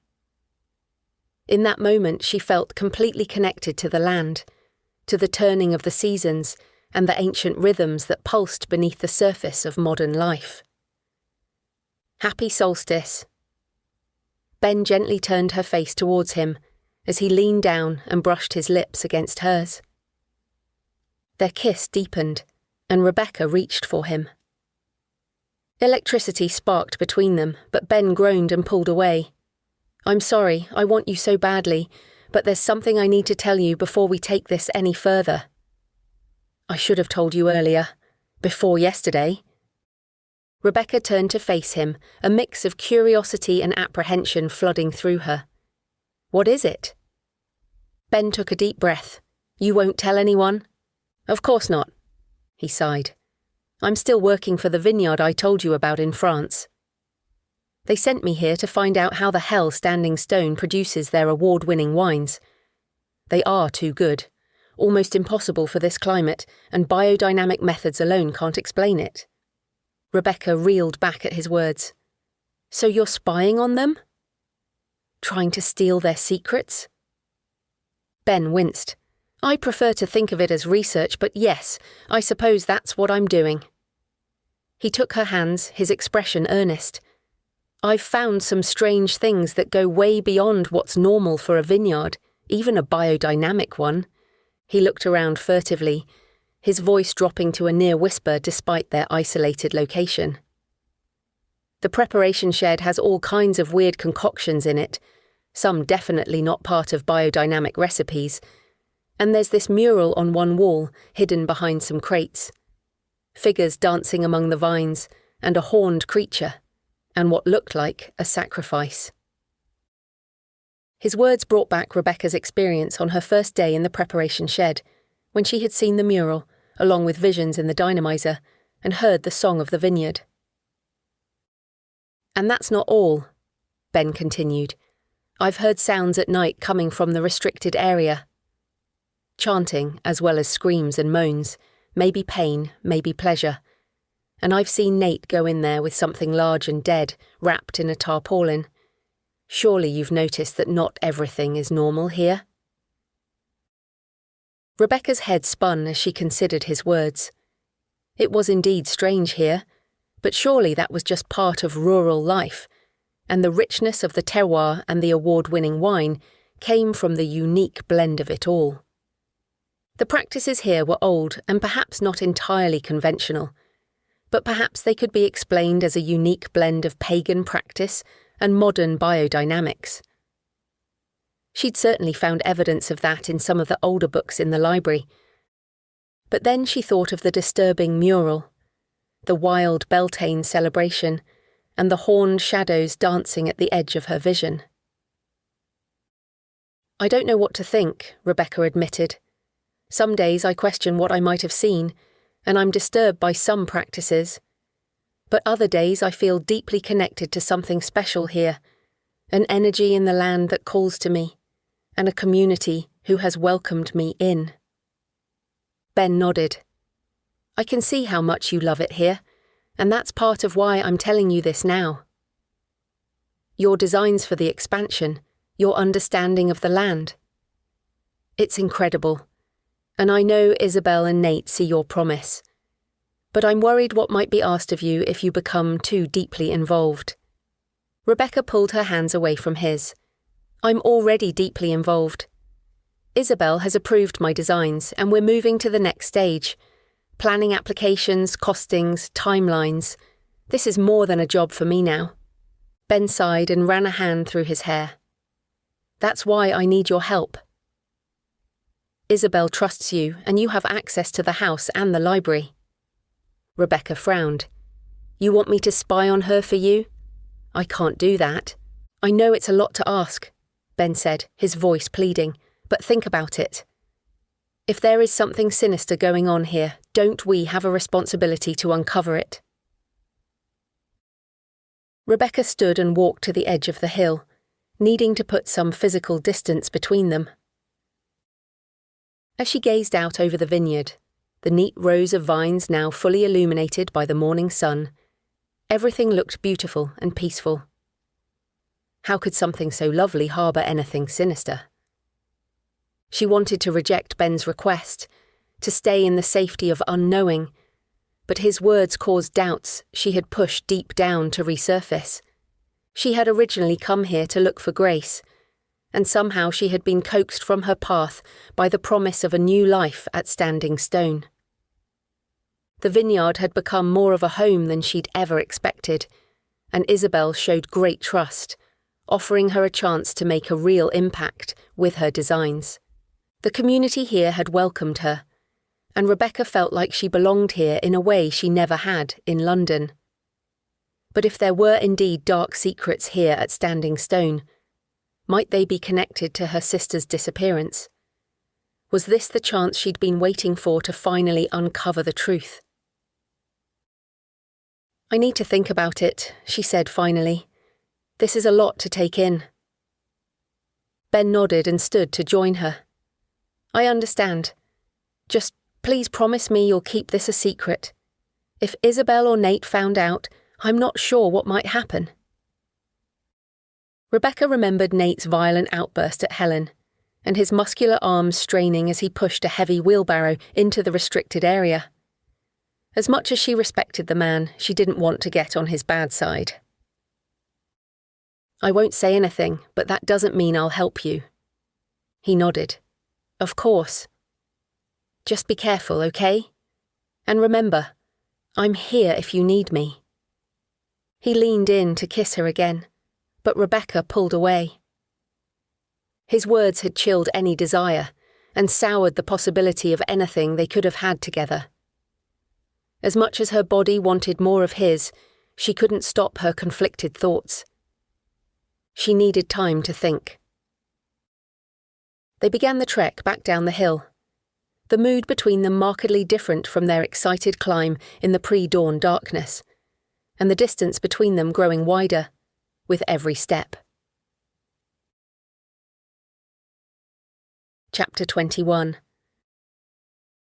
While Rebecca loved being out in the verdant abundance of the vineyard, learning new skills and old ways of working with the vines, she still felt most at home in the library. Every day she grew more confident that her new designs would both honour the vineyard and help the business flourish even more. Keeping busy also meant she could avoid Ben and the conflicting thoughts she still struggled with. The enormous mahogany desk was now covered with her drawings and plans for the vineyard, and reference books were piled within easy reach of her chair. Isabel occasionally came to check on the developments, but most of the time Rebecca was alone. She could hear the sounds of vineyard workers outside and the cheerful birdsong from the nearby trees. The background noise kept her company, and she was content to work for hours there. Isabel had approved several iterations of the plans already, but Rebecca still wanted to learn more about the older aspects of the land that made up the vineyard. It had changed hands many times over the years, always with a female owner, and its prosperity had waxed and waned, as all endeavours must. But the ancient part, fenced off and kept exclusive, was much larger than Rebecca had expected, at least according to some of the older maps, and she hadn't made it through the oldest archives in the library yet. She was determined to finish going through them today. She wheeled over the library ladder and placed it against the bookcase with the oldest volumes. There were some near the top she wanted to examine more closely. Rebecca climbed the stairs and reached up for the first book, her fingers brushing against the spines of those on the shelf next to it. One of the spines felt different, like soft, textured leather. It was too far up to see clearly, so she stood on tiptoe and reached even further. The ladder wobbled, held. She pulled out the book and climbed back down to the safety of the library floor. Her heartbeat quickened as she recognised the book as the one she had seen briefly on Isabel's desk that first day at Standing Stone. Viticulture and the Old Ways, a grimoire. It had clearly been placed out of easy reach, but Isabel had never expressly forbidden her to access anything in the library, and she encouraged Rebecca to learn the old ways, so surely it was okay to have a closer look. The weight in her stomach told her no. This book was not for her eyes. Not yet. Even holding it in her hands felt like a transgression. But the urge to look was too strong. Rebecca laid it on the desk on top of her plans and opened the leather-bound cover. A wave of scent rose from its pages. The rich aroma of freshly turned soil, the acid of fermenting grapes, the musty sweetness of autumn leaves. For a moment, Rebecca felt as if she stood in the heart of the vineyard rather than the library. And then she caught the metallic tang of blood as an afternote. She turned the first few pages to get a sense of the book. The paper was thick and yellowed, the text written in an elegant, spidery hand. There were intricate illustrations of the vines at different times of the year, and images of flowers and other plants. Interspersed between the vines were pagan sigils and horned creatures. There was also a warning. Only those who feel the beat of the vineyard in their blood, and those who hear the call of the vines, may safely wield the power herein. To all others, beware. The horned god will take his due from the transgressor. Rebecca shivered despite the warm day. The threat was clear, and although her logical mind said she did not believe in these pagan superstitions, she had seen strange horned shadows, and at Beltane she had indeed heard the call of the vineyard. Part of her wanted to take the book back up the ladder and return it to its place and never think of it again. But what if there were some revelations within that would help with the final stage of her design? Or perhaps some of the organic imagery would help deepen her plans.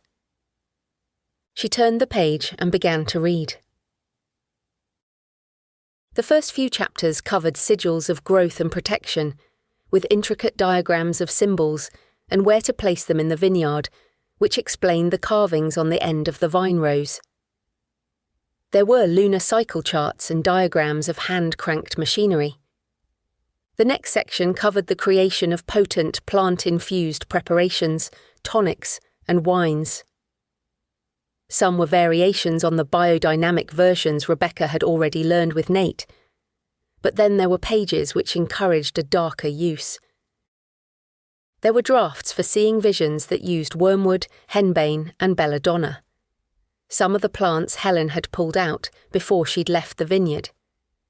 Harvest, under the dark of the new moon, steeping them in the year's first pressing for a full lunar cycle. The resulting elixir will open the mind to the whispers of the vine and the secrets of the earth. Rebecca's breath caught. This confirmed her suspicions that the elixir had been in the dark batch of cider at Beltane. She read on. There were recipes for dealing with pests and for speeding decomposition of dead animals, so that their body parts could be returned to the earth more quickly. Detailed illustrations showed animal corpses splayed open, with notations indicating how different organs could fertilize specific areas of the vineyard. There were instructions for communing with the spirit of the vine and divining the future in fermentation tanks. Rebecca came to the last section of the book, marked by an illustration of a skull with crescent moon horns surrounded by an abundance of vine leaves and grapes. She found herself transfixed by the pitted eye sockets of what must be the horned god, the same creature that was carved on the community's ancient maypole. She reached out with a fingertip to turn the page. A sound from outside the library startled her from her reverie. Then footsteps, slow and deliberate, along the corridor. Quickly, Rebecca closed the grimoire and slipped it under some of the plans, her heart pounding as she pretended to focus on her architectural diagrams. The footsteps paused outside the library. After a beat, whoever it was walked on. Once the sound had faded down the stairs and her heart rate had slowed down, Rebecca let out a shaky breath. She pulled out the grimoire and once more turned the page. The next section was titled Summoning the Horned God of the Vine. Intricate diagrams covered the pages, showing a circular arrangement of standing stones with a central altar, and text describing a ritual to be performed when the veil to the next world was thin. Tie the chosen vessel to the altar. As the knife pierces flesh and blood flows onto the stone, call to the horned god. Let the life force of the sacrifice seep into the earth and feed the roots of the ancient vines. Only then may he be called forth to walk among us, and bless the harvest for another year. While there was no image of the blood sacrifice, it was clearly no symbolic ceremony, and presumably these were the standing stones beyond the stave gates. Could such rituals still be carried out there in modern times? Her hands were shaking a little as Rebecca turned to the final pages. They outlined binding rituals for tying workers to the land, ensuring their loyalty to the vineyard. Some rituals involved contracts signed in blood, given willingly or not. Others called for burying personal items belonging to workers at specific points in the vineyard.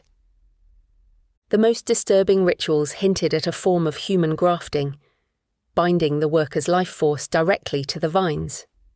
Once bound, the servant, and those they love, belong to the vineyard. They shall know no rest in this life or the next, until the last vine withers and the final grape rots on the vine.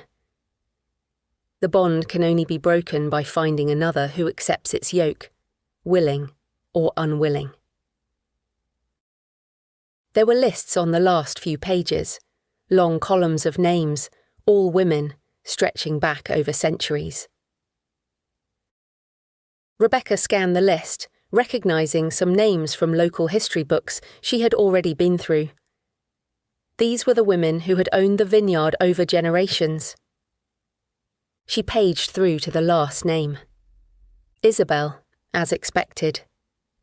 And then pages of blank space, waiting for the next custodians. A sudden gust of wind rattled the library windows, making Rebecca jump.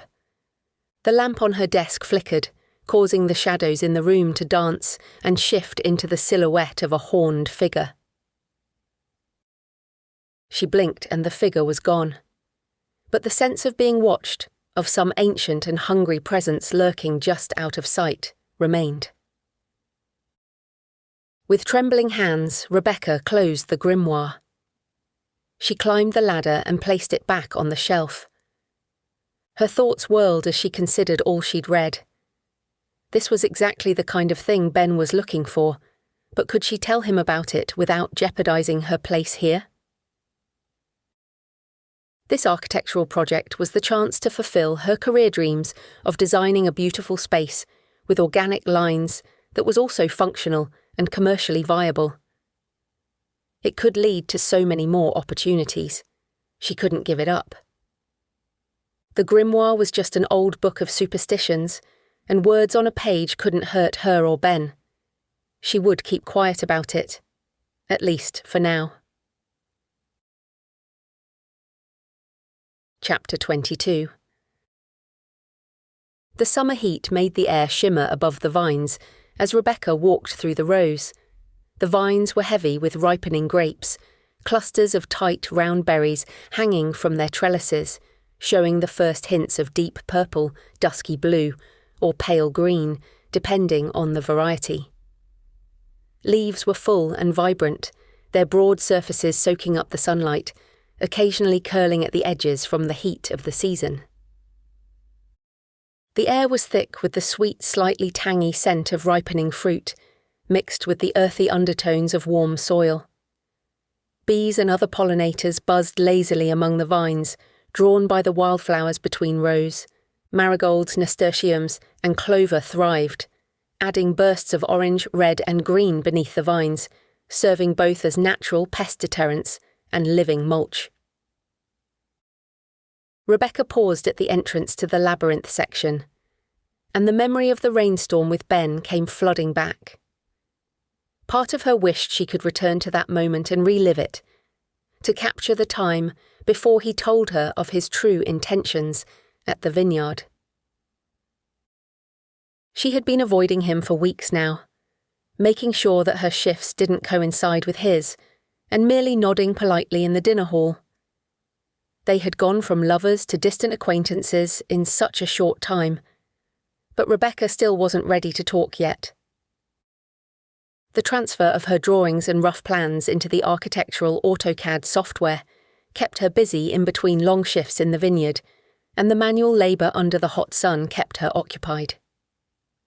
Her skin had tanned, and she had become more muscular, and at night she slept deeply from the day's exertion. Rebecca had looked in the mirror this morning and wondered at her transformation from the pale, unhealthy woman she'd been in London.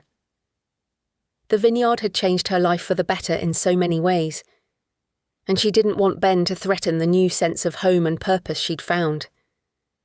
But she couldn't avoid him any longer, as the vineyard and community celebrated Lammas today, also known as Lunasa. It was the beginning of the harvest season, and if Beltane was anything to go by, the celebration would be strange and wonderful all at once. The sound of bells rang out in a peal of celebration, a sign for all workers to come in from the fields. Rebecca headed into the courtyard to find it hung with garlands of wheat and woven wildflowers, and the scent of freshly baked bread made her stomach rumble. Isabel stood in the centre of the courtyard, directing the final preparations. A wreath of wheat and cornflowers crowned her silver hair, and she wore a flowing dress of duck-egg blue that shimmered in the sunlight as she encouraged workers on with a smile. Isabel waved Rebecca over and gestured to a long wooden table where a group of women were gathered. "Come and join us." The table was covered in stalks of wheat, dried corn husks, and an array of colourful ribbons and threads. The older women worked fast, weaving and twisting the materials into various shapes as they whispered words of blessing. "We're making corn dollies," Isabel explained as she pointed Rebecca to an empty spot at the table. "It's an ancient tradition honouring the spirit of the harvest."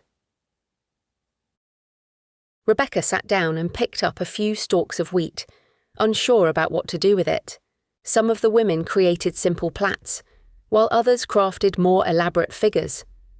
Harvest maidens with flowing hair made of corn silk, and fertility symbols with exaggerated curves. Branwen sat at one end, her gnarled fingers twisting together strands of knotted wheat stalks and feathers to make a kind of witch's ladder. Next to her, another woman formed a horned creature from tangles of wheat and wild grasses. "Lammas is a time of transformation," Isabel said. "We stand at the threshold between summer and autumn, life and death. The grain gives itself so that we might live, and through our corn dollies, we symbolically echo the natural world." One of the younger women leaned over to Rebecca. "Here, let me show you." After the demonstration, Rebecca found herself lost in the work, growing more confident as she twisted and braided the wheat. She managed to make a simple braided loop tied with a ribbon by the time everyone else finished their more elaborate creations. "Now we move on to the blessing bread," Isabel announced, passing around a large wooden bowl filled with a rich, yeasty dough. Each woman took a handful, kneading it gently before adding it back to the bowl. "As you work the dough, focus on your hopes for the coming harvest. Pour your energy into the bread." Rebecca closed her eyes as she kneaded, trying to clear her mind of doubts and focus on positive thoughts. The dough was warm and alive under her hands, and she found herself thinking of the vineyard, of the swelling grapes, and the promise they held for the future. When she opened her eyes, she saw Isabel watching her intently, a look of approval on her face. As the bread was set aside to rise, the courtyard filled with more people. Villagers arrived carrying baskets and crates and set up makeshift market stalls around the sides. Rebecca wandered amongst the stalls, taking in the vibrant display of local produce. Plump tomatoes glistened next to bunches of fragrant herbs. Jars of golden honey caught the sunlight, while wheels of cheese promised rich, complex flavours. It was a feast for the senses, a celebration of nature's abundance. Rebecca had occasionally gone to farmers' markets in London, but those urban streets were so far from the land where the produce was grown. Whereas here, she was beginning to understand the soil and the land in a more intimate and meaningful way. As Rebecca circled around the courtyard, she found herself at the wine-tasting booth. Ben was there with some of the other workers, pouring samples for a group of enthusiastic visitors. He looked up as she approached. "Would you like to try our new rosé?" His voice was carefully neutral, but in his eyes there was an entreaty. Rebecca nodded and accepted the glass he offered. Their fingers brushed as she took it, and she brought the wine to her lips, tasting the fresh, crisp sweetness.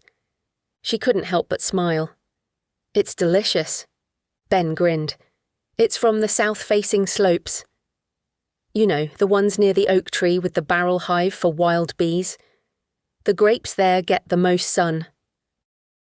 Rebecca took another sip, just as the music started up, and a cheer rippled through the crowd. It wouldn't be a rural festival without some folk dancing. But the atmosphere was so different to Beltane.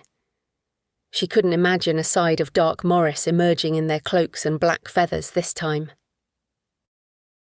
The music was joyful and light, and with the beat of the drum and the rattle of tambourines, couples began to dance, their feet moving in intricate patterns as children skipped and twirled at the edges of the circle, their laughter rising above the music. "Would you like to dance?" Ben asked suddenly, setting down the wine bottle. Rebecca hesitated, torn between caution and the desire to recapture some of the easy companionship they'd once shared. "I don't know the steps." "Neither do I, but we can figure it out together." He reached out a hand, and after a moment's consideration, Rebecca took it. They joined the circle, awkwardly at first, but soon finding their rhythm. As they moved together, Rebecca felt some of the tension between them ease. "I've missed you," Ben whispered softly, his hand warm on her waist. "I've missed you too," Rebecca admitted, "but I'm still not sure what to think about everything you told me." Ben nodded, his expression serious. "I know, and you don't need to do anything. I just want you to be careful." As the music grew more riotous, the crowd continued to dance and drink as the sun sank lower in the sky. Dusk fell, and the courtyard was bathed in a soft golden light. Lanterns flickered to life around the edges of the celebration. As Ben spun Rebecca round, she caught sight of Isabel at the edge of the gathering. She was gesturing to Nate and a few other key vineyard workers, her expression dark, despite the joyous atmosphere as they headed off together into the shadows. The hairs prickled on the back of Rebecca's neck, and she tightened her grip on Ben's hand. "Don't stop dancing, but spin us closer to the manor house." Ben raised an eyebrow, but he smoothly guided their steps in that direction, weaving through the celebrating crowd.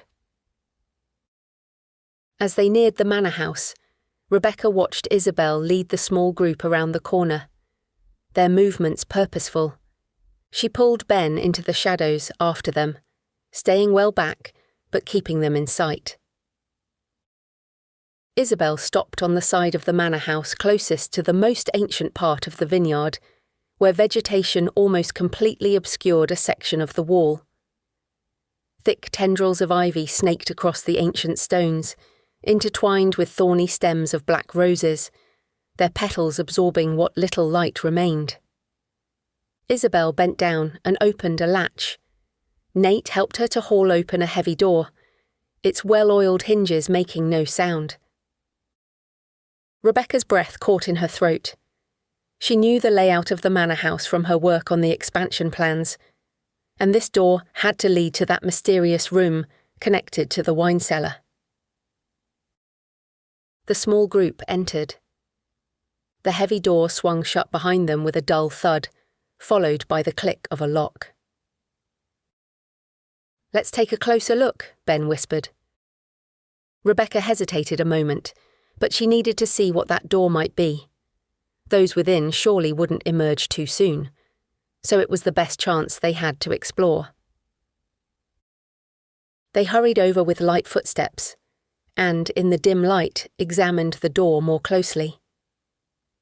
The ancient wood seemed to pulse beneath Rebecca's fingertips as she traced the intricate symbols carved on its surface, along with the shapes of vine leaves and grapes. The grooves of the unfamiliar runes felt warm, almost alive, as if they held the imprints of countless hands that had touched them over centuries. Each symbol whispered a language just beyond her comprehension, hinting at forgotten knowledge and forbidden rites Rebecca could never learn from books in the library. They had to be experienced in person. A horned creature nestled amongst the carved vines, its features both human and bestial.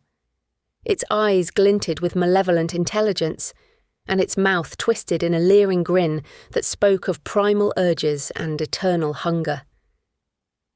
It was the same figure from the mural in the preparation shed. Ben leaned in close, his breath warm on her neck as he studied the carving. "You've seen that figure before, right?" The horned god, an ancient figure representing the untamed aspects of nature, fertility, the wild hunt, the cycle of life and death. He demands sacrifice in exchange for a good harvest. The sound of rhythmic chanting started beyond the door, the words indistinct but almost hypnotic. Underneath it all came a low, pulsing beat that Rebecca could feel in her bones, as if the earth beneath them awakened.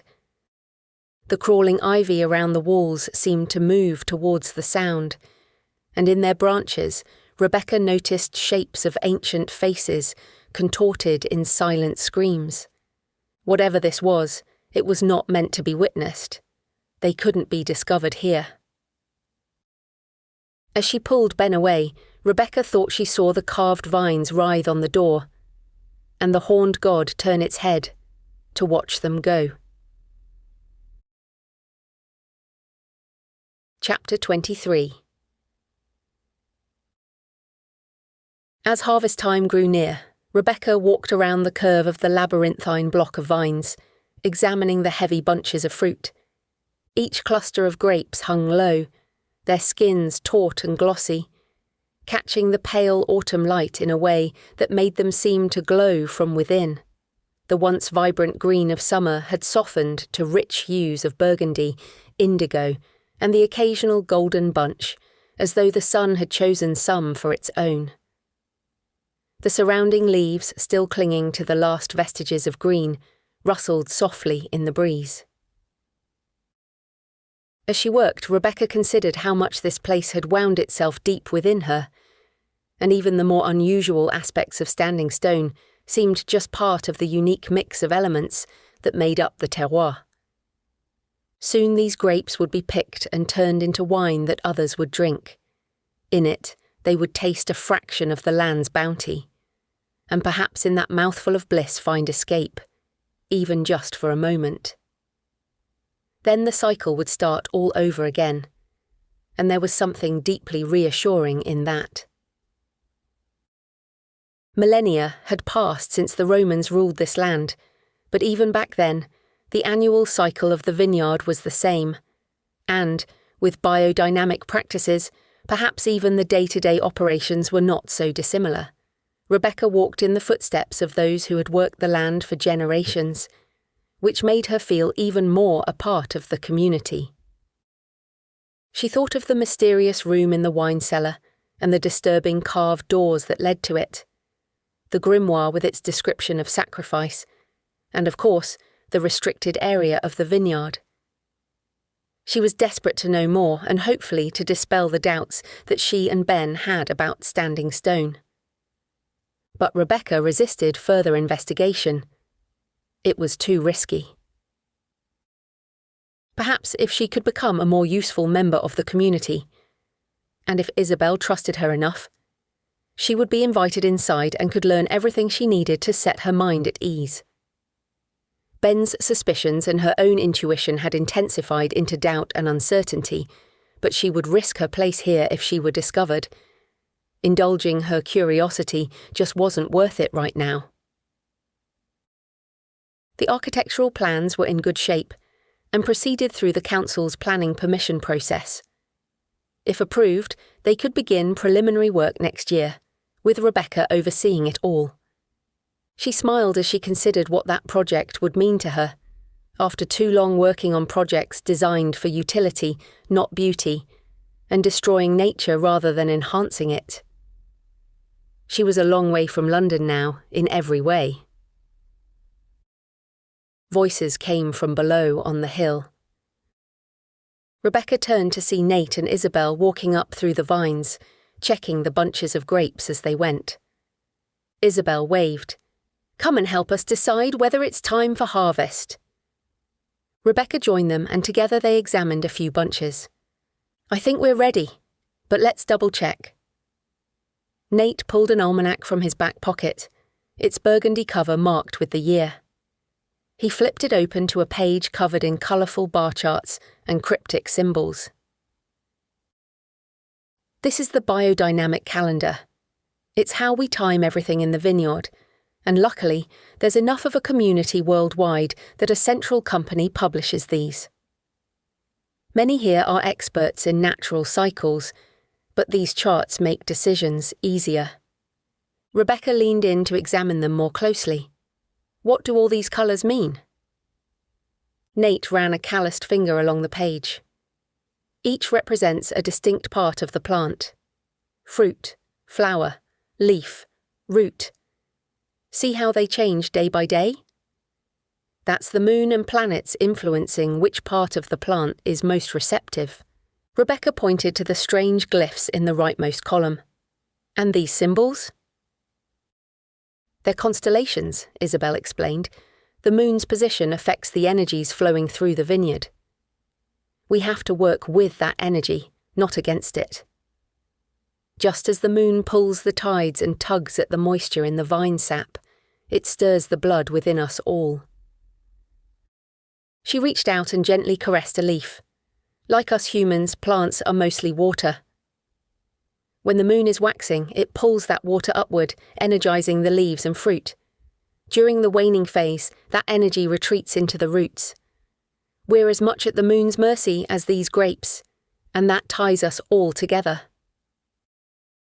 A gust of wind rustled through the leaves, and for a moment, Rebecca could have sworn she heard whispers on the breeze.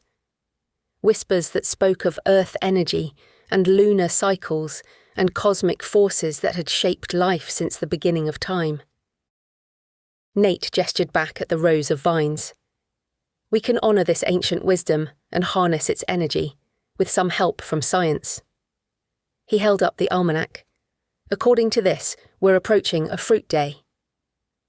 The moon will be in Sagittarius, a fire sign, which is perfect for harvesting. Fire signs amplify the energy in the fruit, bringing out the fullest flavours and vitality. This is when the grapes are at their most expressive, soaking up every bit of the sun's warmth and the earth's richness. He traced his finger over the lunar cycle marked on the page. We need to complete the harvest while the moon is descending.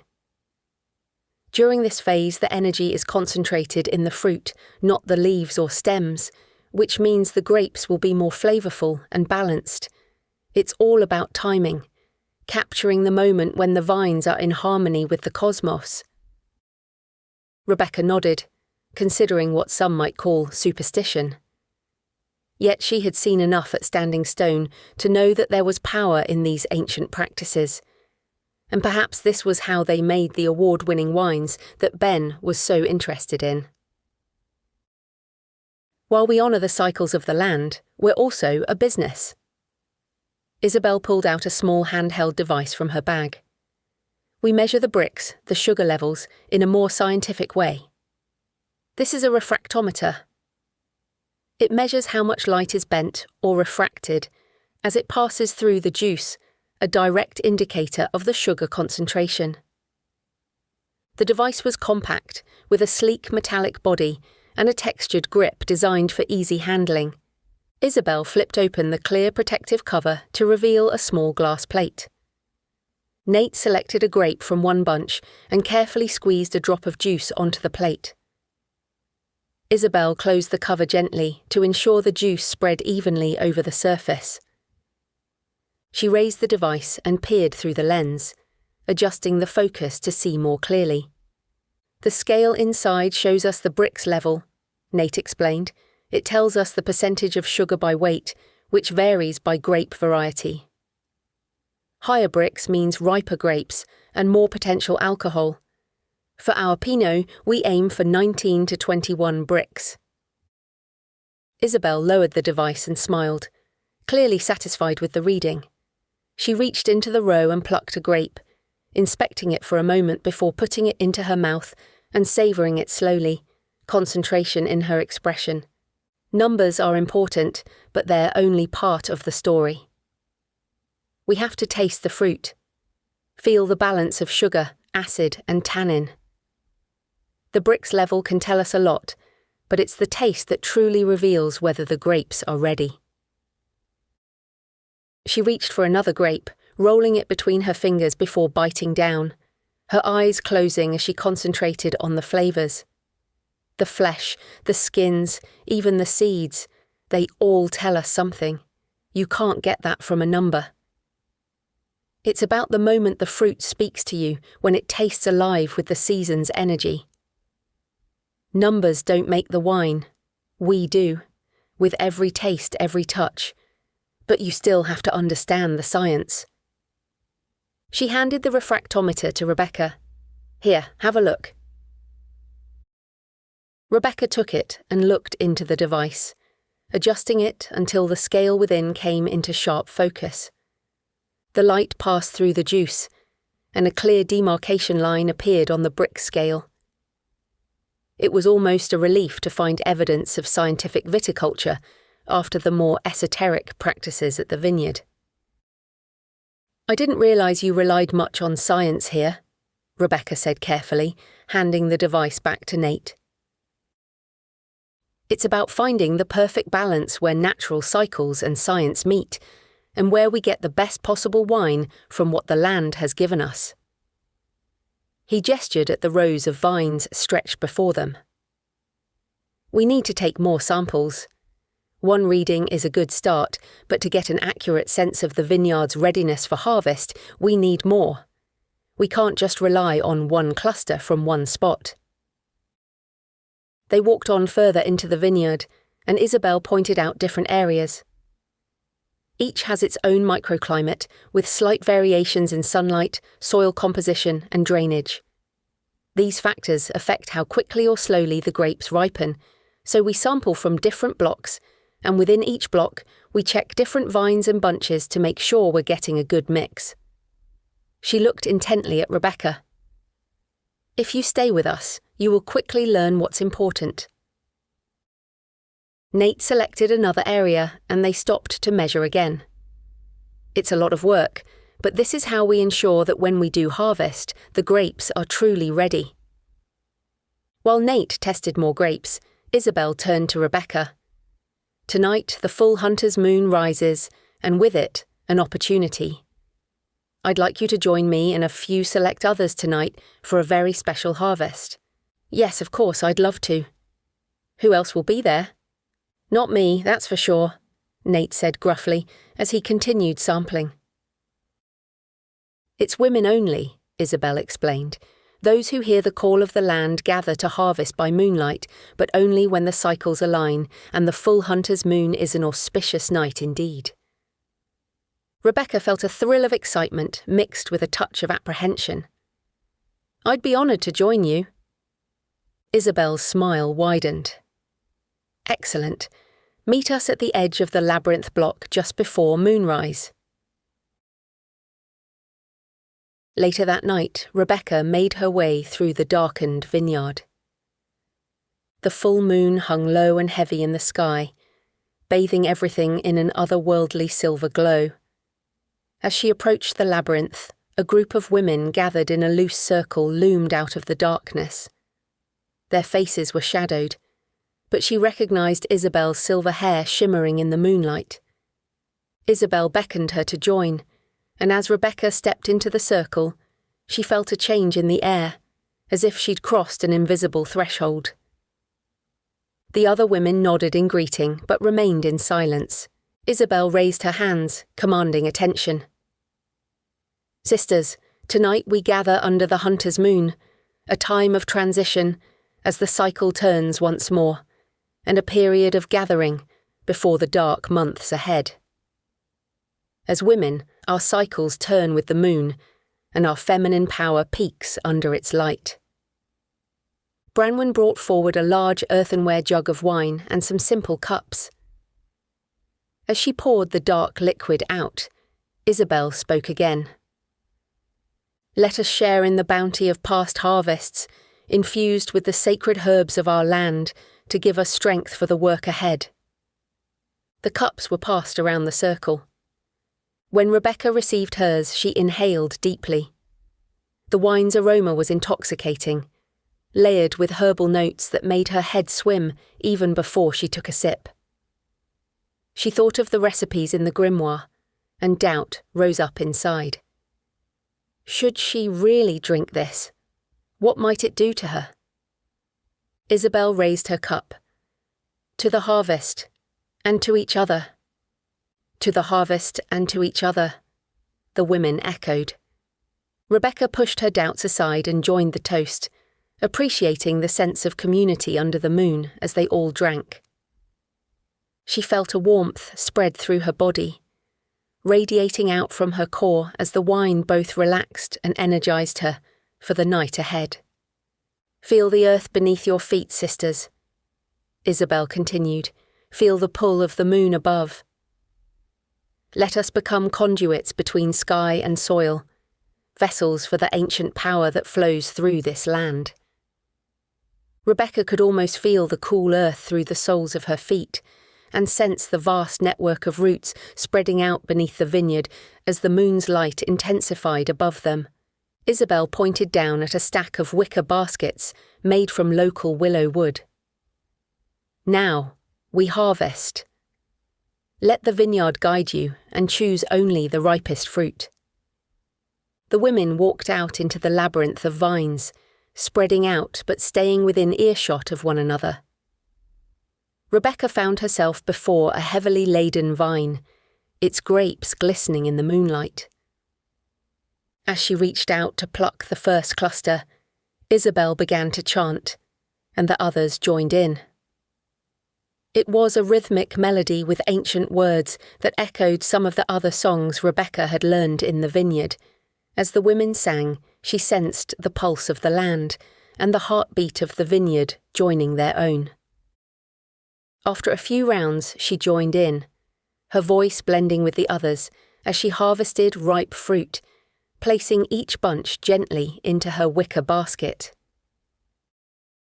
The boundaries between her body and the vineyard blurred as the chant evolved, becoming more complex, with words in an ancient language she didn't know, but somehow understood on a primal level.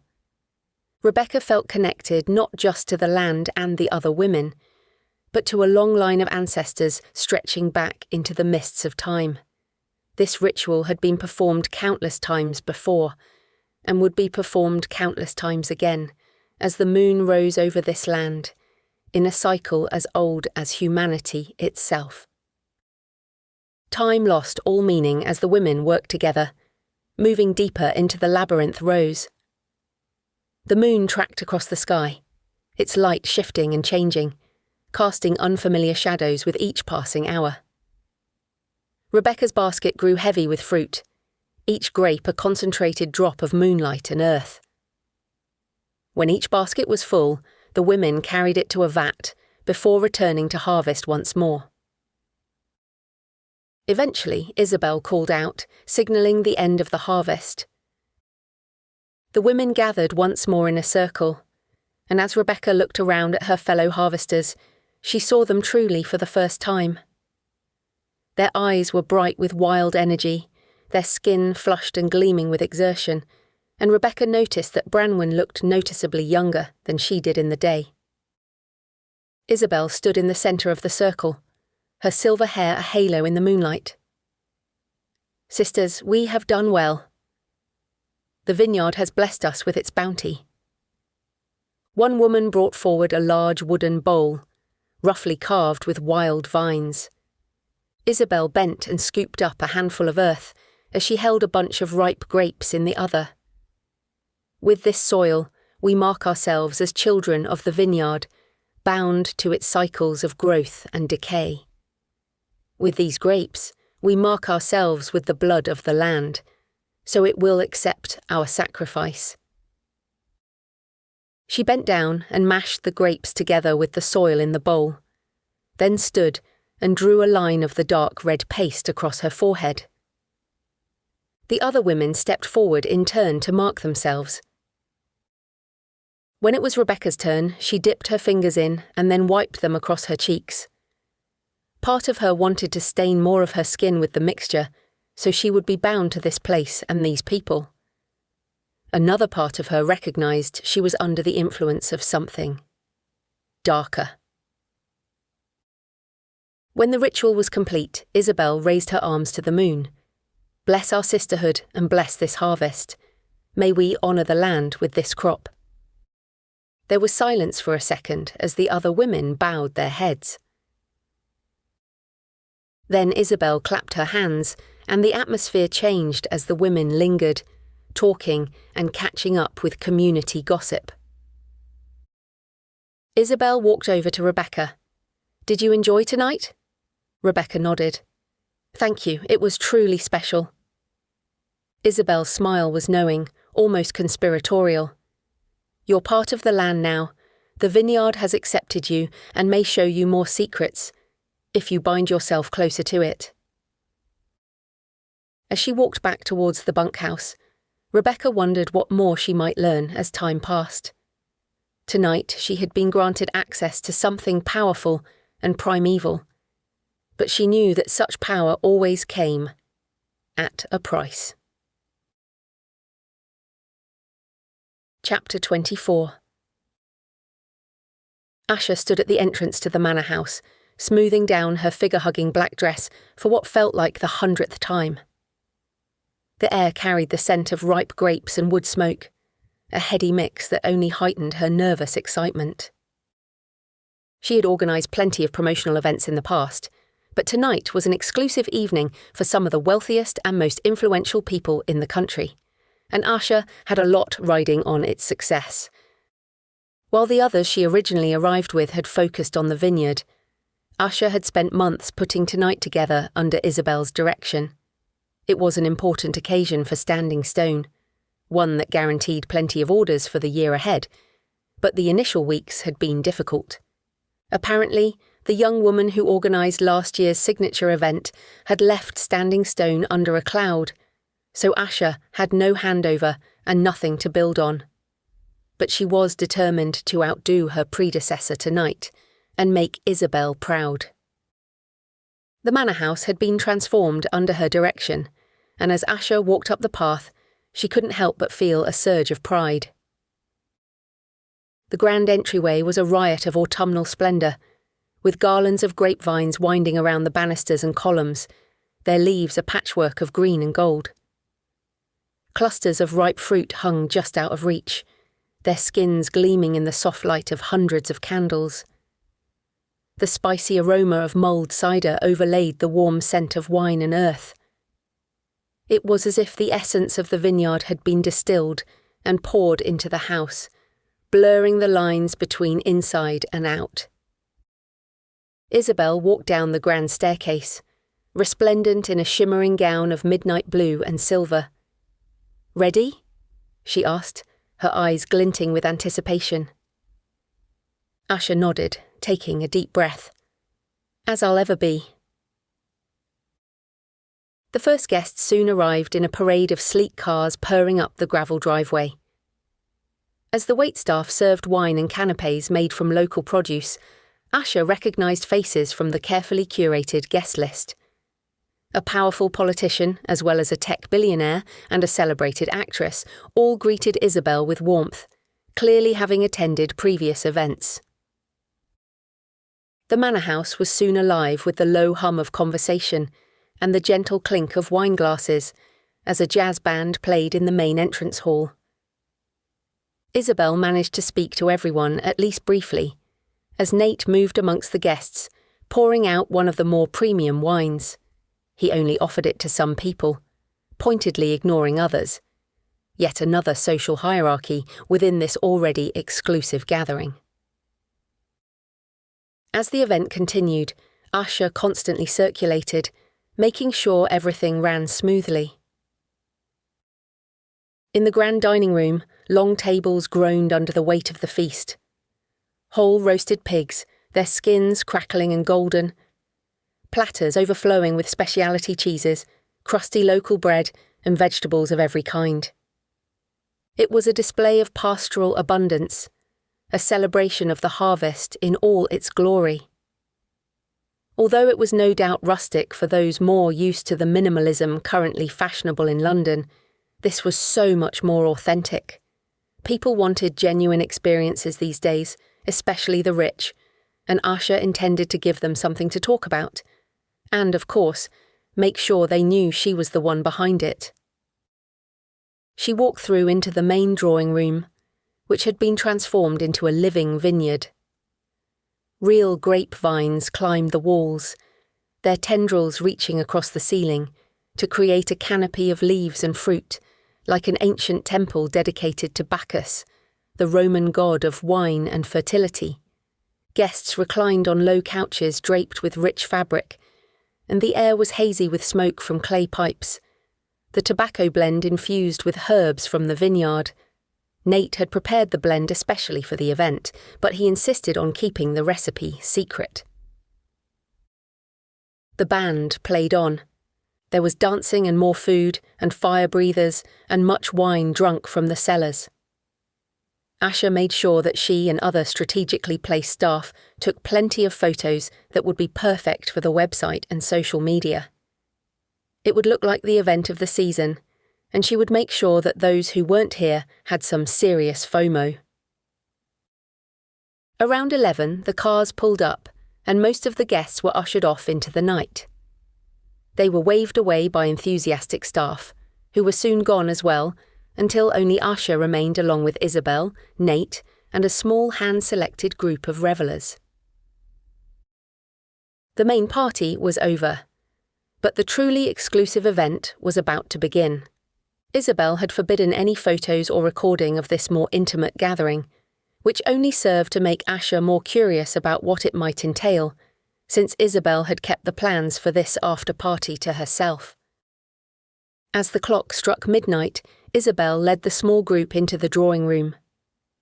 The guests were merry with wine and food, but the atmosphere became serious as Isabel raised her hands for silence. Tonight, we stand in a place where the veil between worlds grows thin, where the ancient power of the vine holds sway. A hush fell over the crowd, every eye fixed on Isabel as she reached up and plucked a single grape. For millennia, wine has been more than mere drink. It is a sacrament through which we commune with our darkness and the sacred energy that runs through this land. Tonight, you will taste the culmination of that tradition. The horned gods share. Nate walked forward, holding a single wine bottle with reverence. The glass was so dark it seemed to absorb the surrounding light, and on its label, a simple line drawing of a horned skull emerged from lush vines. While the wine that Nate shared amongst some guests earlier had been exclusive, this vintage was so rare that it was only available to invited guests for tasting twice a year. The bottles were sold under blind auction and rumoured to reach extravagant sums. Nate gently placed the bottle on a small table beside Isabel as she continued. The horned god share is more than just wine. It is liquid history, the essence of this land, and those who live and work on it, distilled into drops of the divine. She raised an eyebrow and gave an almost lecherous smile. You will taste heaven, my friends, and then you have the rest of the night to take yourself there. As Isabel wove a spell of words over the audience, Asha looked around at the guests who remained, recognising many of them. The chief constable, the highest-ranking police officer in the county, his cheeks flushed with wine and anticipation. A bishop stood nearby, although he had removed the golden cross around his neck that Asha had noticed earlier in the evening. The tech billionaire sat next to an old money aristocrat, all united in their desire for the exclusive, the forbidden. It was mostly men left now, and Asha noticed that a few of them looked at her with interest. These were people accustomed to power, to getting exactly what they wanted. She would have to make sure they didn't get too close later. Nate brought in a wide, shallow tray, with small handmade cups resting upon it, their surfaces rough and uneven. The candlelight caught the edges of the vessels, highlighting cracks and imperfections that spoke of centuries past. "Are they Roman?" Asher heard someone whisper. "Etruscan, more likely," another guest murmured in response. The ancient cups seemed to absorb the flickering light, creating pools of shadow in their bowls. Asher wondered how many now dead and buried worshippers had sipped from these very vessels over the generations. "From earth we come, and to earth we return." Isabel lifted the dark bottle of the horned god's share. "But tonight we transcend our earthly bonds." With reverent care, she poured a small measure of wine into each cup. It was thicker than normal wine, and the dark liquid seemed to move with a life of its own, pooling in the bottom of each cup, its surface as still and black as obsidian. As Isabel poured, she chanted words in an ancient language, both guttural and lyrical, that made the hairs on the back of Asher's neck stand on end. "We call on you, O horned one, master of the wild hunt. We offer you this night's bounty." Isabel raised her cup. The candles flickered violently, flames dancing as if stirred by an unfelt wind. Their shadows leaped and twisted on the walls, taking on strange shapes that stalked through the room as if searching for prey. "We ask for your blessing," Isabel continued, her eyes gleaming in the unsteady light. "Open us with your savage heart, and let us be untamed in your presence." As Nate passed around the cups, and each guest took one, some with shaky hands, a hush fell over the room, and the air grew heavy and expectant, pressing down on Asher's chest until each breath felt like a struggle. It must be the scent of the wine making her heady. It was rich and earthy, with undertones of ripe fruit and something more primal that lingered at the back of her throat.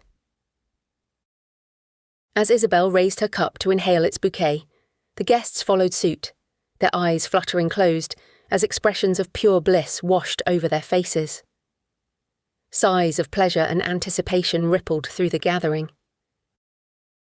"Breathe in the essence of the vine," Isabel instructed, holding her cup before her like a chalice.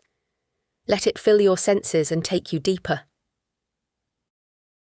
The guests seemed to fall into a trance-like state, swaying gently, as if moved by an unseen current. The tech billionaire's fingers trembled as he clutched his cup, while the bishop's face took on an almost beatific glow. Isabel raised her vessel high, the surface of the dark liquid catching the candlelight for a brief moment. "Drink now to the horned god. May his wild blood flow through our veins and bless us for the wild hunt." As one, the assembled guests lifted their cups. Asher held her breath, watching as they tipped their heads back and drank deeply. The room fell silent save for the sound of sipping and the occasional gasp of pleasure. The chief constable was the first to lower his cup, his eyes wide and unfocused. A thin trickle of wine ran from the corner of his mouth, staining his collar crimson. He made no move to wipe it away. Instead, he ran his tongue slowly over his lips, as if to savour every drop. The aristocrat let out a low moan, and his cup slipped from suddenly slack fingers onto the carpeted floor as he shuddered in ecstasy. What the hell was in this wine? Asher felt a touch on her back and turned to find Nate with a clay cup in his hand, a few centimetres of wine within. He offered it to her. "Here, try some. You deserve it after all your hard work."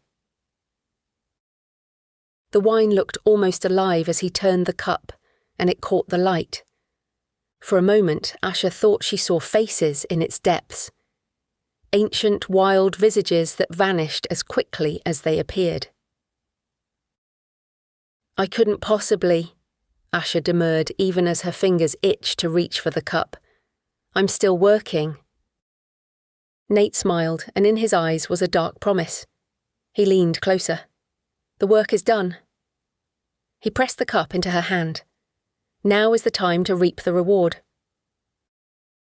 Asher took the cup and raised it, inhaling deeply as the others had done. The aroma was intoxicating. Ripe berries and sun-warmed earth, with hints of smoke and something mineral. Above her, the vines seemed to move closer, their tendrils reaching out as if to caress the assembled guests. If this vision came from just the scent of the wine, what would the taste do to her? "Drink," Nate whispered. "Let the horned god come." Taste the spirit of Standing Stone. How can you understand the vineyard unless you experience it? Asher's hand trembled as she raised the cup, closed her eyes, and took her first taste. Chapter 25. In the first sip, Asher tasted berry notes layered with wild herbs, and something darker, a metallic tang that intensified before dropping into a sense of crushed leaves under ancient vines. The wine was full-bodied, and as she drank the cup down, Asher relaxed into wonder at its complexity. It was as if birth and fermentation and decay all happened simultaneously, and each mouthful contained the abundance of life in the vineyard. She had heard the term terroir, but until now she had never really understood how a place could be so embodied in a wine. The horned god's share burned a fiery path down her throat, and the room around her pulsed and shifted as her perception deepened. Colours became more vivid, and sounds sharpened and clarified, as if her animal senses were coming to life. Asher blinked, refocusing on the room and those around her. The flush on their cheeks, the wild light in their eyes. The power of the vine clearly touched all who drank. She felt the warmth of Nate's hand on the small of her back, his touch electric even through the fabric of her dress. He lightly ran his fingers over the curve of her buttocks, and Asher gasped at the intensity of the sensation. "This is the gift of Standing Stone," he murmured, his breath hot against her ear. He moved behind her and pulled her back against him, his hands exploring her body with feather-light touches. Others could see them, but Asher didn't even care. She was lost in sensation, and around them, all were lost in their own pleasure. A laugh bubbled up from the crowd, high and wild, as the tech billionaire threw his head back in abandon. His pupils were wide, leaving only a thin ring of colour around inky black pools. He began to sway, his movements becoming more fluid and animalistic with each passing moment. The bishop was on his knees, hands raised in supplication, as he muttered what sounded like a prayer. But the words that spilled from his lips were no holy litany. They were guttural and primal, an invocation to forces far older than any church. The celebration transformed into something wilder, more primal, with couples and groups taking pleasure in each other as Isabel glided through the chaos like a dark goddess, her gown now seeming to be woven from the shadows that danced at the edges of the room. Wherever she passed, the frenzy intensified. The chief constable climbed on top of a table, wearing a crown of twisted vines and small bones, as he thrust into one reveller. At their feet, others writhed in ecstasy, fingers clawing at the earth as if trying to sink roots into the vineyard floor beneath. Asher's heart raced, pounding a frantic rhythm against her ribs as Nate held her close against him. He had one arm around her waist, almost forcing her to watch what was happening, while his other hand teased her to heights of pleasure. While his touch hypnotized part of her, Asher also sensed an edge of danger in the room. It was slipping out of control. A primal instinct deep inside screamed at her to run, but her limbs were leaden. She couldn't move, She caught sight of her reflection in the mirror across the room. Her eyes were wild, her hair a tangle of leaves and vine tendrils. A flush had spread across her cheeks and down her neck, disappearing beneath her dress. She looked feral, dangerous, beautiful. Behind her, Nate's eyes met hers in the mirror, and in them she saw a hunger that she too felt rising inside. The music, which had faded to background noise, suddenly swelled into the haunting sounds of pipes and drums, a primal rhythm that spoke of hunt and harvest, of life and death entwined. The melody was discordant, yet it resonated through Asha's bones, calling to something ancient and wild within her.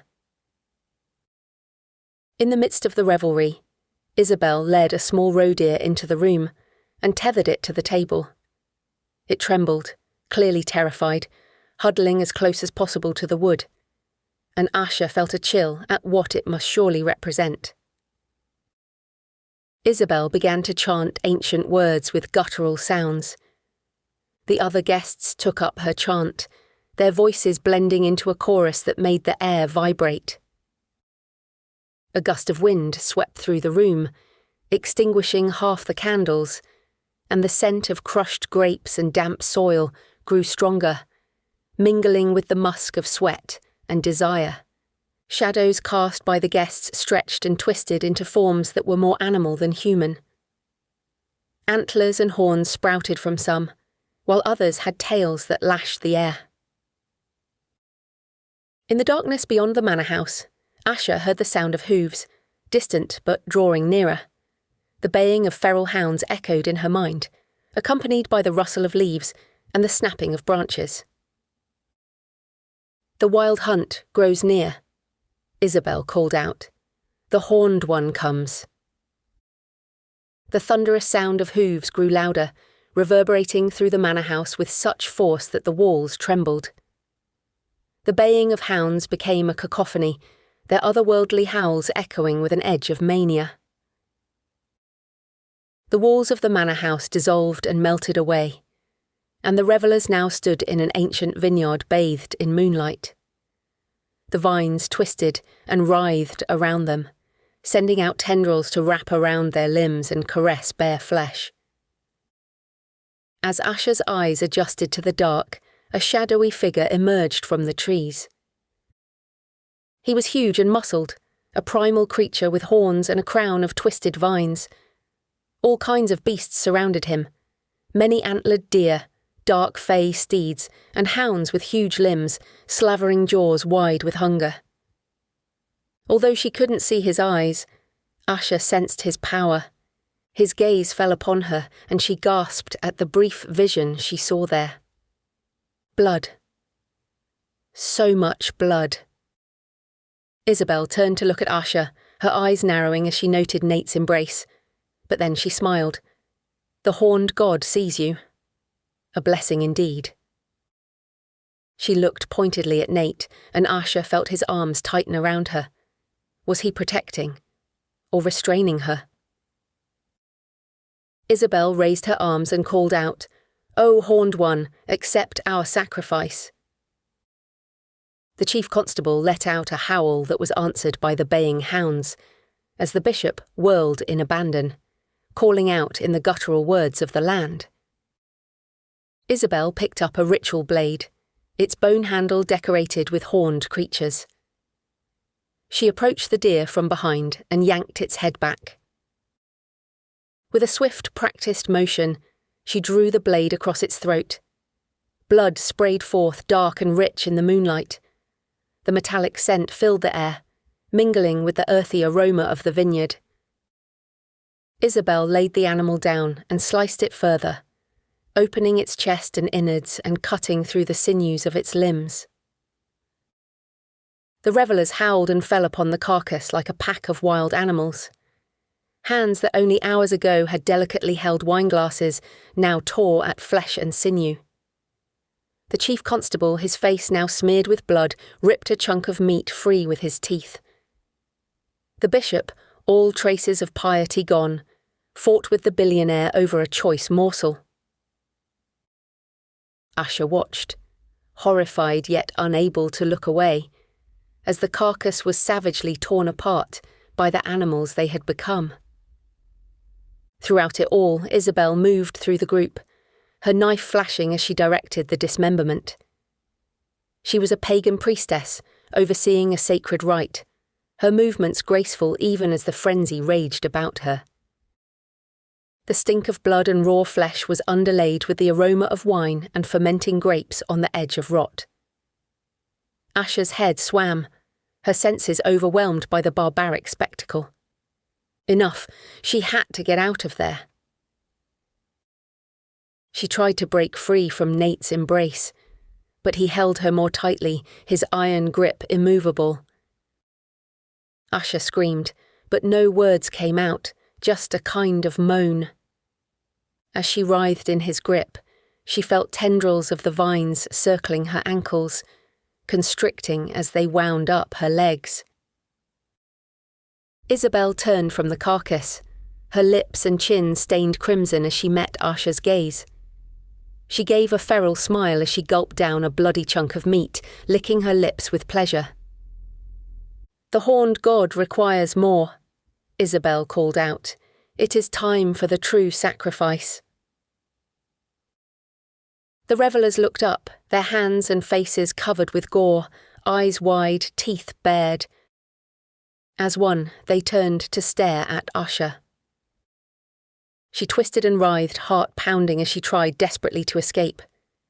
But she was bound in place by the savage vines, and Nate's bestial strength, and almost paralysed by whatever strange drug was in the wine. Isabel picked up the ritual knife and recited the guttural prayers once more. She stalked closer as the vines curled higher around Asha's body, their sinewy power pulling her down to her knees. Nate let her go and stepped away, allowing Isabel to stand behind her. Asha wept as she tried to escape the bonds of the vines, but they constricted tighter and tighter, tethering her to the land beneath. She felt Isabel's almost gentle hand on her forehead, pulling her neck back as the chant rose to a crescendo. A flash of the silver blade, a warm rush of blood. The horned god took his sacrifice. Chapter 26. The morning sun slanted through the windows of the manor house, its cheerful radiance at odds with the chaos within, as Rebecca picked her way carefully through the debris-strewn hallway. The click of her boots on the hardwood floor seemed unnaturally loud in the post-celebration hush. It had clearly been an excellent party. The grand entrance hall, which had been a verdant wonderland last night, now looked like a battlefield where nature and debauchery had waged a violent war.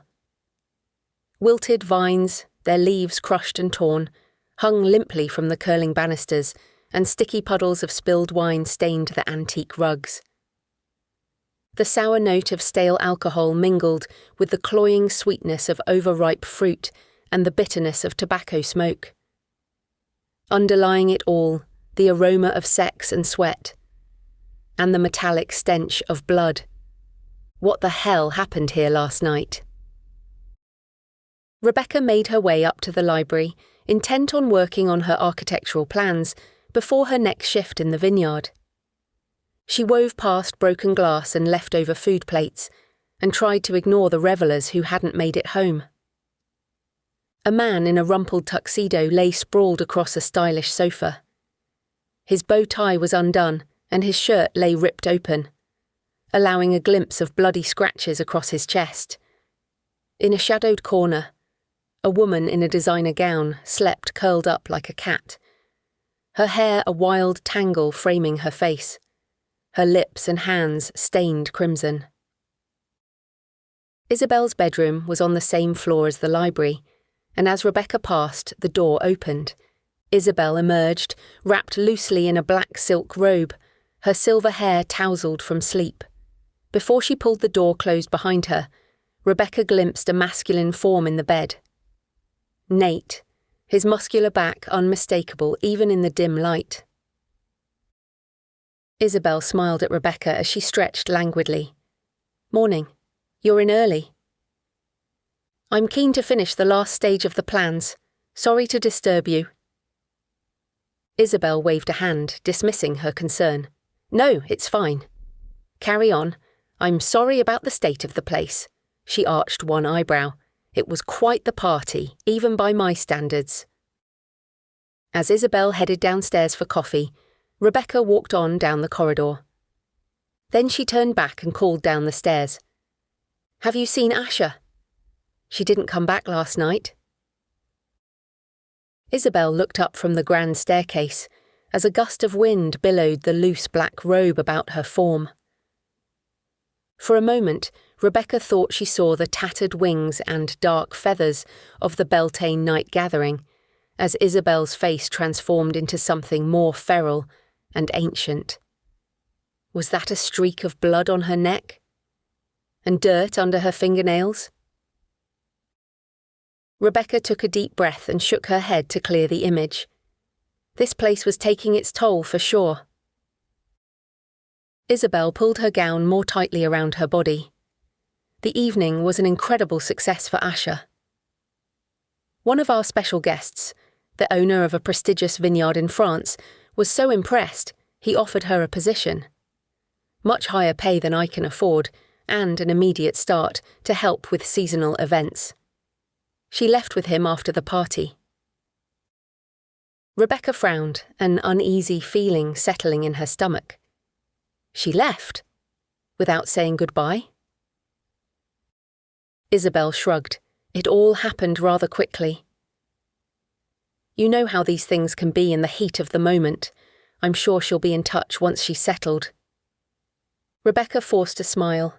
"Yes, of course. I'm so glad the night was a success." As she turned away, her stomach churned with an edge of doubt. First Liam, then Helen, and now Asher.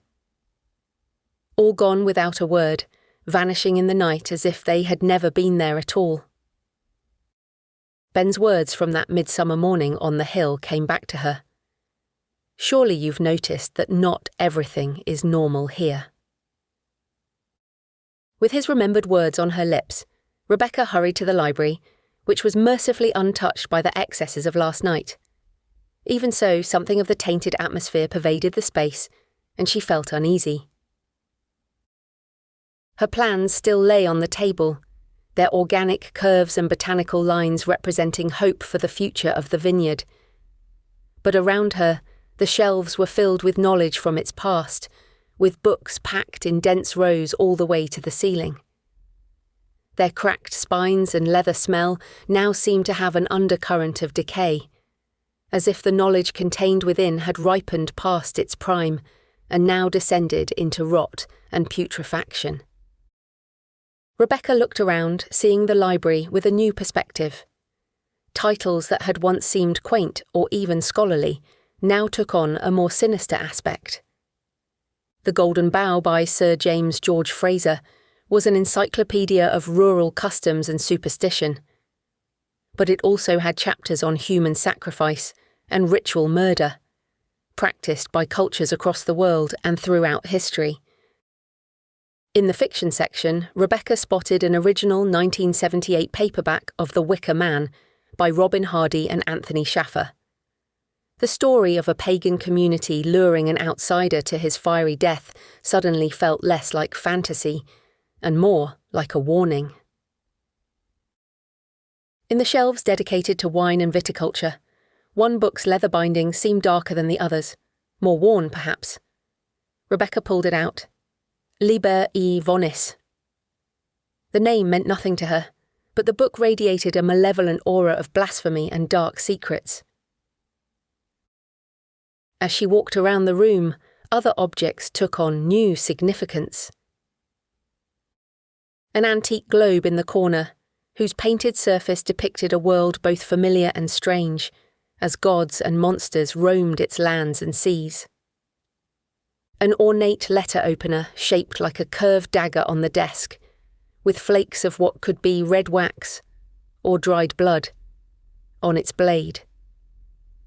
And watching over everything, In a glass cabinet full of figurines, Rebecca spotted a creature of tarnished metal, half man and half beast, its hoof pressing the head of a sacrifice into the earth, while it raised its horned antlers to the sky.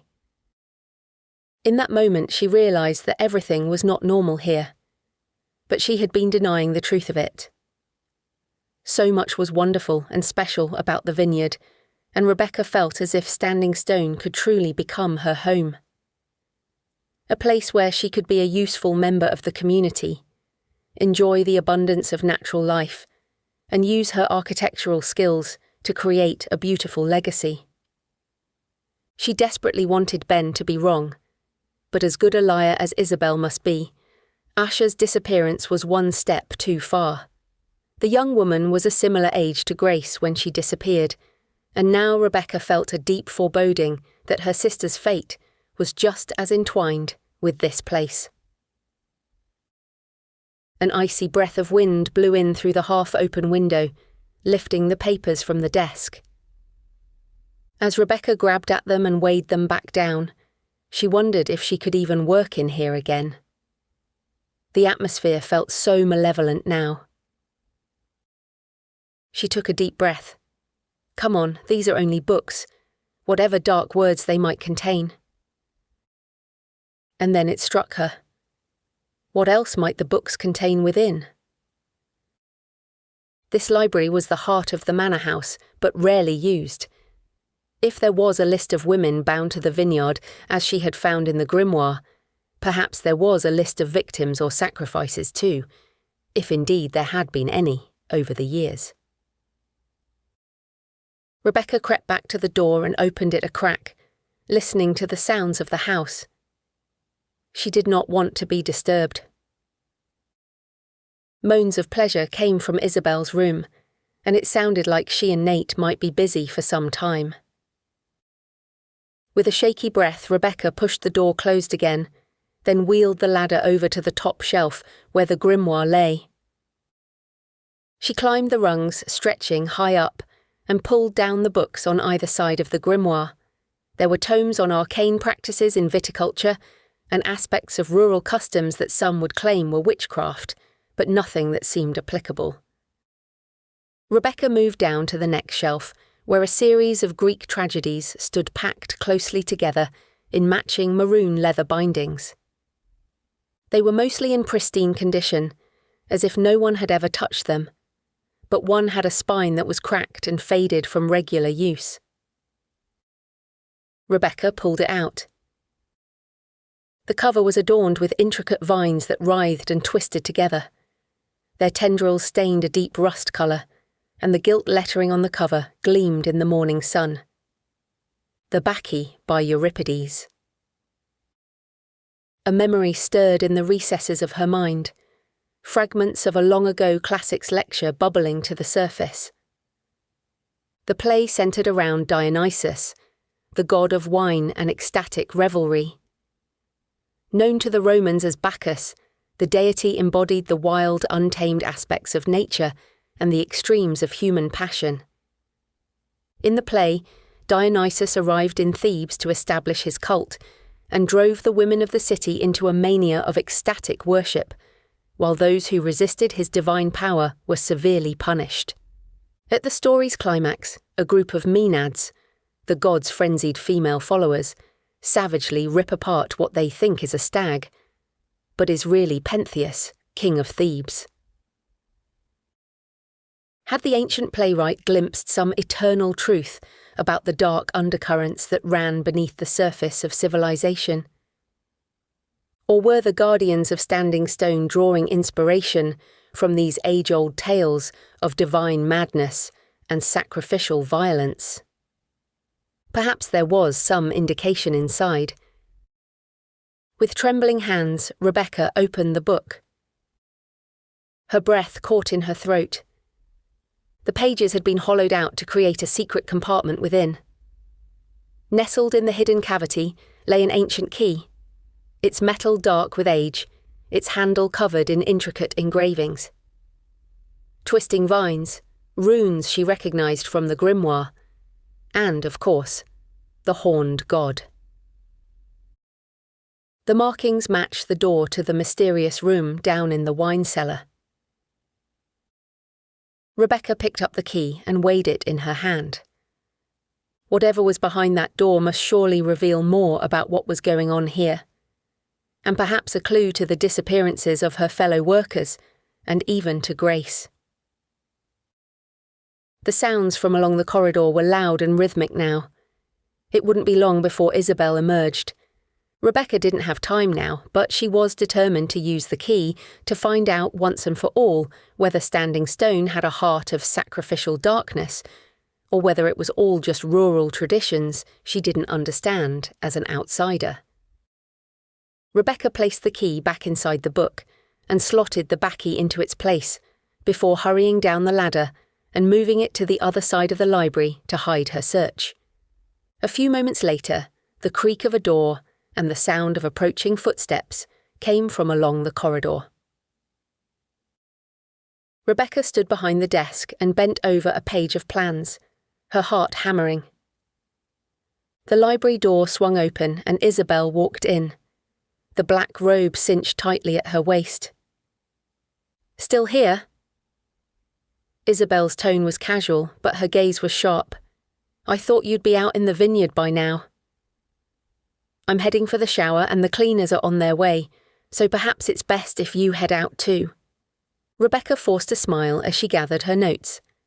"Of course, I'll just finish up." Isabel nodded as she scanned the room as if searching for anything out of place. "Well, don't let me keep you." And Rebecca, remember that curiosity can be dangerous out here in the country. Some books, and some doors, are best left unopened. The threat in her words was unmistakable. Rebecca nodded, her mouth dry. "Of course," she managed to say. "I'll keep that in mind."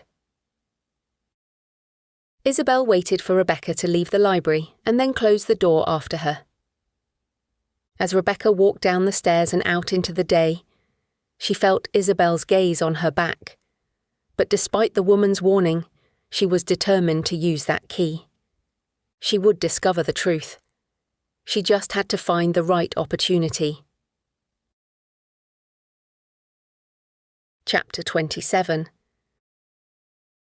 The vineyard hummed with the frenetic energy of harvest season, and the once neat rows of vines now bustled with activity.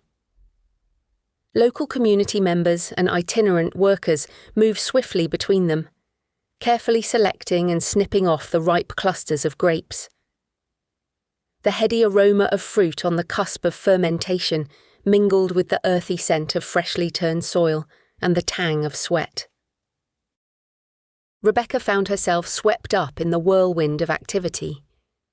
Her days began before dawn, joining the other workers in the misty fields. She'd grown adept at handling the razor-sharp secateurs, her fingers nimble as she sought the perfect bunches. The satisfying snip of stem giving way to blade had become a comforting rhythm, punctuated by the occasional call of "basket" as workers filled their containers to the brim with plump, juicy grapes and shouted for new vessels that would then be carted back to the fermentation sheds. The work was hard and left Rebecca with aching muscles.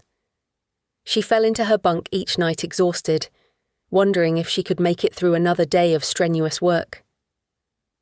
But there was also a sense of camaraderie among the harvesters that made the long hours bearable, and even fun at times.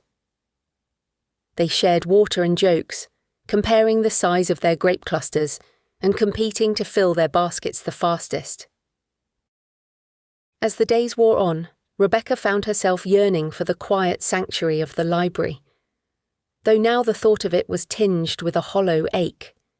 She missed the musty smell of old books, the way the sunlight once slanted through the tall windows, illuminating motes of dust that danced in the air. But now those moments felt distant, unreachable, as if the library had become a ghost of itself, tainted by shadows she could no longer ignore. The solace she once found there had been fractured, but she still needed to get back in and revisit the book and the key. There just hadn't been the opportunity. "Rebecca," Isabel called out one morning across the yard. "I've had your plans and drawings moved to the administration block. I need your help with harvest data entry, which is a better use of your skills. It'll be easier for you to work on the computer there now that you're done with your research." The implication was clear, and Rebecca nodded, forcing a smile even as her heart sank. "Of course, that makes sense. Thank you." On the rare morning she worked on the plans, Rebecca now felt unsettled. She couldn't shake the feeling that she was being watched. Every time she glanced out the window, she half expected to see Isabel's silvery head poking around the corner, checking up on her. Was her access to the library being deliberately restricted? Did Isabel know what she had found? Perhaps the key had even been moved.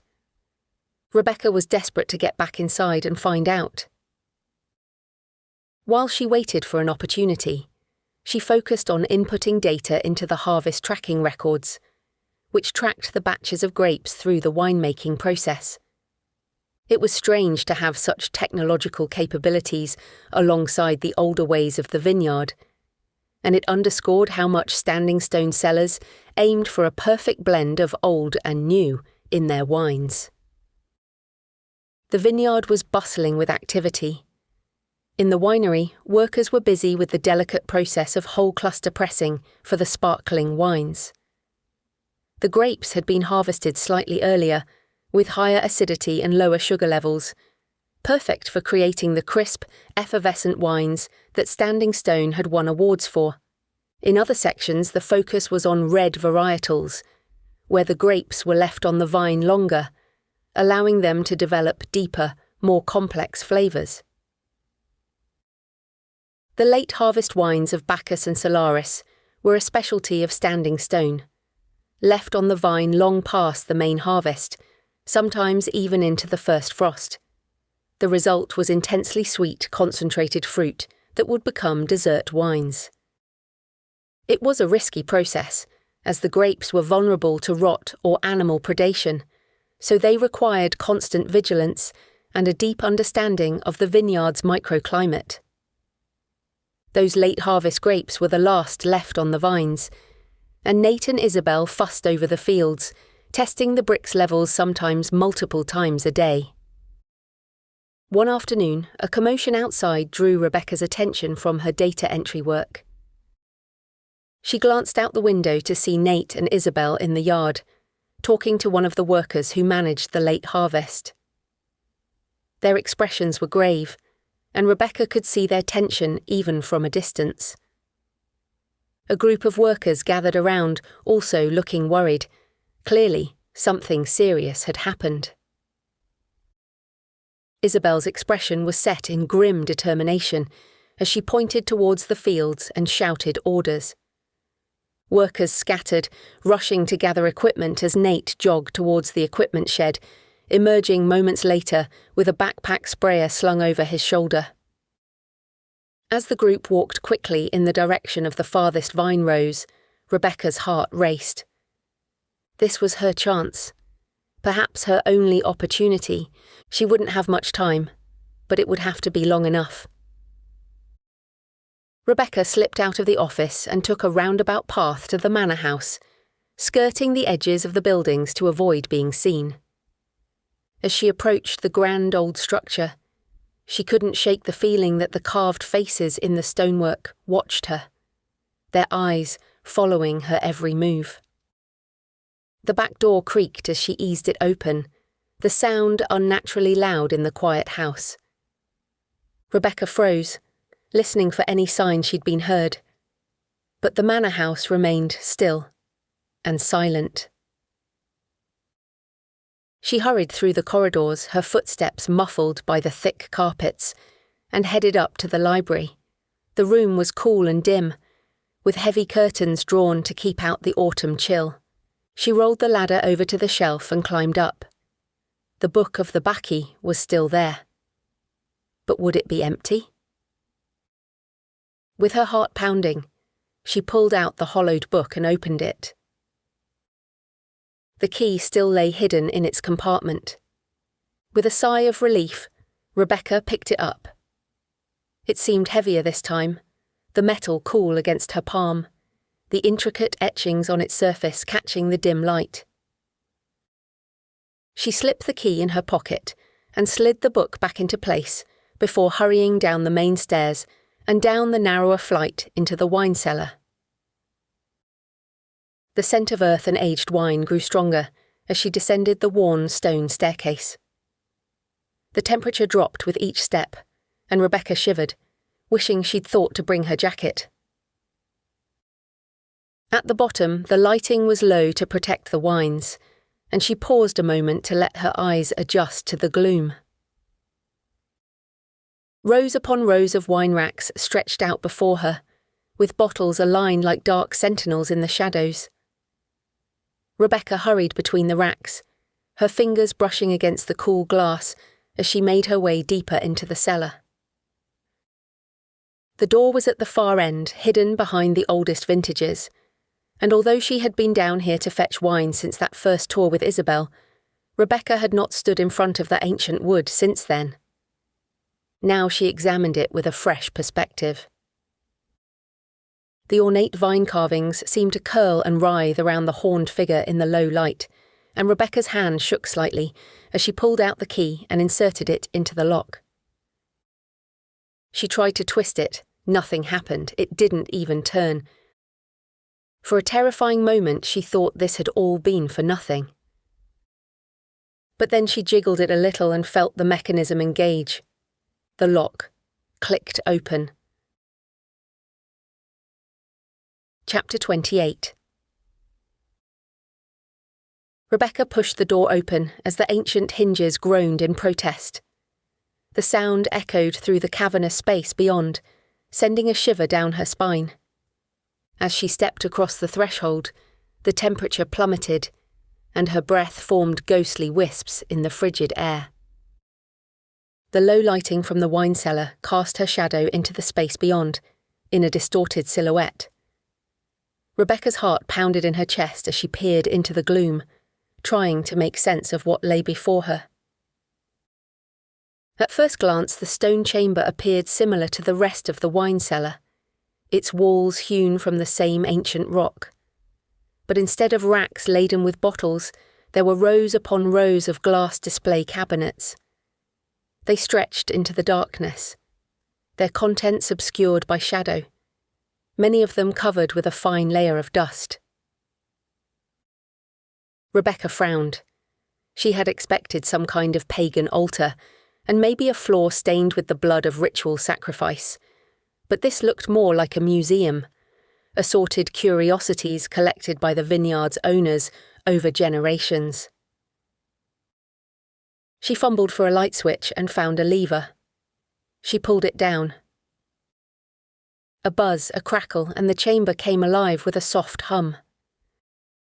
Small lamps mounted on the sides of each cabinet flickered to life with a warm glow that hinted at the treasures within, rather than fully revealing them. As her eyes adjusted, Rebecca made out more details. Each cabinet was meticulously labelled with a range of years, the dates etched into small brass plaques on the front. She walked closer, her footsteps echoing in the silence, and noticed that the years stretched back in time as the cabinets receded into the depths of the chamber. The glass cabinet doors reflected distorted visions of her face as she passed by. In one, her eyes were large, dark pools that seemed to swallow the light. In another, her mouth stretched into an unnatural grin, teeth gleaming. Rebecca shuddered and averted her gaze from the dark carnival likeness. Once she had determined that there was nothing in the chamber other than the cabinets, Rebecca leaned in to examine the contents of the nearest one. Each shelf represented a year and had a series of what appeared to be mundane objects lying on top. A tarnished button, a scrap of faded fabric, a lock of hair tied with a fraying ribbon. Every item was labelled with painstaking care, bearing a name and a date in spidery handwriting alongside the runes of the horned god. As she moved from cabinet to cabinet, Rebecca's confusion grew. The objects seemed random and intensely personal. A child's marble with swirling colours dulled by time. A woman's earring made of a single pearl dangling from a bent wire. Other shelves had fragments of bone and yellowed teeth, and one contained scraps of what looked like parchment covered in indecipherable script. The deeper Rebecca ventured into the chamber, the older the artefacts became.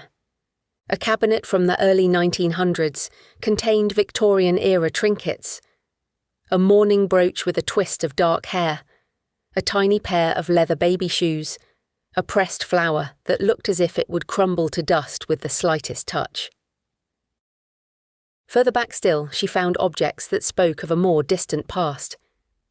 A Roman coin, green with age, a shard of pottery daubed with ochre dye, a stone arrowhead, wickedly sharp despite the millennia that had passed since its creation. As she examined each cabinet, a growing sense of unease settled in the pit of Rebecca's stomach. These were not museum curiosities, they were personal mementos, or trophies. The realization made her gasp, and Rebecca hurried back through the chamber, her breath catching in her throat as she found the cabinet for the current year. She bent closer to look inside. Liam's olive wood cross necklace, a page of Helen's botanical notebook, the ornate Mont Blanc pen that Usher's dad had given to her. Rebecca stifled a gasp, her hand over her mouth at the implication of what had befallen her fellow workers. The words in the grimoire surfaced in her mind. Rituals of binding and sacrifice to ensure a bountiful harvest. She spun around slowly, taking in the enormity of the chamber. How many lives were represented here? How many sacrifices made to the land in exchange for abundance? She had to know whether Grace was part of this terrible legacy. Rebecca walked slowly back down the cabinet row, counting back the years to when her sister disappeared. With nausea rising in her throat, she opened the cabinet to see what lay within. A plastic hair clip with a butterfly design. A small metal box emblazoned with a Bible verse. And there, in the middle, a wooden triple moon pendant hanging from a leather cord. Tears spilled down Rebecca's cheeks as she reached out for the pendant. She had seen it around Grace's neck countless times, as her sister fidgeted with it when deep in thought, a smile on her lips. It was definitely hers. Grace had died here at Standing Stone. With shaking hands, Rebecca lifted the pendant out and sank to the floor with it clutched between her palms. She sobbed as she closed her eyes and thought of her sister. Had she suffered? What had they done with her body? But even as she considered the possibilities, Rebecca knew in her heart where the bones must be. In the forbidden part of the vineyard, the only place she had not visited. Rebecca wept then for herself, for her blindness and her willingness to ignore the signs, to believe in the vineyard's beauty without questioning the darkness that lay beneath. She was so lost in her sorrow that she didn't hear the approaching footsteps until it was too late. The heavy door to the vault swung open. Rebecca looked up, blinking through her tears. Isabel stood framed in the doorway. For a moment, the two women stared at each other in silence. Then Isabel's face crumpled, a look of profound sorrow washing over her features. "Oh, my poor girl," she whispered, crossing the room in swift strides. Before Rebecca could react, Isabel knelt and wrapped her in a warm embrace. The older woman's arms were strong and comforting, her scent a mixture of earth and flowers that Rebecca associated with the vineyard itself. For a heartbeat, Rebecca remained stiff in Isabel's arms, her mind reeling with conflicting emotion. This woman was responsible for Grace's murder and for countless other deaths, and yet the comfort she offered was so needed. With a choked sob, Rebecca gave in. She leaned into Isabel's embrace, her tears flowing freely once more. Isabel held her close, one hand stroking Rebecca's hair in a gesture so maternal it made Rebecca's heart ache. "Let it out, my dear," Isabel murmured. "I know the pain you feel. Let me take some of it from you." As Rebecca's sobs finally receded, Isabel pulled away from their embrace. She looked much older down here, the years lying more heavily upon her. "I'm sorry you had to find out like this, and I know you must have many questions. You deserve answers, especially as I hope to bring you down when you were ready. What we do here is not an easy thing, and we have all lost loved ones. We have all made sacrifices."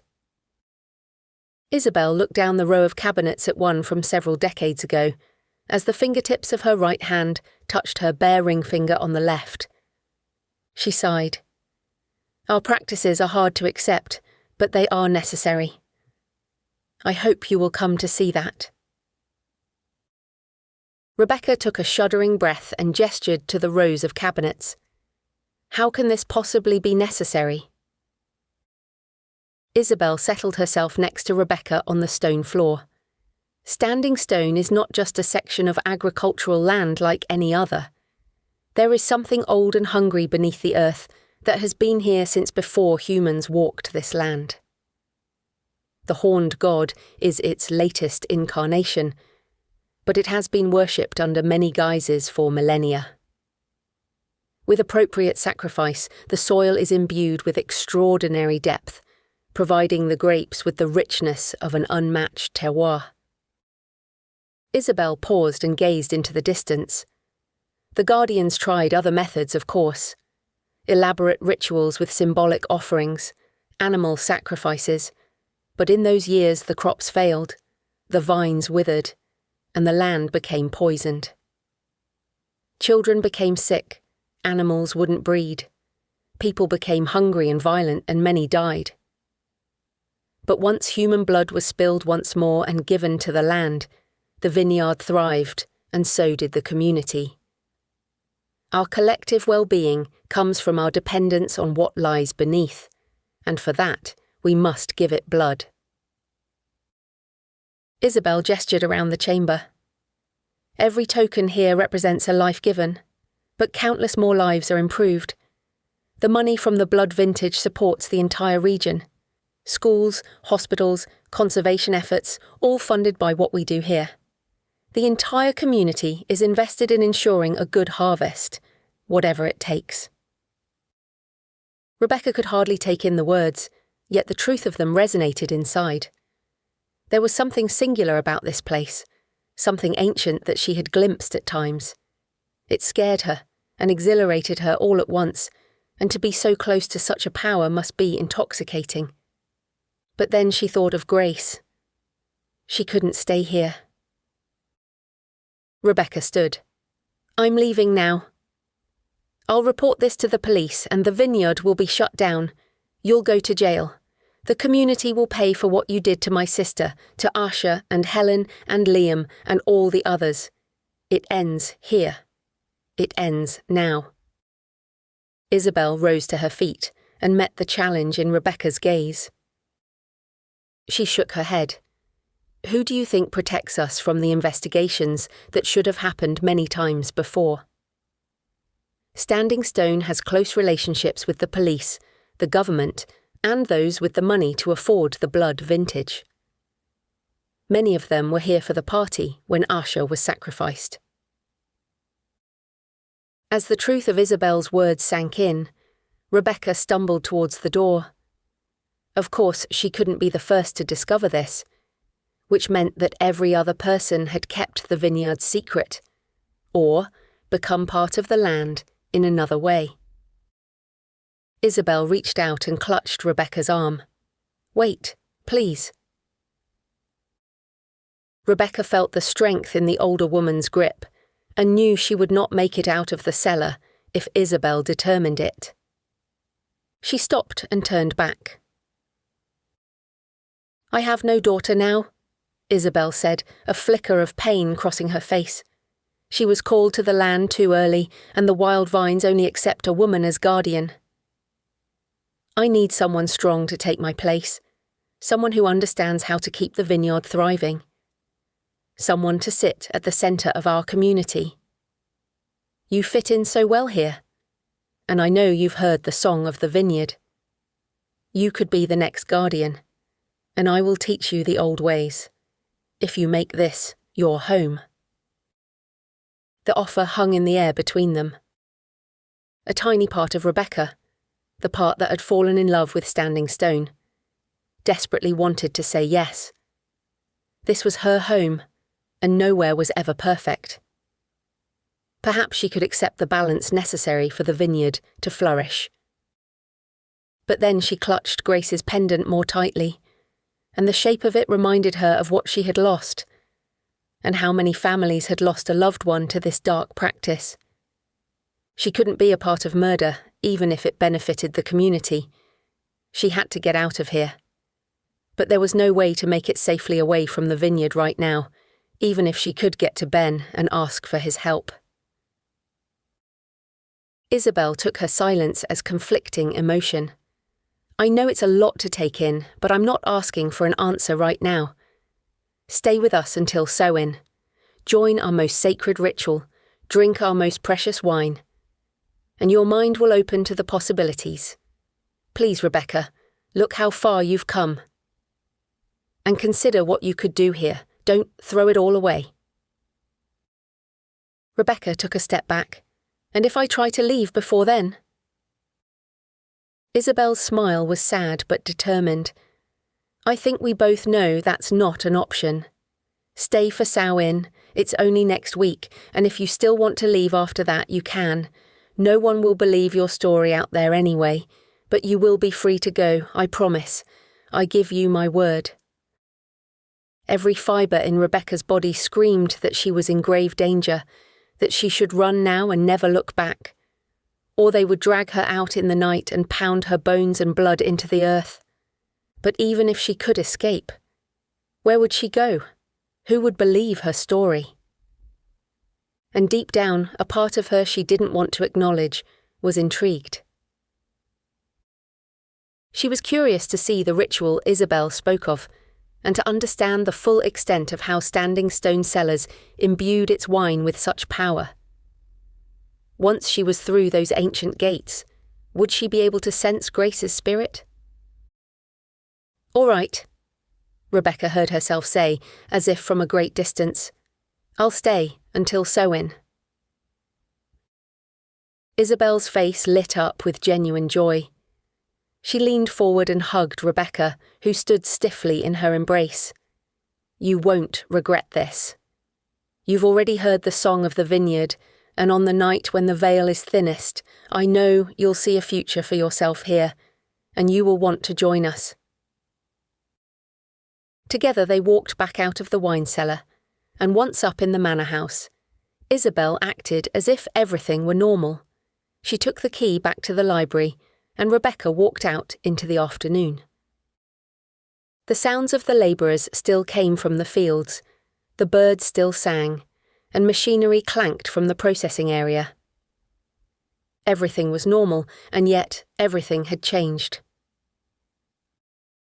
As she walked back to the shared bathrooms to clean her face, Rebecca saw Ben hard at work in the fermentation shed. He was bent over to work on a pump and didn't see her. She could go to him right now, and together they could leave and expose it all, get justice for her sister and the others.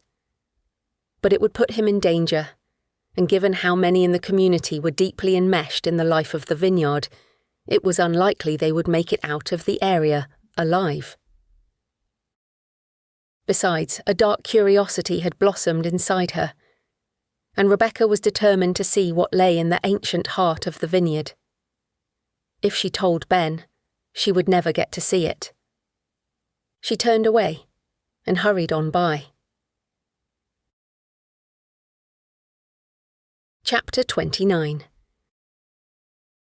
The final days of harvest passed quickly as the winery hummed with the constant movement of labourers and machinery.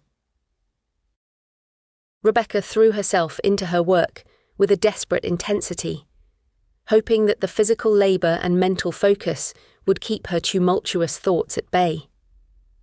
She rose before dawn, her body moving on autopilot as she dressed and made her way to the fields. The morning air was crisp now with an autumn chill, and as she walked between the rows of late harvest vines, her breath formed small clouds that dissipated in the pale pre-dawn light. Most of the vineyard now stood in stark contrast to the lush abundance of just weeks before. The once verdant rows now resembled regimented lines of wooden sculptures, each vine a unique work of gnarled and twisted art. A few remaining leaves clung stubbornly to the vines, their colours transformed by the cooling temperatures and shortened days. What had been uniform green was now a patchwork of gold, russet, and burgundy. Leaves spiralled in the air as Rebecca passed, launching on the wind to find their place in the cycle of the vineyard year. Most of the remaining workers were on jobs in the winery, but a few moved methodically through the rows, carefully removing any leftover grape debris to prevent disease in the coming year. Others gathered fallen leaves and pruned canes, piling them high in trailers to be composted and eventually returned to nourish the soil. Nate oversaw the application of specialised biodynamic sprays, although he didn't ask Rebecca to help with the preparations this time. The fine mist from the sprayers caught the early light, creating ephemeral rainbows that danced between the rows.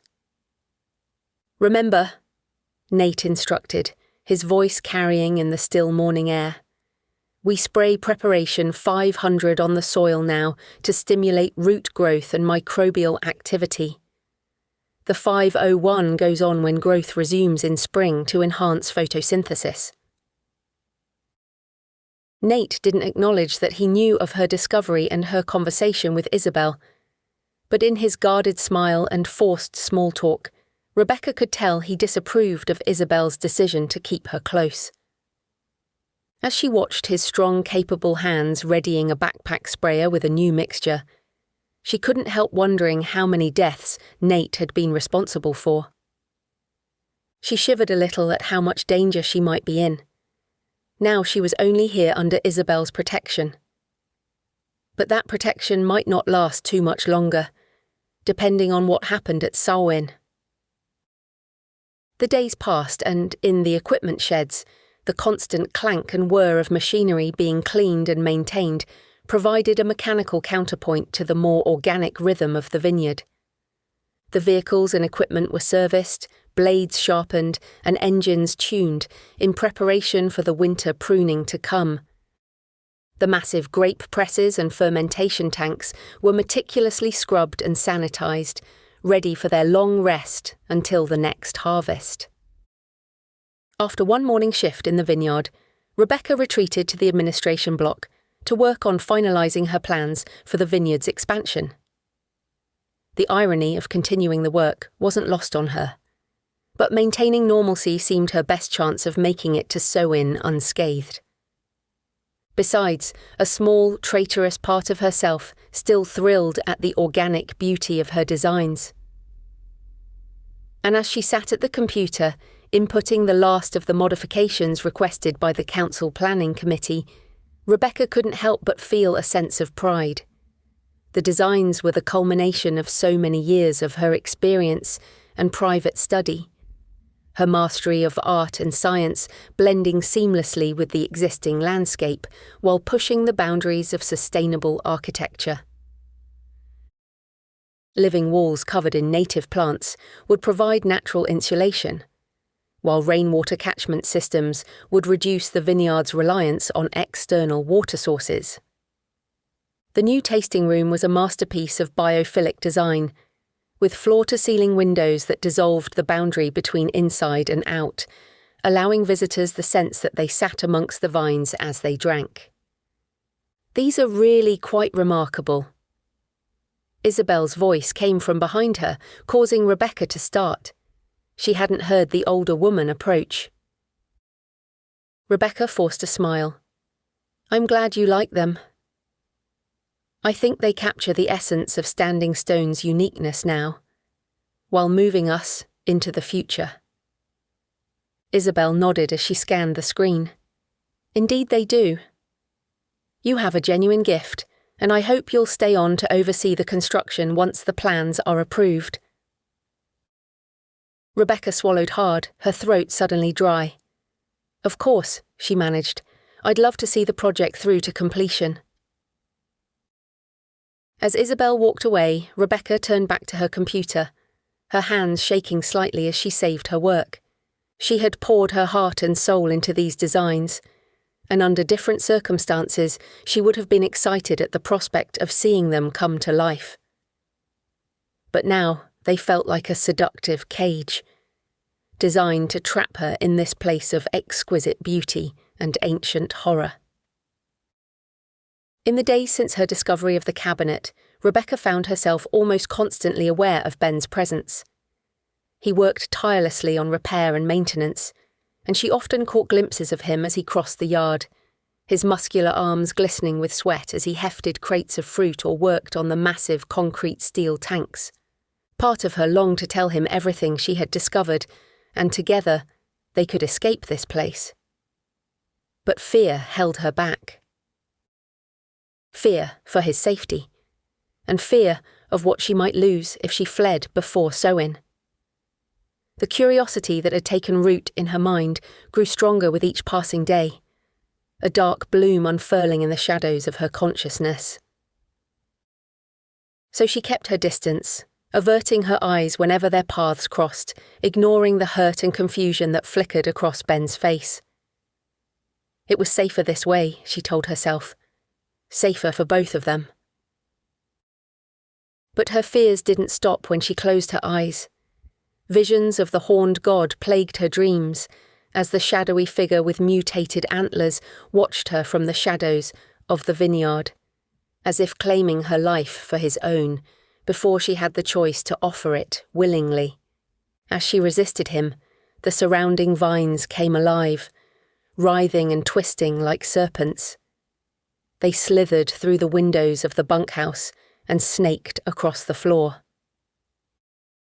Rebecca tried to scream, desperate to escape, but her body remained paralysed as the tendrils wound their way up the bed frame, coiling around her limbs, pinning her to the mattress with inexorable strength. As she struggled, gasping for air, the leafy tendrils circled her neck and began to squeeze, even as they thrust down her throat, choking her. At the edge of darkness, Rebecca woke, drenched in cold sweat, her heart pounding. The horned god was denied his sacrifice, at least for now, but the nightmares left her shaken. One night she couldn't sleep at all, for fear of what might take her while she lay unconscious. She dressed quietly and wandered out into the vine rows. In the pale moonlight, the landscape was otherworldly, as if she had stepped into a liminal space between reality and dream, where the veil was torn between this world and what lay beyond. She stood amongst the rows, her bare feet sinking into the cool earth, and closed her eyes. The night air carried the scent of fallen leaves and distant wood smoke, mingling with the aroma of fermentation from the winery. As she breathed deeply, Rebecca sensed the slow pulse of the land beneath her feet, the ancient rhythm that had drawn humans to this place for millennia. A sense of belonging washed over her, so profound it almost brought tears to her eyes. This was where she was meant to be. This land, this vineyard, it was all part of her now, just as she was a part of it. She reached for Grace's pendant, which now hung around her own neck. Her sister understood this connection to the natural world and revelled in the old ways. Rebecca smiled to think that Grace would have loved her architectural designs and the changes she had made in her life, which benefited her health and happiness, as well as the community. Rebecca walked deeper into the vineyard, her feet sinking into the cool, damp earth with each step. The night air was crisp and still, carrying the autumn scent of decaying leaves and the earthy musk of fungi sprouting in hidden corners. The silence was broken by rustling leaves in the hedgerows from burrowing creatures and the distant hoot of a hunting owl. The surrounding vines, though bare now, had stood for generations. They had witnessed countless harvests and watched generations of workers come and go as their roots delved deeper into soil enriched by years of growth and decay. Against this backdrop of enduring nature, a single human life was a fleeting spark, a brief flicker of light against the expanse of history. Rebecca leaned against a sturdy vine post and gazed up at the star-strewn sky, pondering the vastness of time and the insignificance of human concerns. Throughout history, people had always sacrificed to appease the gods, to ensure fertility and a good harvest, and to prevent disaster. Was Standing Stone just part of this ancient cycle?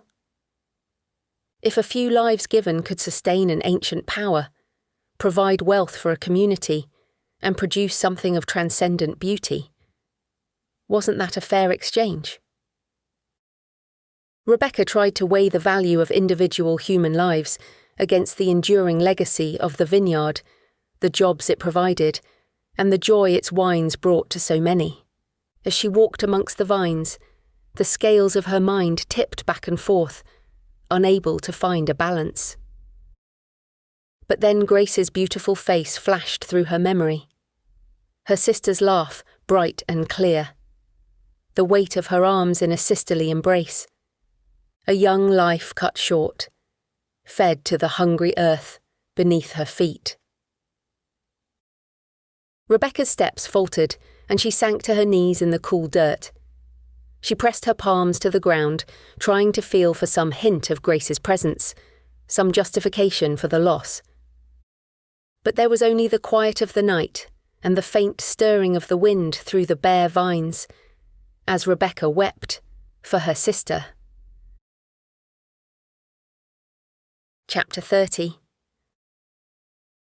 As October progressed towards its end, the vineyard began to empty of its remaining seasonal workers. Each day, another group would depart, their laughter and chatter fading as they piled into cars or boarded buses bound for other harvests or winter jobs. Those who remained through impromptu gatherings in the evenings, celebrating a successful season with music and, of course, plenty of wine. Rebecca found it easy to lose herself in these celebrations, to pretend for a few hours that she was just another worker, happy and content in a job well done.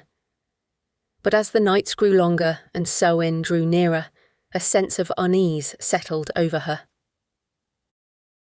The thinning of the workforce meant fewer people in the bunkhouses, fewer distractions from her thoughts, and in the growing quiet, the whispers of the vineyard grew louder and more insistent. On the last day of October, as the rays of sunlight faded from the sky, Standing Stone Cellars underwent a transformation to prepare for the Samhain celebration. Garlands of autumn leaves were strung between the vine rows, in a vibrant tapestry of russet orange and gold, and the smell of wood smoke and rosemary hung in the air. Carved turnip lanterns sat on top of posts, their grotesque faces illuminated from within by flickering candles. These were not the cheerful pumpkin lanterns of modern Halloween, but the original Samhain of Celtic tradition. Fearsome guardians meant to ward off evil spirits on this night when the veil between worlds grew thin. On the path to the manor house, bundles of wheat sheaves stood tied with red ribbons, symbols of the last harvest and the death of the old year. Offerings of apples and nuts were placed amongst them, traditional Samhain fare meant to honour the dead and appease the spirits of the land. Behind the manor, close to the restricted area of ancient vines, A great bonfire had been built. It stood unlit for now, a towering pyre of seasoned logs and branches. This was the Tyne Cnamh, or bone fire, from which modern English derived the word bonfire. Traditionally, the fires in every hearth would be extinguished on Samhain, to be relit from this central sacred flame, symbolising unity and purification within the close-knit community. A group of local women set up a table laden with food and drink.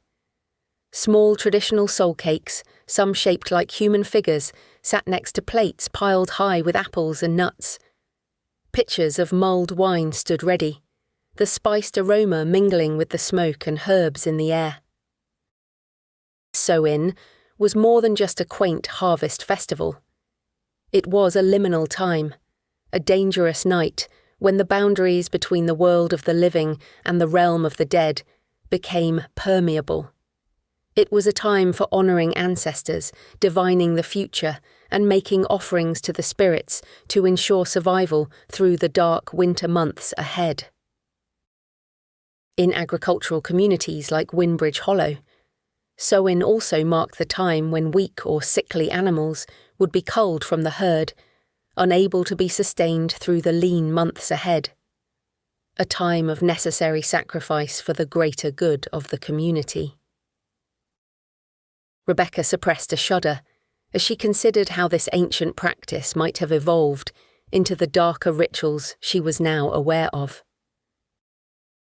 As twilight deepened into true night, Standing Stone workers and families from the village gathered, some with crowns of autumn leaves and others with antlers or animal masks, blurring the line between human and the wild spirits of nature. A murmur ran through the crowd as the door of the manor house opened. Isabel emerged wearing an elaborate mask inspired by the Maenads, the wild female followers of Bacchus. Rebecca caught her breath as she recognised the design from the book where she had found the key. Was Isabel reminding her of her choice?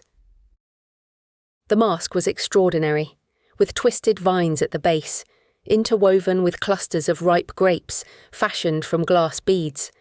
Emeralds glinted among the foliage, catching the lantern light and reflecting it back, like feline eyes in the dark. Isabel was transformed into something more than human. She was a living embodiment of the vineyard's spirit, beautiful and terrible in equal measure. Rebecca stood at the edge of the courtyard, gathering the strength to join in the celebrations. She wore a simple half-moon mask, crafted in honour of the biodynamic practices used at the vineyard. But it also represented the duality of her position, half in shadow, half in light, caught between two worlds. To be honest, she was still unsure whether her moon was waxing or waning, and which direction she would choose. But time had run out. Tonight she would make her choice and live, or die, by the consequences. Rebecca felt a hand on her arm and turned to see Ben by her side.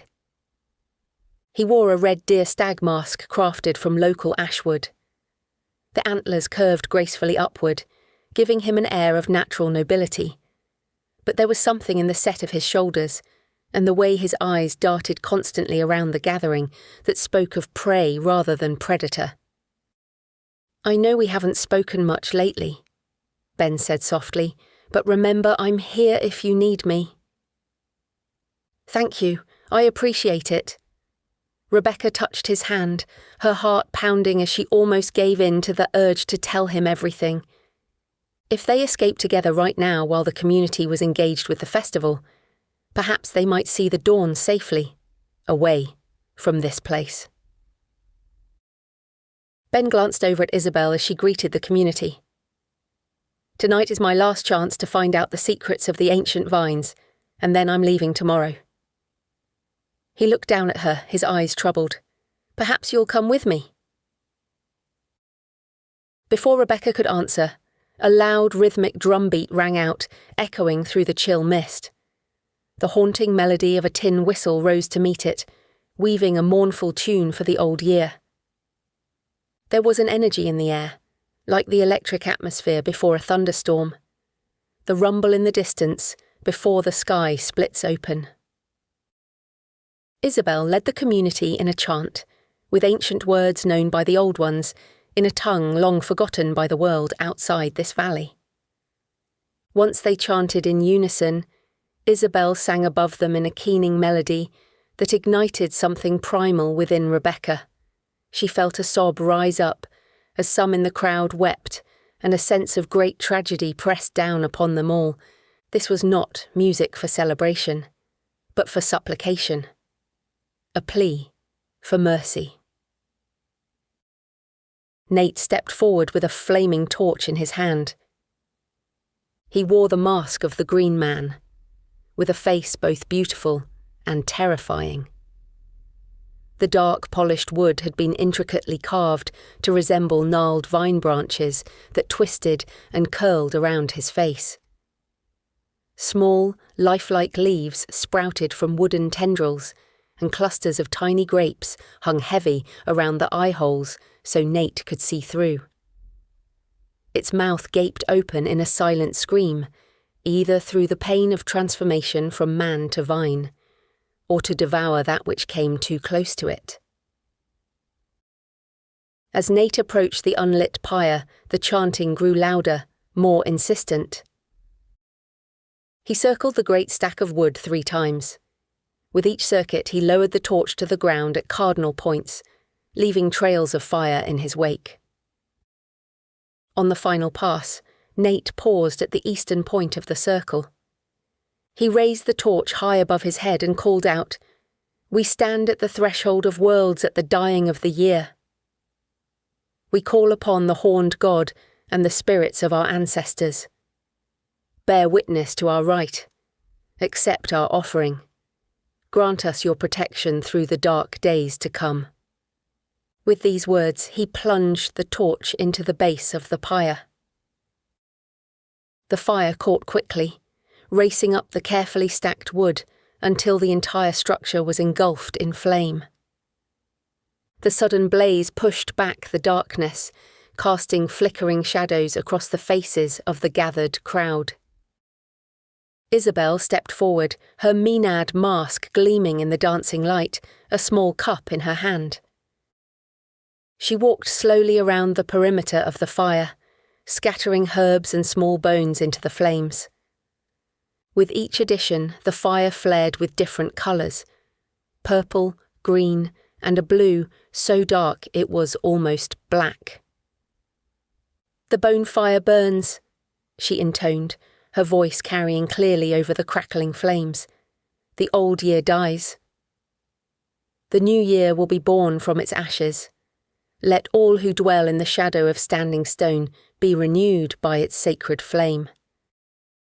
Members of the community stepped forward, each picking up an unlit candle from a pile near the fire.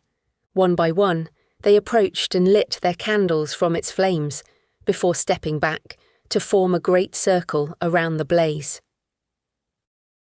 The arc of light grew, spreading out from the central fire like the ripples from a stone cast into still water, a dance of shadow and flame that further blurred the boundaries between modern days and ancient times. Rebecca joined the community and lit her own candle, finding her lips moving with one of the ancient prayers she recognised from the grimoire. Isabel smiled at her with approval, and Rebecca felt the weight of her blessing. Behind her, Ben also lit his candle, his expression hidden under his deer mask. As the last candle was lit, the assembled community began to move, circling the fire in a slow, rhythmic dance. Their feet stamped out a primal beat on the earth as they swayed almost as one, their voices rising in the ancient chant that bound them together. Rebecca found herself swept up in the movement, her body responding to the rhythm almost against her will. The heat of the fire, the swirling motion of the dance, and the hypnotic chanting all combined to create a dizzying, trance-like state. After the third circle, Isabel and Nate broke apart, and stood before the great gates that led to the restricted area of ancient vines. In the flickering light of the bone fire, the gates loomed larger than ever, a foreboding presence that pulsed with barely contained energy. The weathered wood, black with age and stained with patches of lichen, bore the scars of countless seasons. Intricate carvings of spiralling faces and the symbols of the horned god, worn smooth by time and countless hands, adorned the surface. Heavy iron bands, mottled with rust, reinforced the ancient wood, and the hinges looked more suited to a medieval fortress than a vineyard. At the centre where the two gates met, a lock of curious design held them fast. Not a modern mechanism, but something older. A twisted amalgamation of metal that looked almost organic in its complexity. The assembled crowd held its breath as Isabel and Nate placed their hands on the gates and bent their heads to pray, before pushing with all their strength. Anticipation rose, and Rebecca felt almost light-headed as she willed the gates to open, desperate to see what lay beyond. The night seemed to pause, waiting, and for a long, breathless moment, nothing happened. Isabel and Nate pushed together once more, and the gates swung open with a deep groan. It was the sound of a seal being broken, of something long contained being set free. Chapter 31. The ancient gates opened slowly, the weathered wood protesting against the movement, as if reluctant to reveal the secrets within. Isabel and Nate walked through, followed by the masked community. Rebecca hesitated at the threshold, taking a deep breath as she considered her options. This was the last chance she had to run and take Ben with her. But curiosity drew her on. She needed to know what happened here, and perhaps to learn something of Grace's fate. Clouds scudded across the face of the moon, and the silvery light flickered and waned, casting the landscape before her into a tapestry of shadow. It took a moment for her eyes to adjust, but as she walked on, Rebecca made out the heart of the vineyard. The vines here were truly ancient, their gnarled trunks twisted into shapes that spoke of centuries of slow, patient growth. Some must date back to Roman times, perhaps even earlier. These were not neat, cultivated rows like the rest of the vineyard. Here the vines grew wild and free, their branches reaching towards the sky and their roots spread across the earth. Interspersed amongst the vines were trees with massive trunks, their bark deeply furrowed and covered in a patchwork of lichen and moss. Their branches formed a canopy overhead, creating the sense of walking through a primordial forest rather than a vineyard. Countless feet had trodden this path before her, and Rebecca could almost sense them in the shadows. Ghostly figures flitted between the vines, tending the land as their ancestors had done for millennia. Roman soldiers, their armour glinting under a long-forgotten sun. Saxon farmers and medieval monks, their chants rising on the night air as they harvested grapes for sacramental wine. The land went on, far outlasting each generation. The smell of smoke came from up ahead, and Rebecca could finally see the standing stones, lit by a ring of flaming torches set in metal barrels. The ancient monoliths formed a rough circle, with some stones easily twice her height and broader than she could wrap her arms around. Others were smaller and leaned at precarious angles, as if frozen mid-collapse. In the centre of the circle stood a massive flat stone, an altar, stained dark with the residue of countless rituals. The smoke from the torches and the great bone fire beyond the gates wafted through the vineyard, carrying an intoxicating blend of herbs and wood resin. Rebecca felt her head swim as she breathed in the heady aroma, and the world around her shifted, blurring the boundaries between earth and sky. In the shifting smoke and flickering light, the masked faces of the community wavered and changed, as if they became the strange creatures they represented. The chanting grew louder as the community circled the exterior of the stones, and without conscious thought, Rebecca joined in, her voice blending seamlessly with the others. The ancient language felt natural on her tongue, and each syllable resonated deep in her bones. As she breathed in the smoke, Rebecca could no longer tell where her body ended and the vineyard began. She was the soil, rich and dark, nurturing the roots of countless generations of vines. She was the gnarled trunk, weathered by centuries of sun and rain.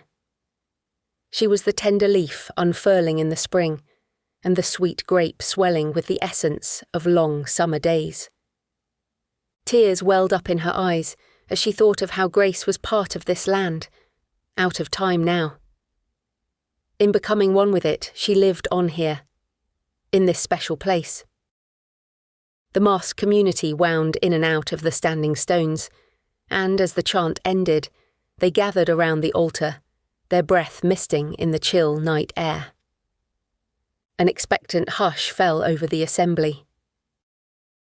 Isabel stepped forward, her Maenad mask glinting in the flickering torchlight. In one hand she held a simple wooden cup, weathered and stained. In the other, a bottle that made Rebecca's breath catch in her throat at the elaborate label with its skull motif. The horned god's share. She had seen bottles like it in the wine cellar and had heard whispers of its rarity and value. Isabel raised her arms, her voice ringing out clear and strong in the night air. "O horned one, spirit of earth and vine, hear our plea." As she spoke, the air thickened and became charged with a dark energy. The ancient vines rustled and swayed, as if stirring to Isabel's call. On this night, when the veil is thin, we renew our ancient pact. Blood for wine, life for life. It has always been, and so it must be. Isabel poured wine into the wooden cup, the liquid so dark it seemed to absorb the torchlight. Raising the cup high, she intoned, "To the land, to the vines, to the cycle of death and rebirth that sustains us all." She brought the cup to her lips and drank. Nate stepped forward next, accepting the cup from Isabel with a solemn nod. He too drank, and then others from the community approached the altar. One by one, they sipped from the cup, as Isabel refilled it with the precious wine. Rebecca watched, transfixed. The ritual unfolding before her was primal, visceral in a way that bypassed her rational mind, and spoke directly into something deep within her. She felt pulled forward, overcome by an almost overwhelming urge to be part of this. To taste the wine that was the heart and soul of Standing Stone. She took a step forward, only to feel a hand grasp her arm. Ben tried to pull her back, his eyes wide behind his stag mask.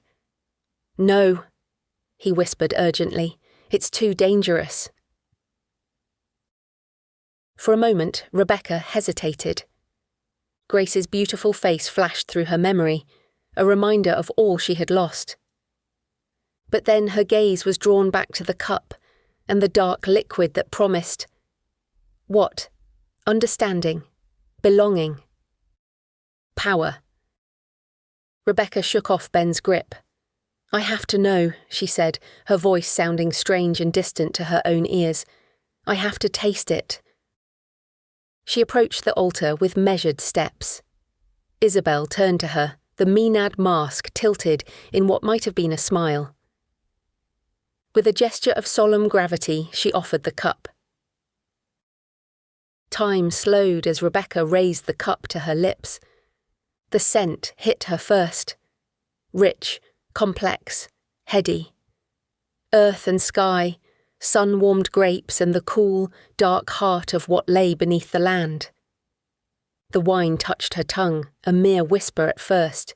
It was layered, complex, a liquid embodiment of terroir. A deep, rich black current melded seamlessly with hints of old wood and subtle undertones of strange herbs that grew in the shadowed parts of this forbidden sanctuary. Beneath the dark fruit and earthy notes, there was something wilder. A feral, almost savage tang that spoke of hidden glades and secret groves, places untouched by human hands for millennia. Each drop was a distillation of centuries, capturing the essence of growth, decay, and rebirth that defined the vineyard's long history and every person who gave their life for it. The warmth of the wine spread beyond Rebecca's throat, igniting a slow burn that felt less like drinking and more like descending into a deeper state of consciousness. It was seductive, intoxicating, and awakened within her a desperate craving for more. All too soon, the last drops passed Rebecca's lips. The cup was empty, but the craving remained. A visceral, almost painful desire that threatened to overwhelm her. She stared at the bottle in Isabel's hand, almost ready to snatch it away. So desperate was her need for more of that transcendent liquid. In that moment, Rebecca understood the true power of the blood vintage. It was more than just wine. It was a sacrament, a communion with something vast and ancient and terrible, and in its presence, she was nothing. Isabel gently but firmly removed the cup from Rebecca's grasp, her eyes gleaming with triumph beneath the mask. Rebecca stumbled back to her place in the circle, her mind reeling with a sense of loss that almost broke her open, so desperate was she for more. A drumbeat shattered the silence, its deep resonance echoing through the ancient vineyard.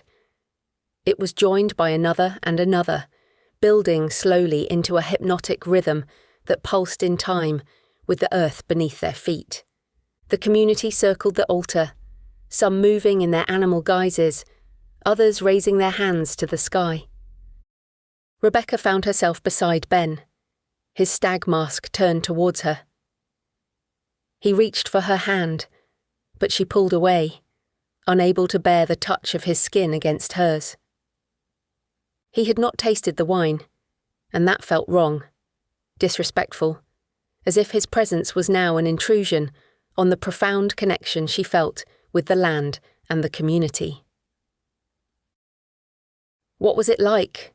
he whispered, his voice barely audible above the growing drumbeat. Rebecca opened her mouth to respond, but found she had no words to describe the experience. He had rejected any chance of understanding. She shook her head, turning away from his concern. The music quickened, the drums joined now by the wail of pipes and the jangle of tambourines. The masked celebrants moved, their bodies swaying and twisting in time to the primal rhythm. Rebecca felt the beat in her bones, an irresistible call to join the dance. Without a backward glance at Ben, she threw herself into the whirling mass of bodies. The smoke from the torches swirled around her, further blurring the lines between reality and some deeper, more primordial state of being. She danced with abandon, guided by the music and the pulsing energy of the gathered community. Faces flashed by, masked and mysterious, each one a reflection of the power that flowed through this place. The music built to a fevered pitch as dancers whirled faster and faster until suddenly a new sound cut through the night. The deep, resonant call of a horn. As it came again, the wild dance slowed and then stopped. The drum beat settled into a slow, ominous rhythm. The masked celebrants gathered once more around the stone altar, and an expectant hush fell over the gathering. Rebecca pushed through to the front of the group, her breath coming in short gasps, her skin flushed with exertion and a dark anticipation. But as she caught sight of the altar, the world tilted. She stumbled as she let out a cry. Ben was bound tightly to the ancient stone, stripped naked, vulnerable in the flickering torchlight. The stag mask still covered his face, its antlers now a cruel mockery of strength and nobility. His neck was bared, while his mouth had been stuffed with vine leaves silencing his cries. He writhed against his bonds, the leather straps creaking as he struggled. But his efforts were futile. He was securely fastened, spread-eagled across the altar. Rebecca couldn't look away from him, his muscles taut as they strained against his bonds. Ben was a perfect specimen of a healthy man in his prime, and she shivered at the memory of his body over hers in the rainstorm. He was a worthy sacrifice, and he would betray the community if he was allowed to go free. She bit her lip in anticipation of what must come. A torch flickered nearby, and Rebecca felt herself suddenly thrust out of the strange trance she was in. This was wrong. This was Ben. Her friend. Her lover. The only one who could help her reveal the truth of what happened here. But as she tried to step forward, Rebecca felt hands on her shoulders, her arms, her back. The community pressed close, constraining her with their grip. They whispered ancient prayers of supplication to whatever dark powers watched over this place. And Rebecca once again found the words rising unbidden to her lips. She knew these prayers, and now she understood their terrible purpose. Her voice joined the chorus, blending seamlessly with the others until she could no longer distinguish her words from those of the community. Isabel stepped forward, her menad mask a reminder of the ecstatic and terrible rites of ancient times. In one hand she held a full cup of the horned god's share, and in the other a ritual knife, its hilt adorned with twisting vines, carved from dark wood. The wickedly sharp blade caught the light of the flaming torches and reflected it, making her mask come alive with fire as she spoke. Blood for wine, life for life. It has always been, and so it must be. Rebecca couldn't keep her gaze from that cup of wine, anticipating the taste that must surely come once blood had been spilled. The world around her faded away, narrowing to that single point of focus. Her mouth went dry, her tongue sticking to the roof of her mouth as she imagined the rich, complex flavour. Her skin crawled, 1,000 tiny pinpricks of sensation racing across her body. It was as if every nerve ending had come alive, screaming out for the wine's touch. She could almost feel the liquid sliding down her throat, igniting a fire in her core that spread outward to her fingertips. Her mind recoiled, torn by the danger lurking in that cup. But a primal part of her craved it with every fibre of her being. What hidden truths might be revealed if she could just have another taste? Rebecca's hands trembled, and she clenched them into fists at her sides to hide the shaking. Her breath came in short gasps, her chest tight with longing. She would give anything, do anything, for just one more sip. Isabel gave a feral smile as she met Rebecca's gaze. Performing the sacrifice seals the bond between guardian and vineyard, and tonight the horned god summons another to take my place. A gasp rose from the community as Isabel held out the knife and offered it to Rebecca. She felt the pressure of their collective gaze, the weight of expectation. She stood on a precipice, teetering between two worlds. The life she had known, an ordered world of clear moral lines, right and wrong, justice and retribution. On the other side, the seductive draw of power, of belonging, of being part of something greater than herself, and the chance to drink once more. The knife glinted in Isabel's hand, its edge hungry for blood. The air in the ancient grove grew thick, charged with dark energy, as Ben's muffled struggle grew more frantic, his eyes wide with fear behind the stag mask. The drumbeat pulsed once more, a steady rhythm that matched the thundering of Rebecca's heart, as she walked slowly to the altar, meeting Isabel's gaze. She reached out and took the knife. Chapter 32. The handle of the blade was warm from Isabel's touch, and the knife felt lighter than Rebecca had expected, as if it belonged to her. In these last months, she had found a home here, had been welcomed into communal practices like placing the frost candles, dew dancing with Isabel, and harvesting grapes by moonlight with other women. She had celebrated ancient festivals and designed for the future of the vineyard. It could be her future too. She only had to take this last step. Rebecca adjusted her grip, mirroring how Isabel had held the knife when butchering the stag months ago. This would be no different, and this body would feed the community, as the stag had done. She placed a hand on Ben's chest, and then drew it up to his neck, feeling for his pulse. Isabel spoke once more. Blood for wine, life for life. It has always been. And so it must be. The community's chant grew louder, more insistent, and the drumbeat matched the frantic pace of Rebecca's heart. She lowered the blade to Ben's neck. He stopped struggling, his body lying limp against the unyielding stone of the altar. But she could see his eyes, visible through the holes of the stag mask, and they looked at her with a silent plea. Rebecca pressed the knife into his flesh, raising a single drop of blood. A chill wind swept through the vineyard, whirling leaves from the ground, battering the community, as an eerie moan echoed around the standing stones. In that echo, Rebecca heard a single word. Grace. In that split second, she saw the future stretching out before her. Years of harvest ritual, of pleasure taken and power given, at the heart of this community.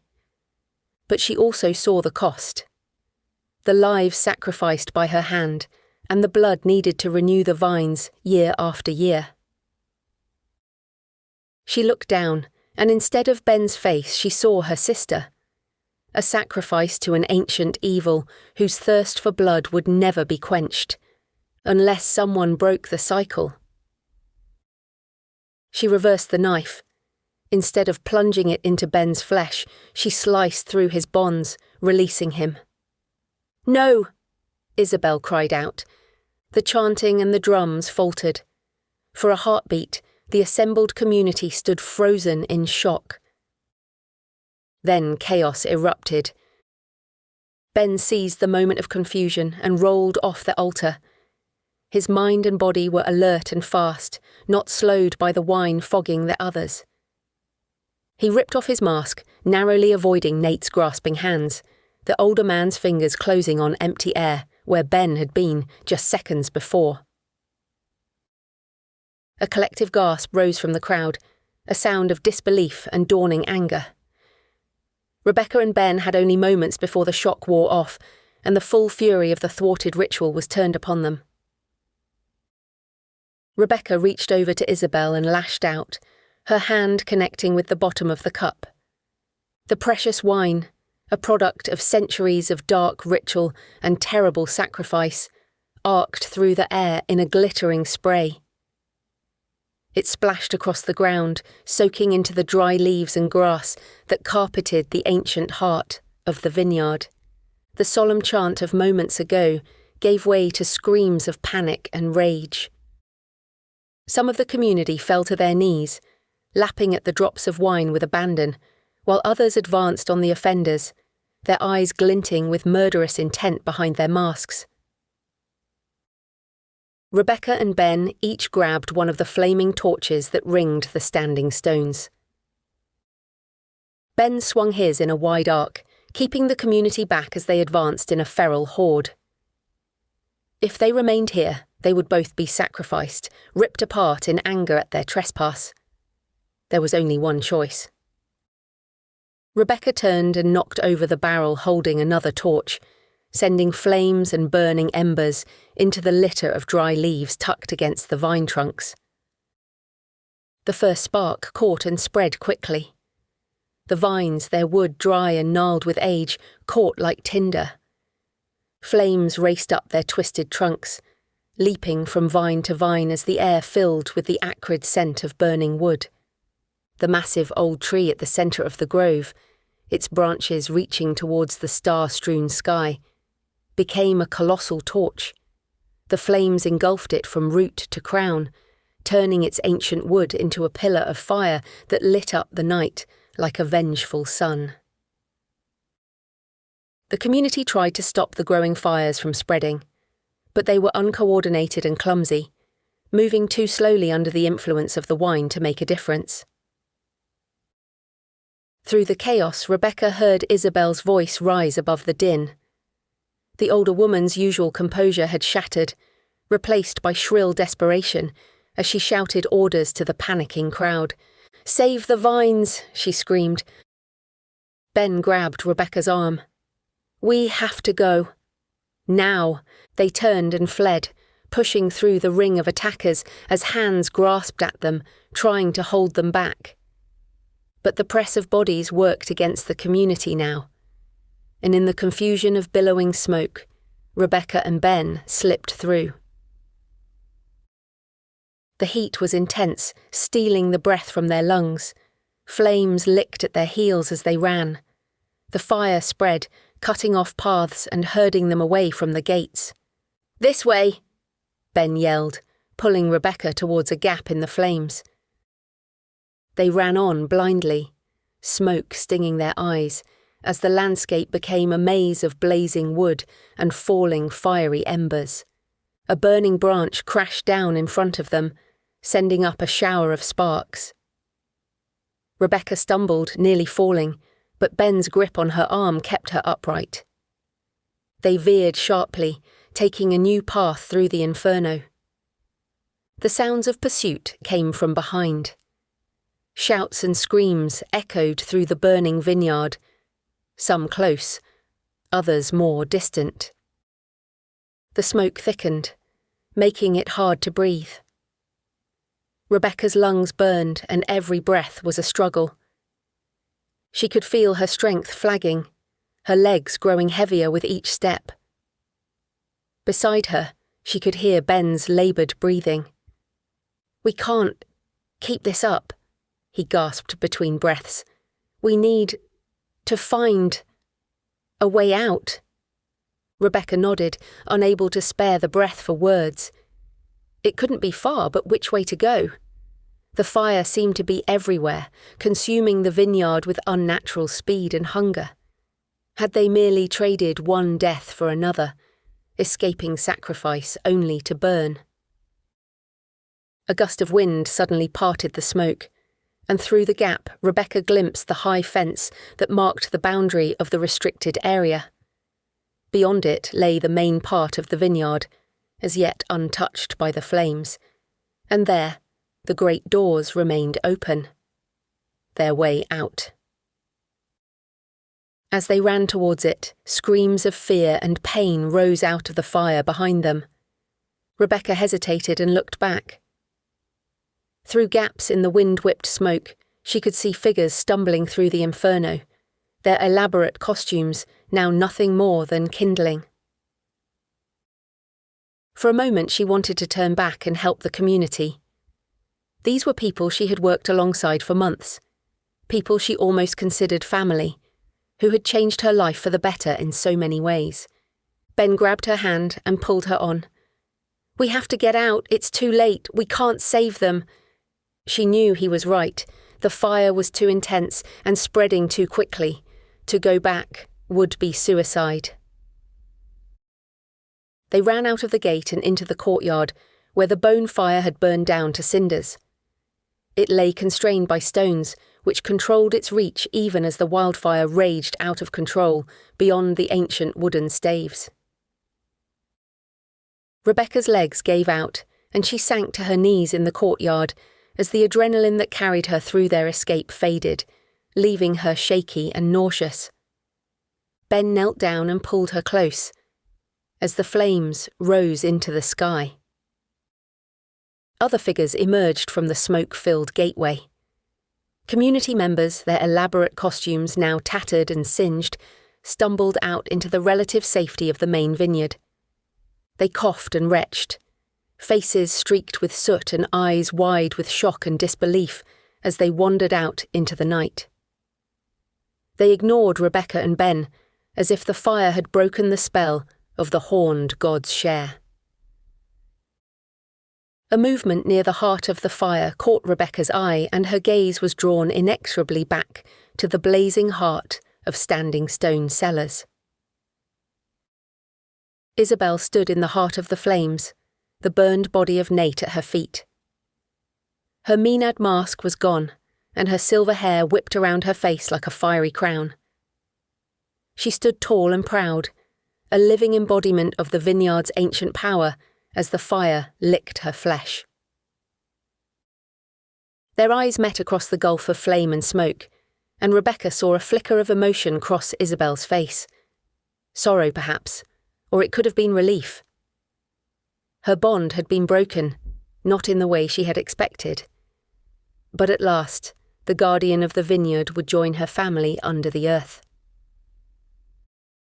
As the flames took her, Isabel raised her hand in what might have been a blessing. She sank to her knees, and then to the ground.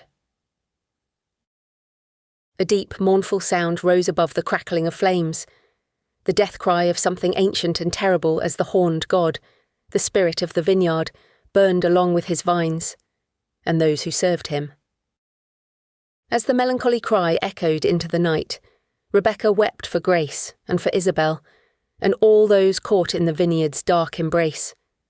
And she wept for herself, for the burden of knowledge she now carried, for the life that might have been. Epilogue. 5 years later. The October sun hung low in the sky, casting long shadows across the scarred landscape of what had once been Standing Stone Cellars. The air was crisp, carrying the scent of fallen leaves and damp earth, and a gentle breeze whispered through the skeletal remains of charred vines. Emma Thorne paused at the crest of the hill, one hand resting protectively on her swollen belly.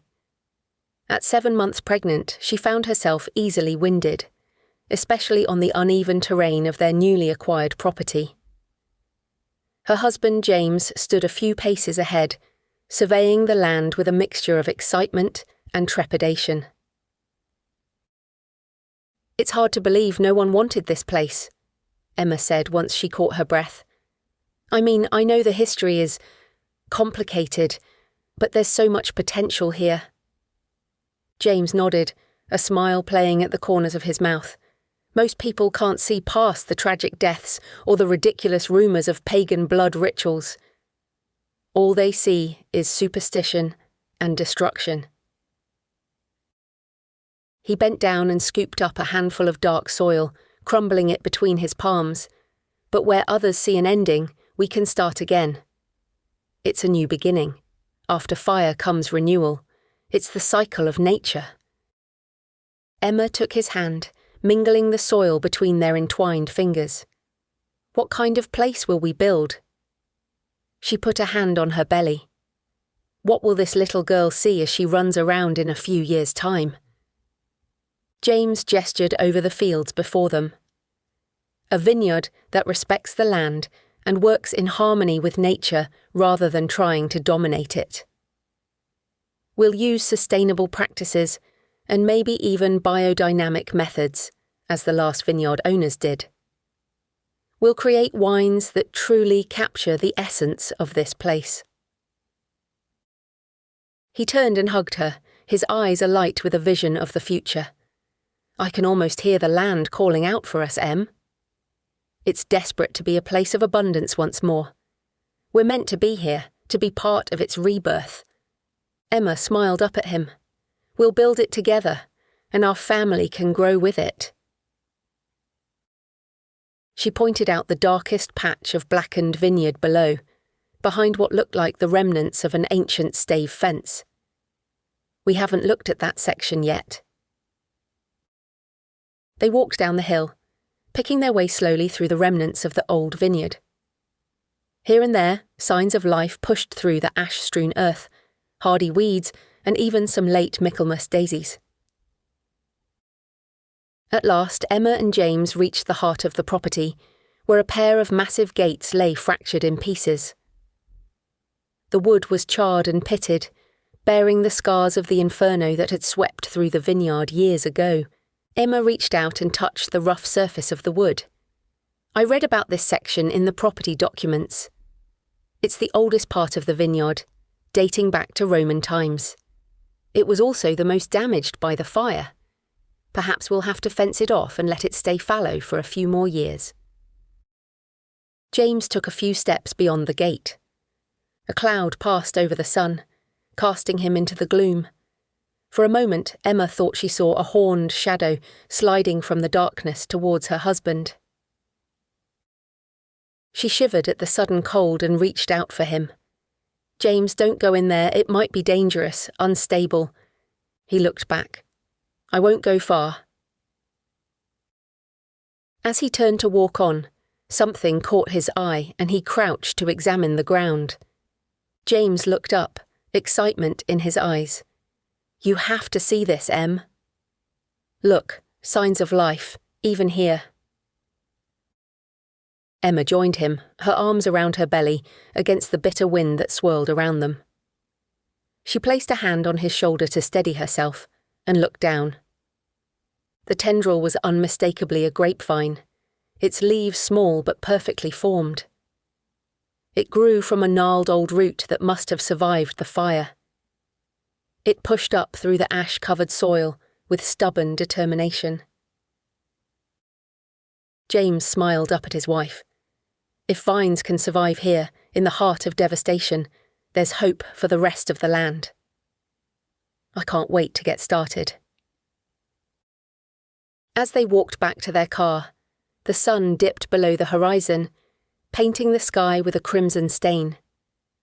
The charred vines cast long shadows across the ground, and the silhouette of a horned creature formed, watching, waiting, for the sacrifice that must surely come once more. Author's note. As ever, my stories come from places I visit, and this one starts much closer to home than usual. In the summer of 2023, I went on a wine tour at Woodchester Valley, a boutique vineyard in the Cotswolds, where I learned of the renaissance of English wines because of climate change. They mentioned a much older part of the vineyard which we couldn't visit.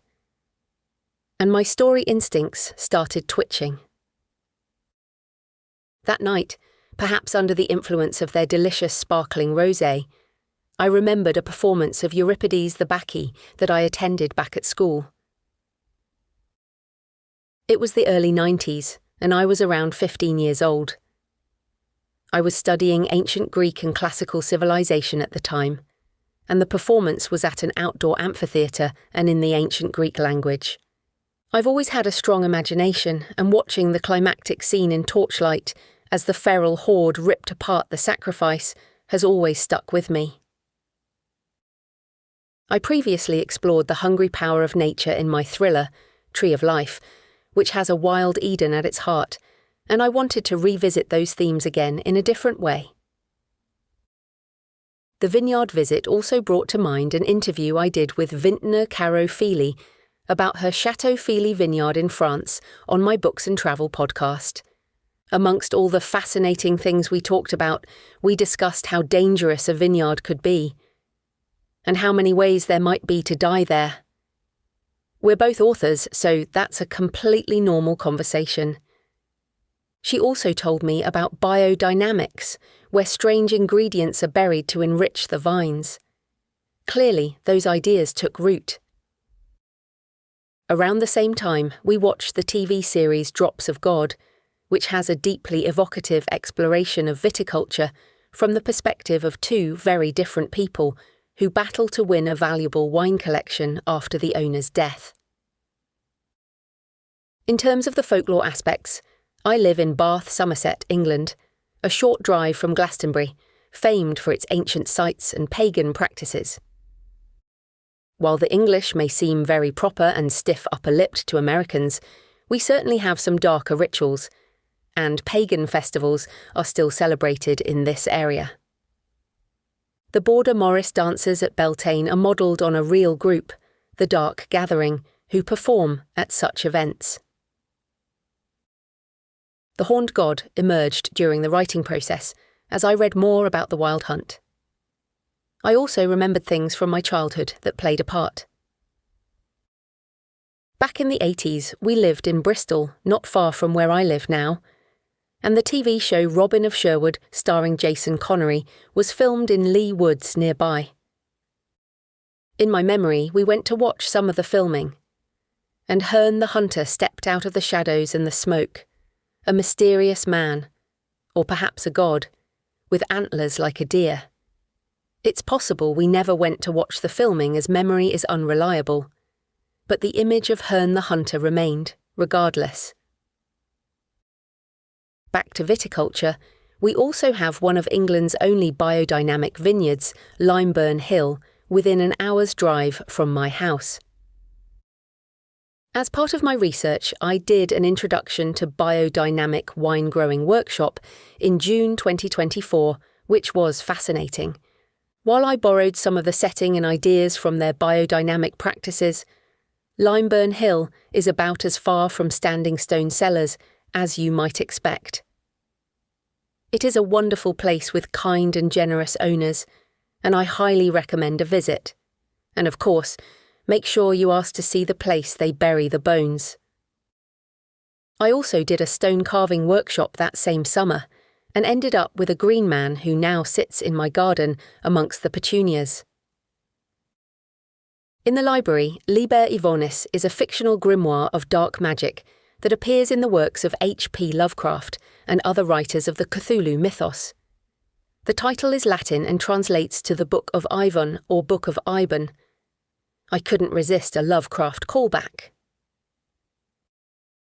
I also found inspiration from the 2019 film Midsommar and the original 1973 movie The Wicker Man, as well as the folk horror novel The Reddening by Adam Neville, one of my favourite horror authors.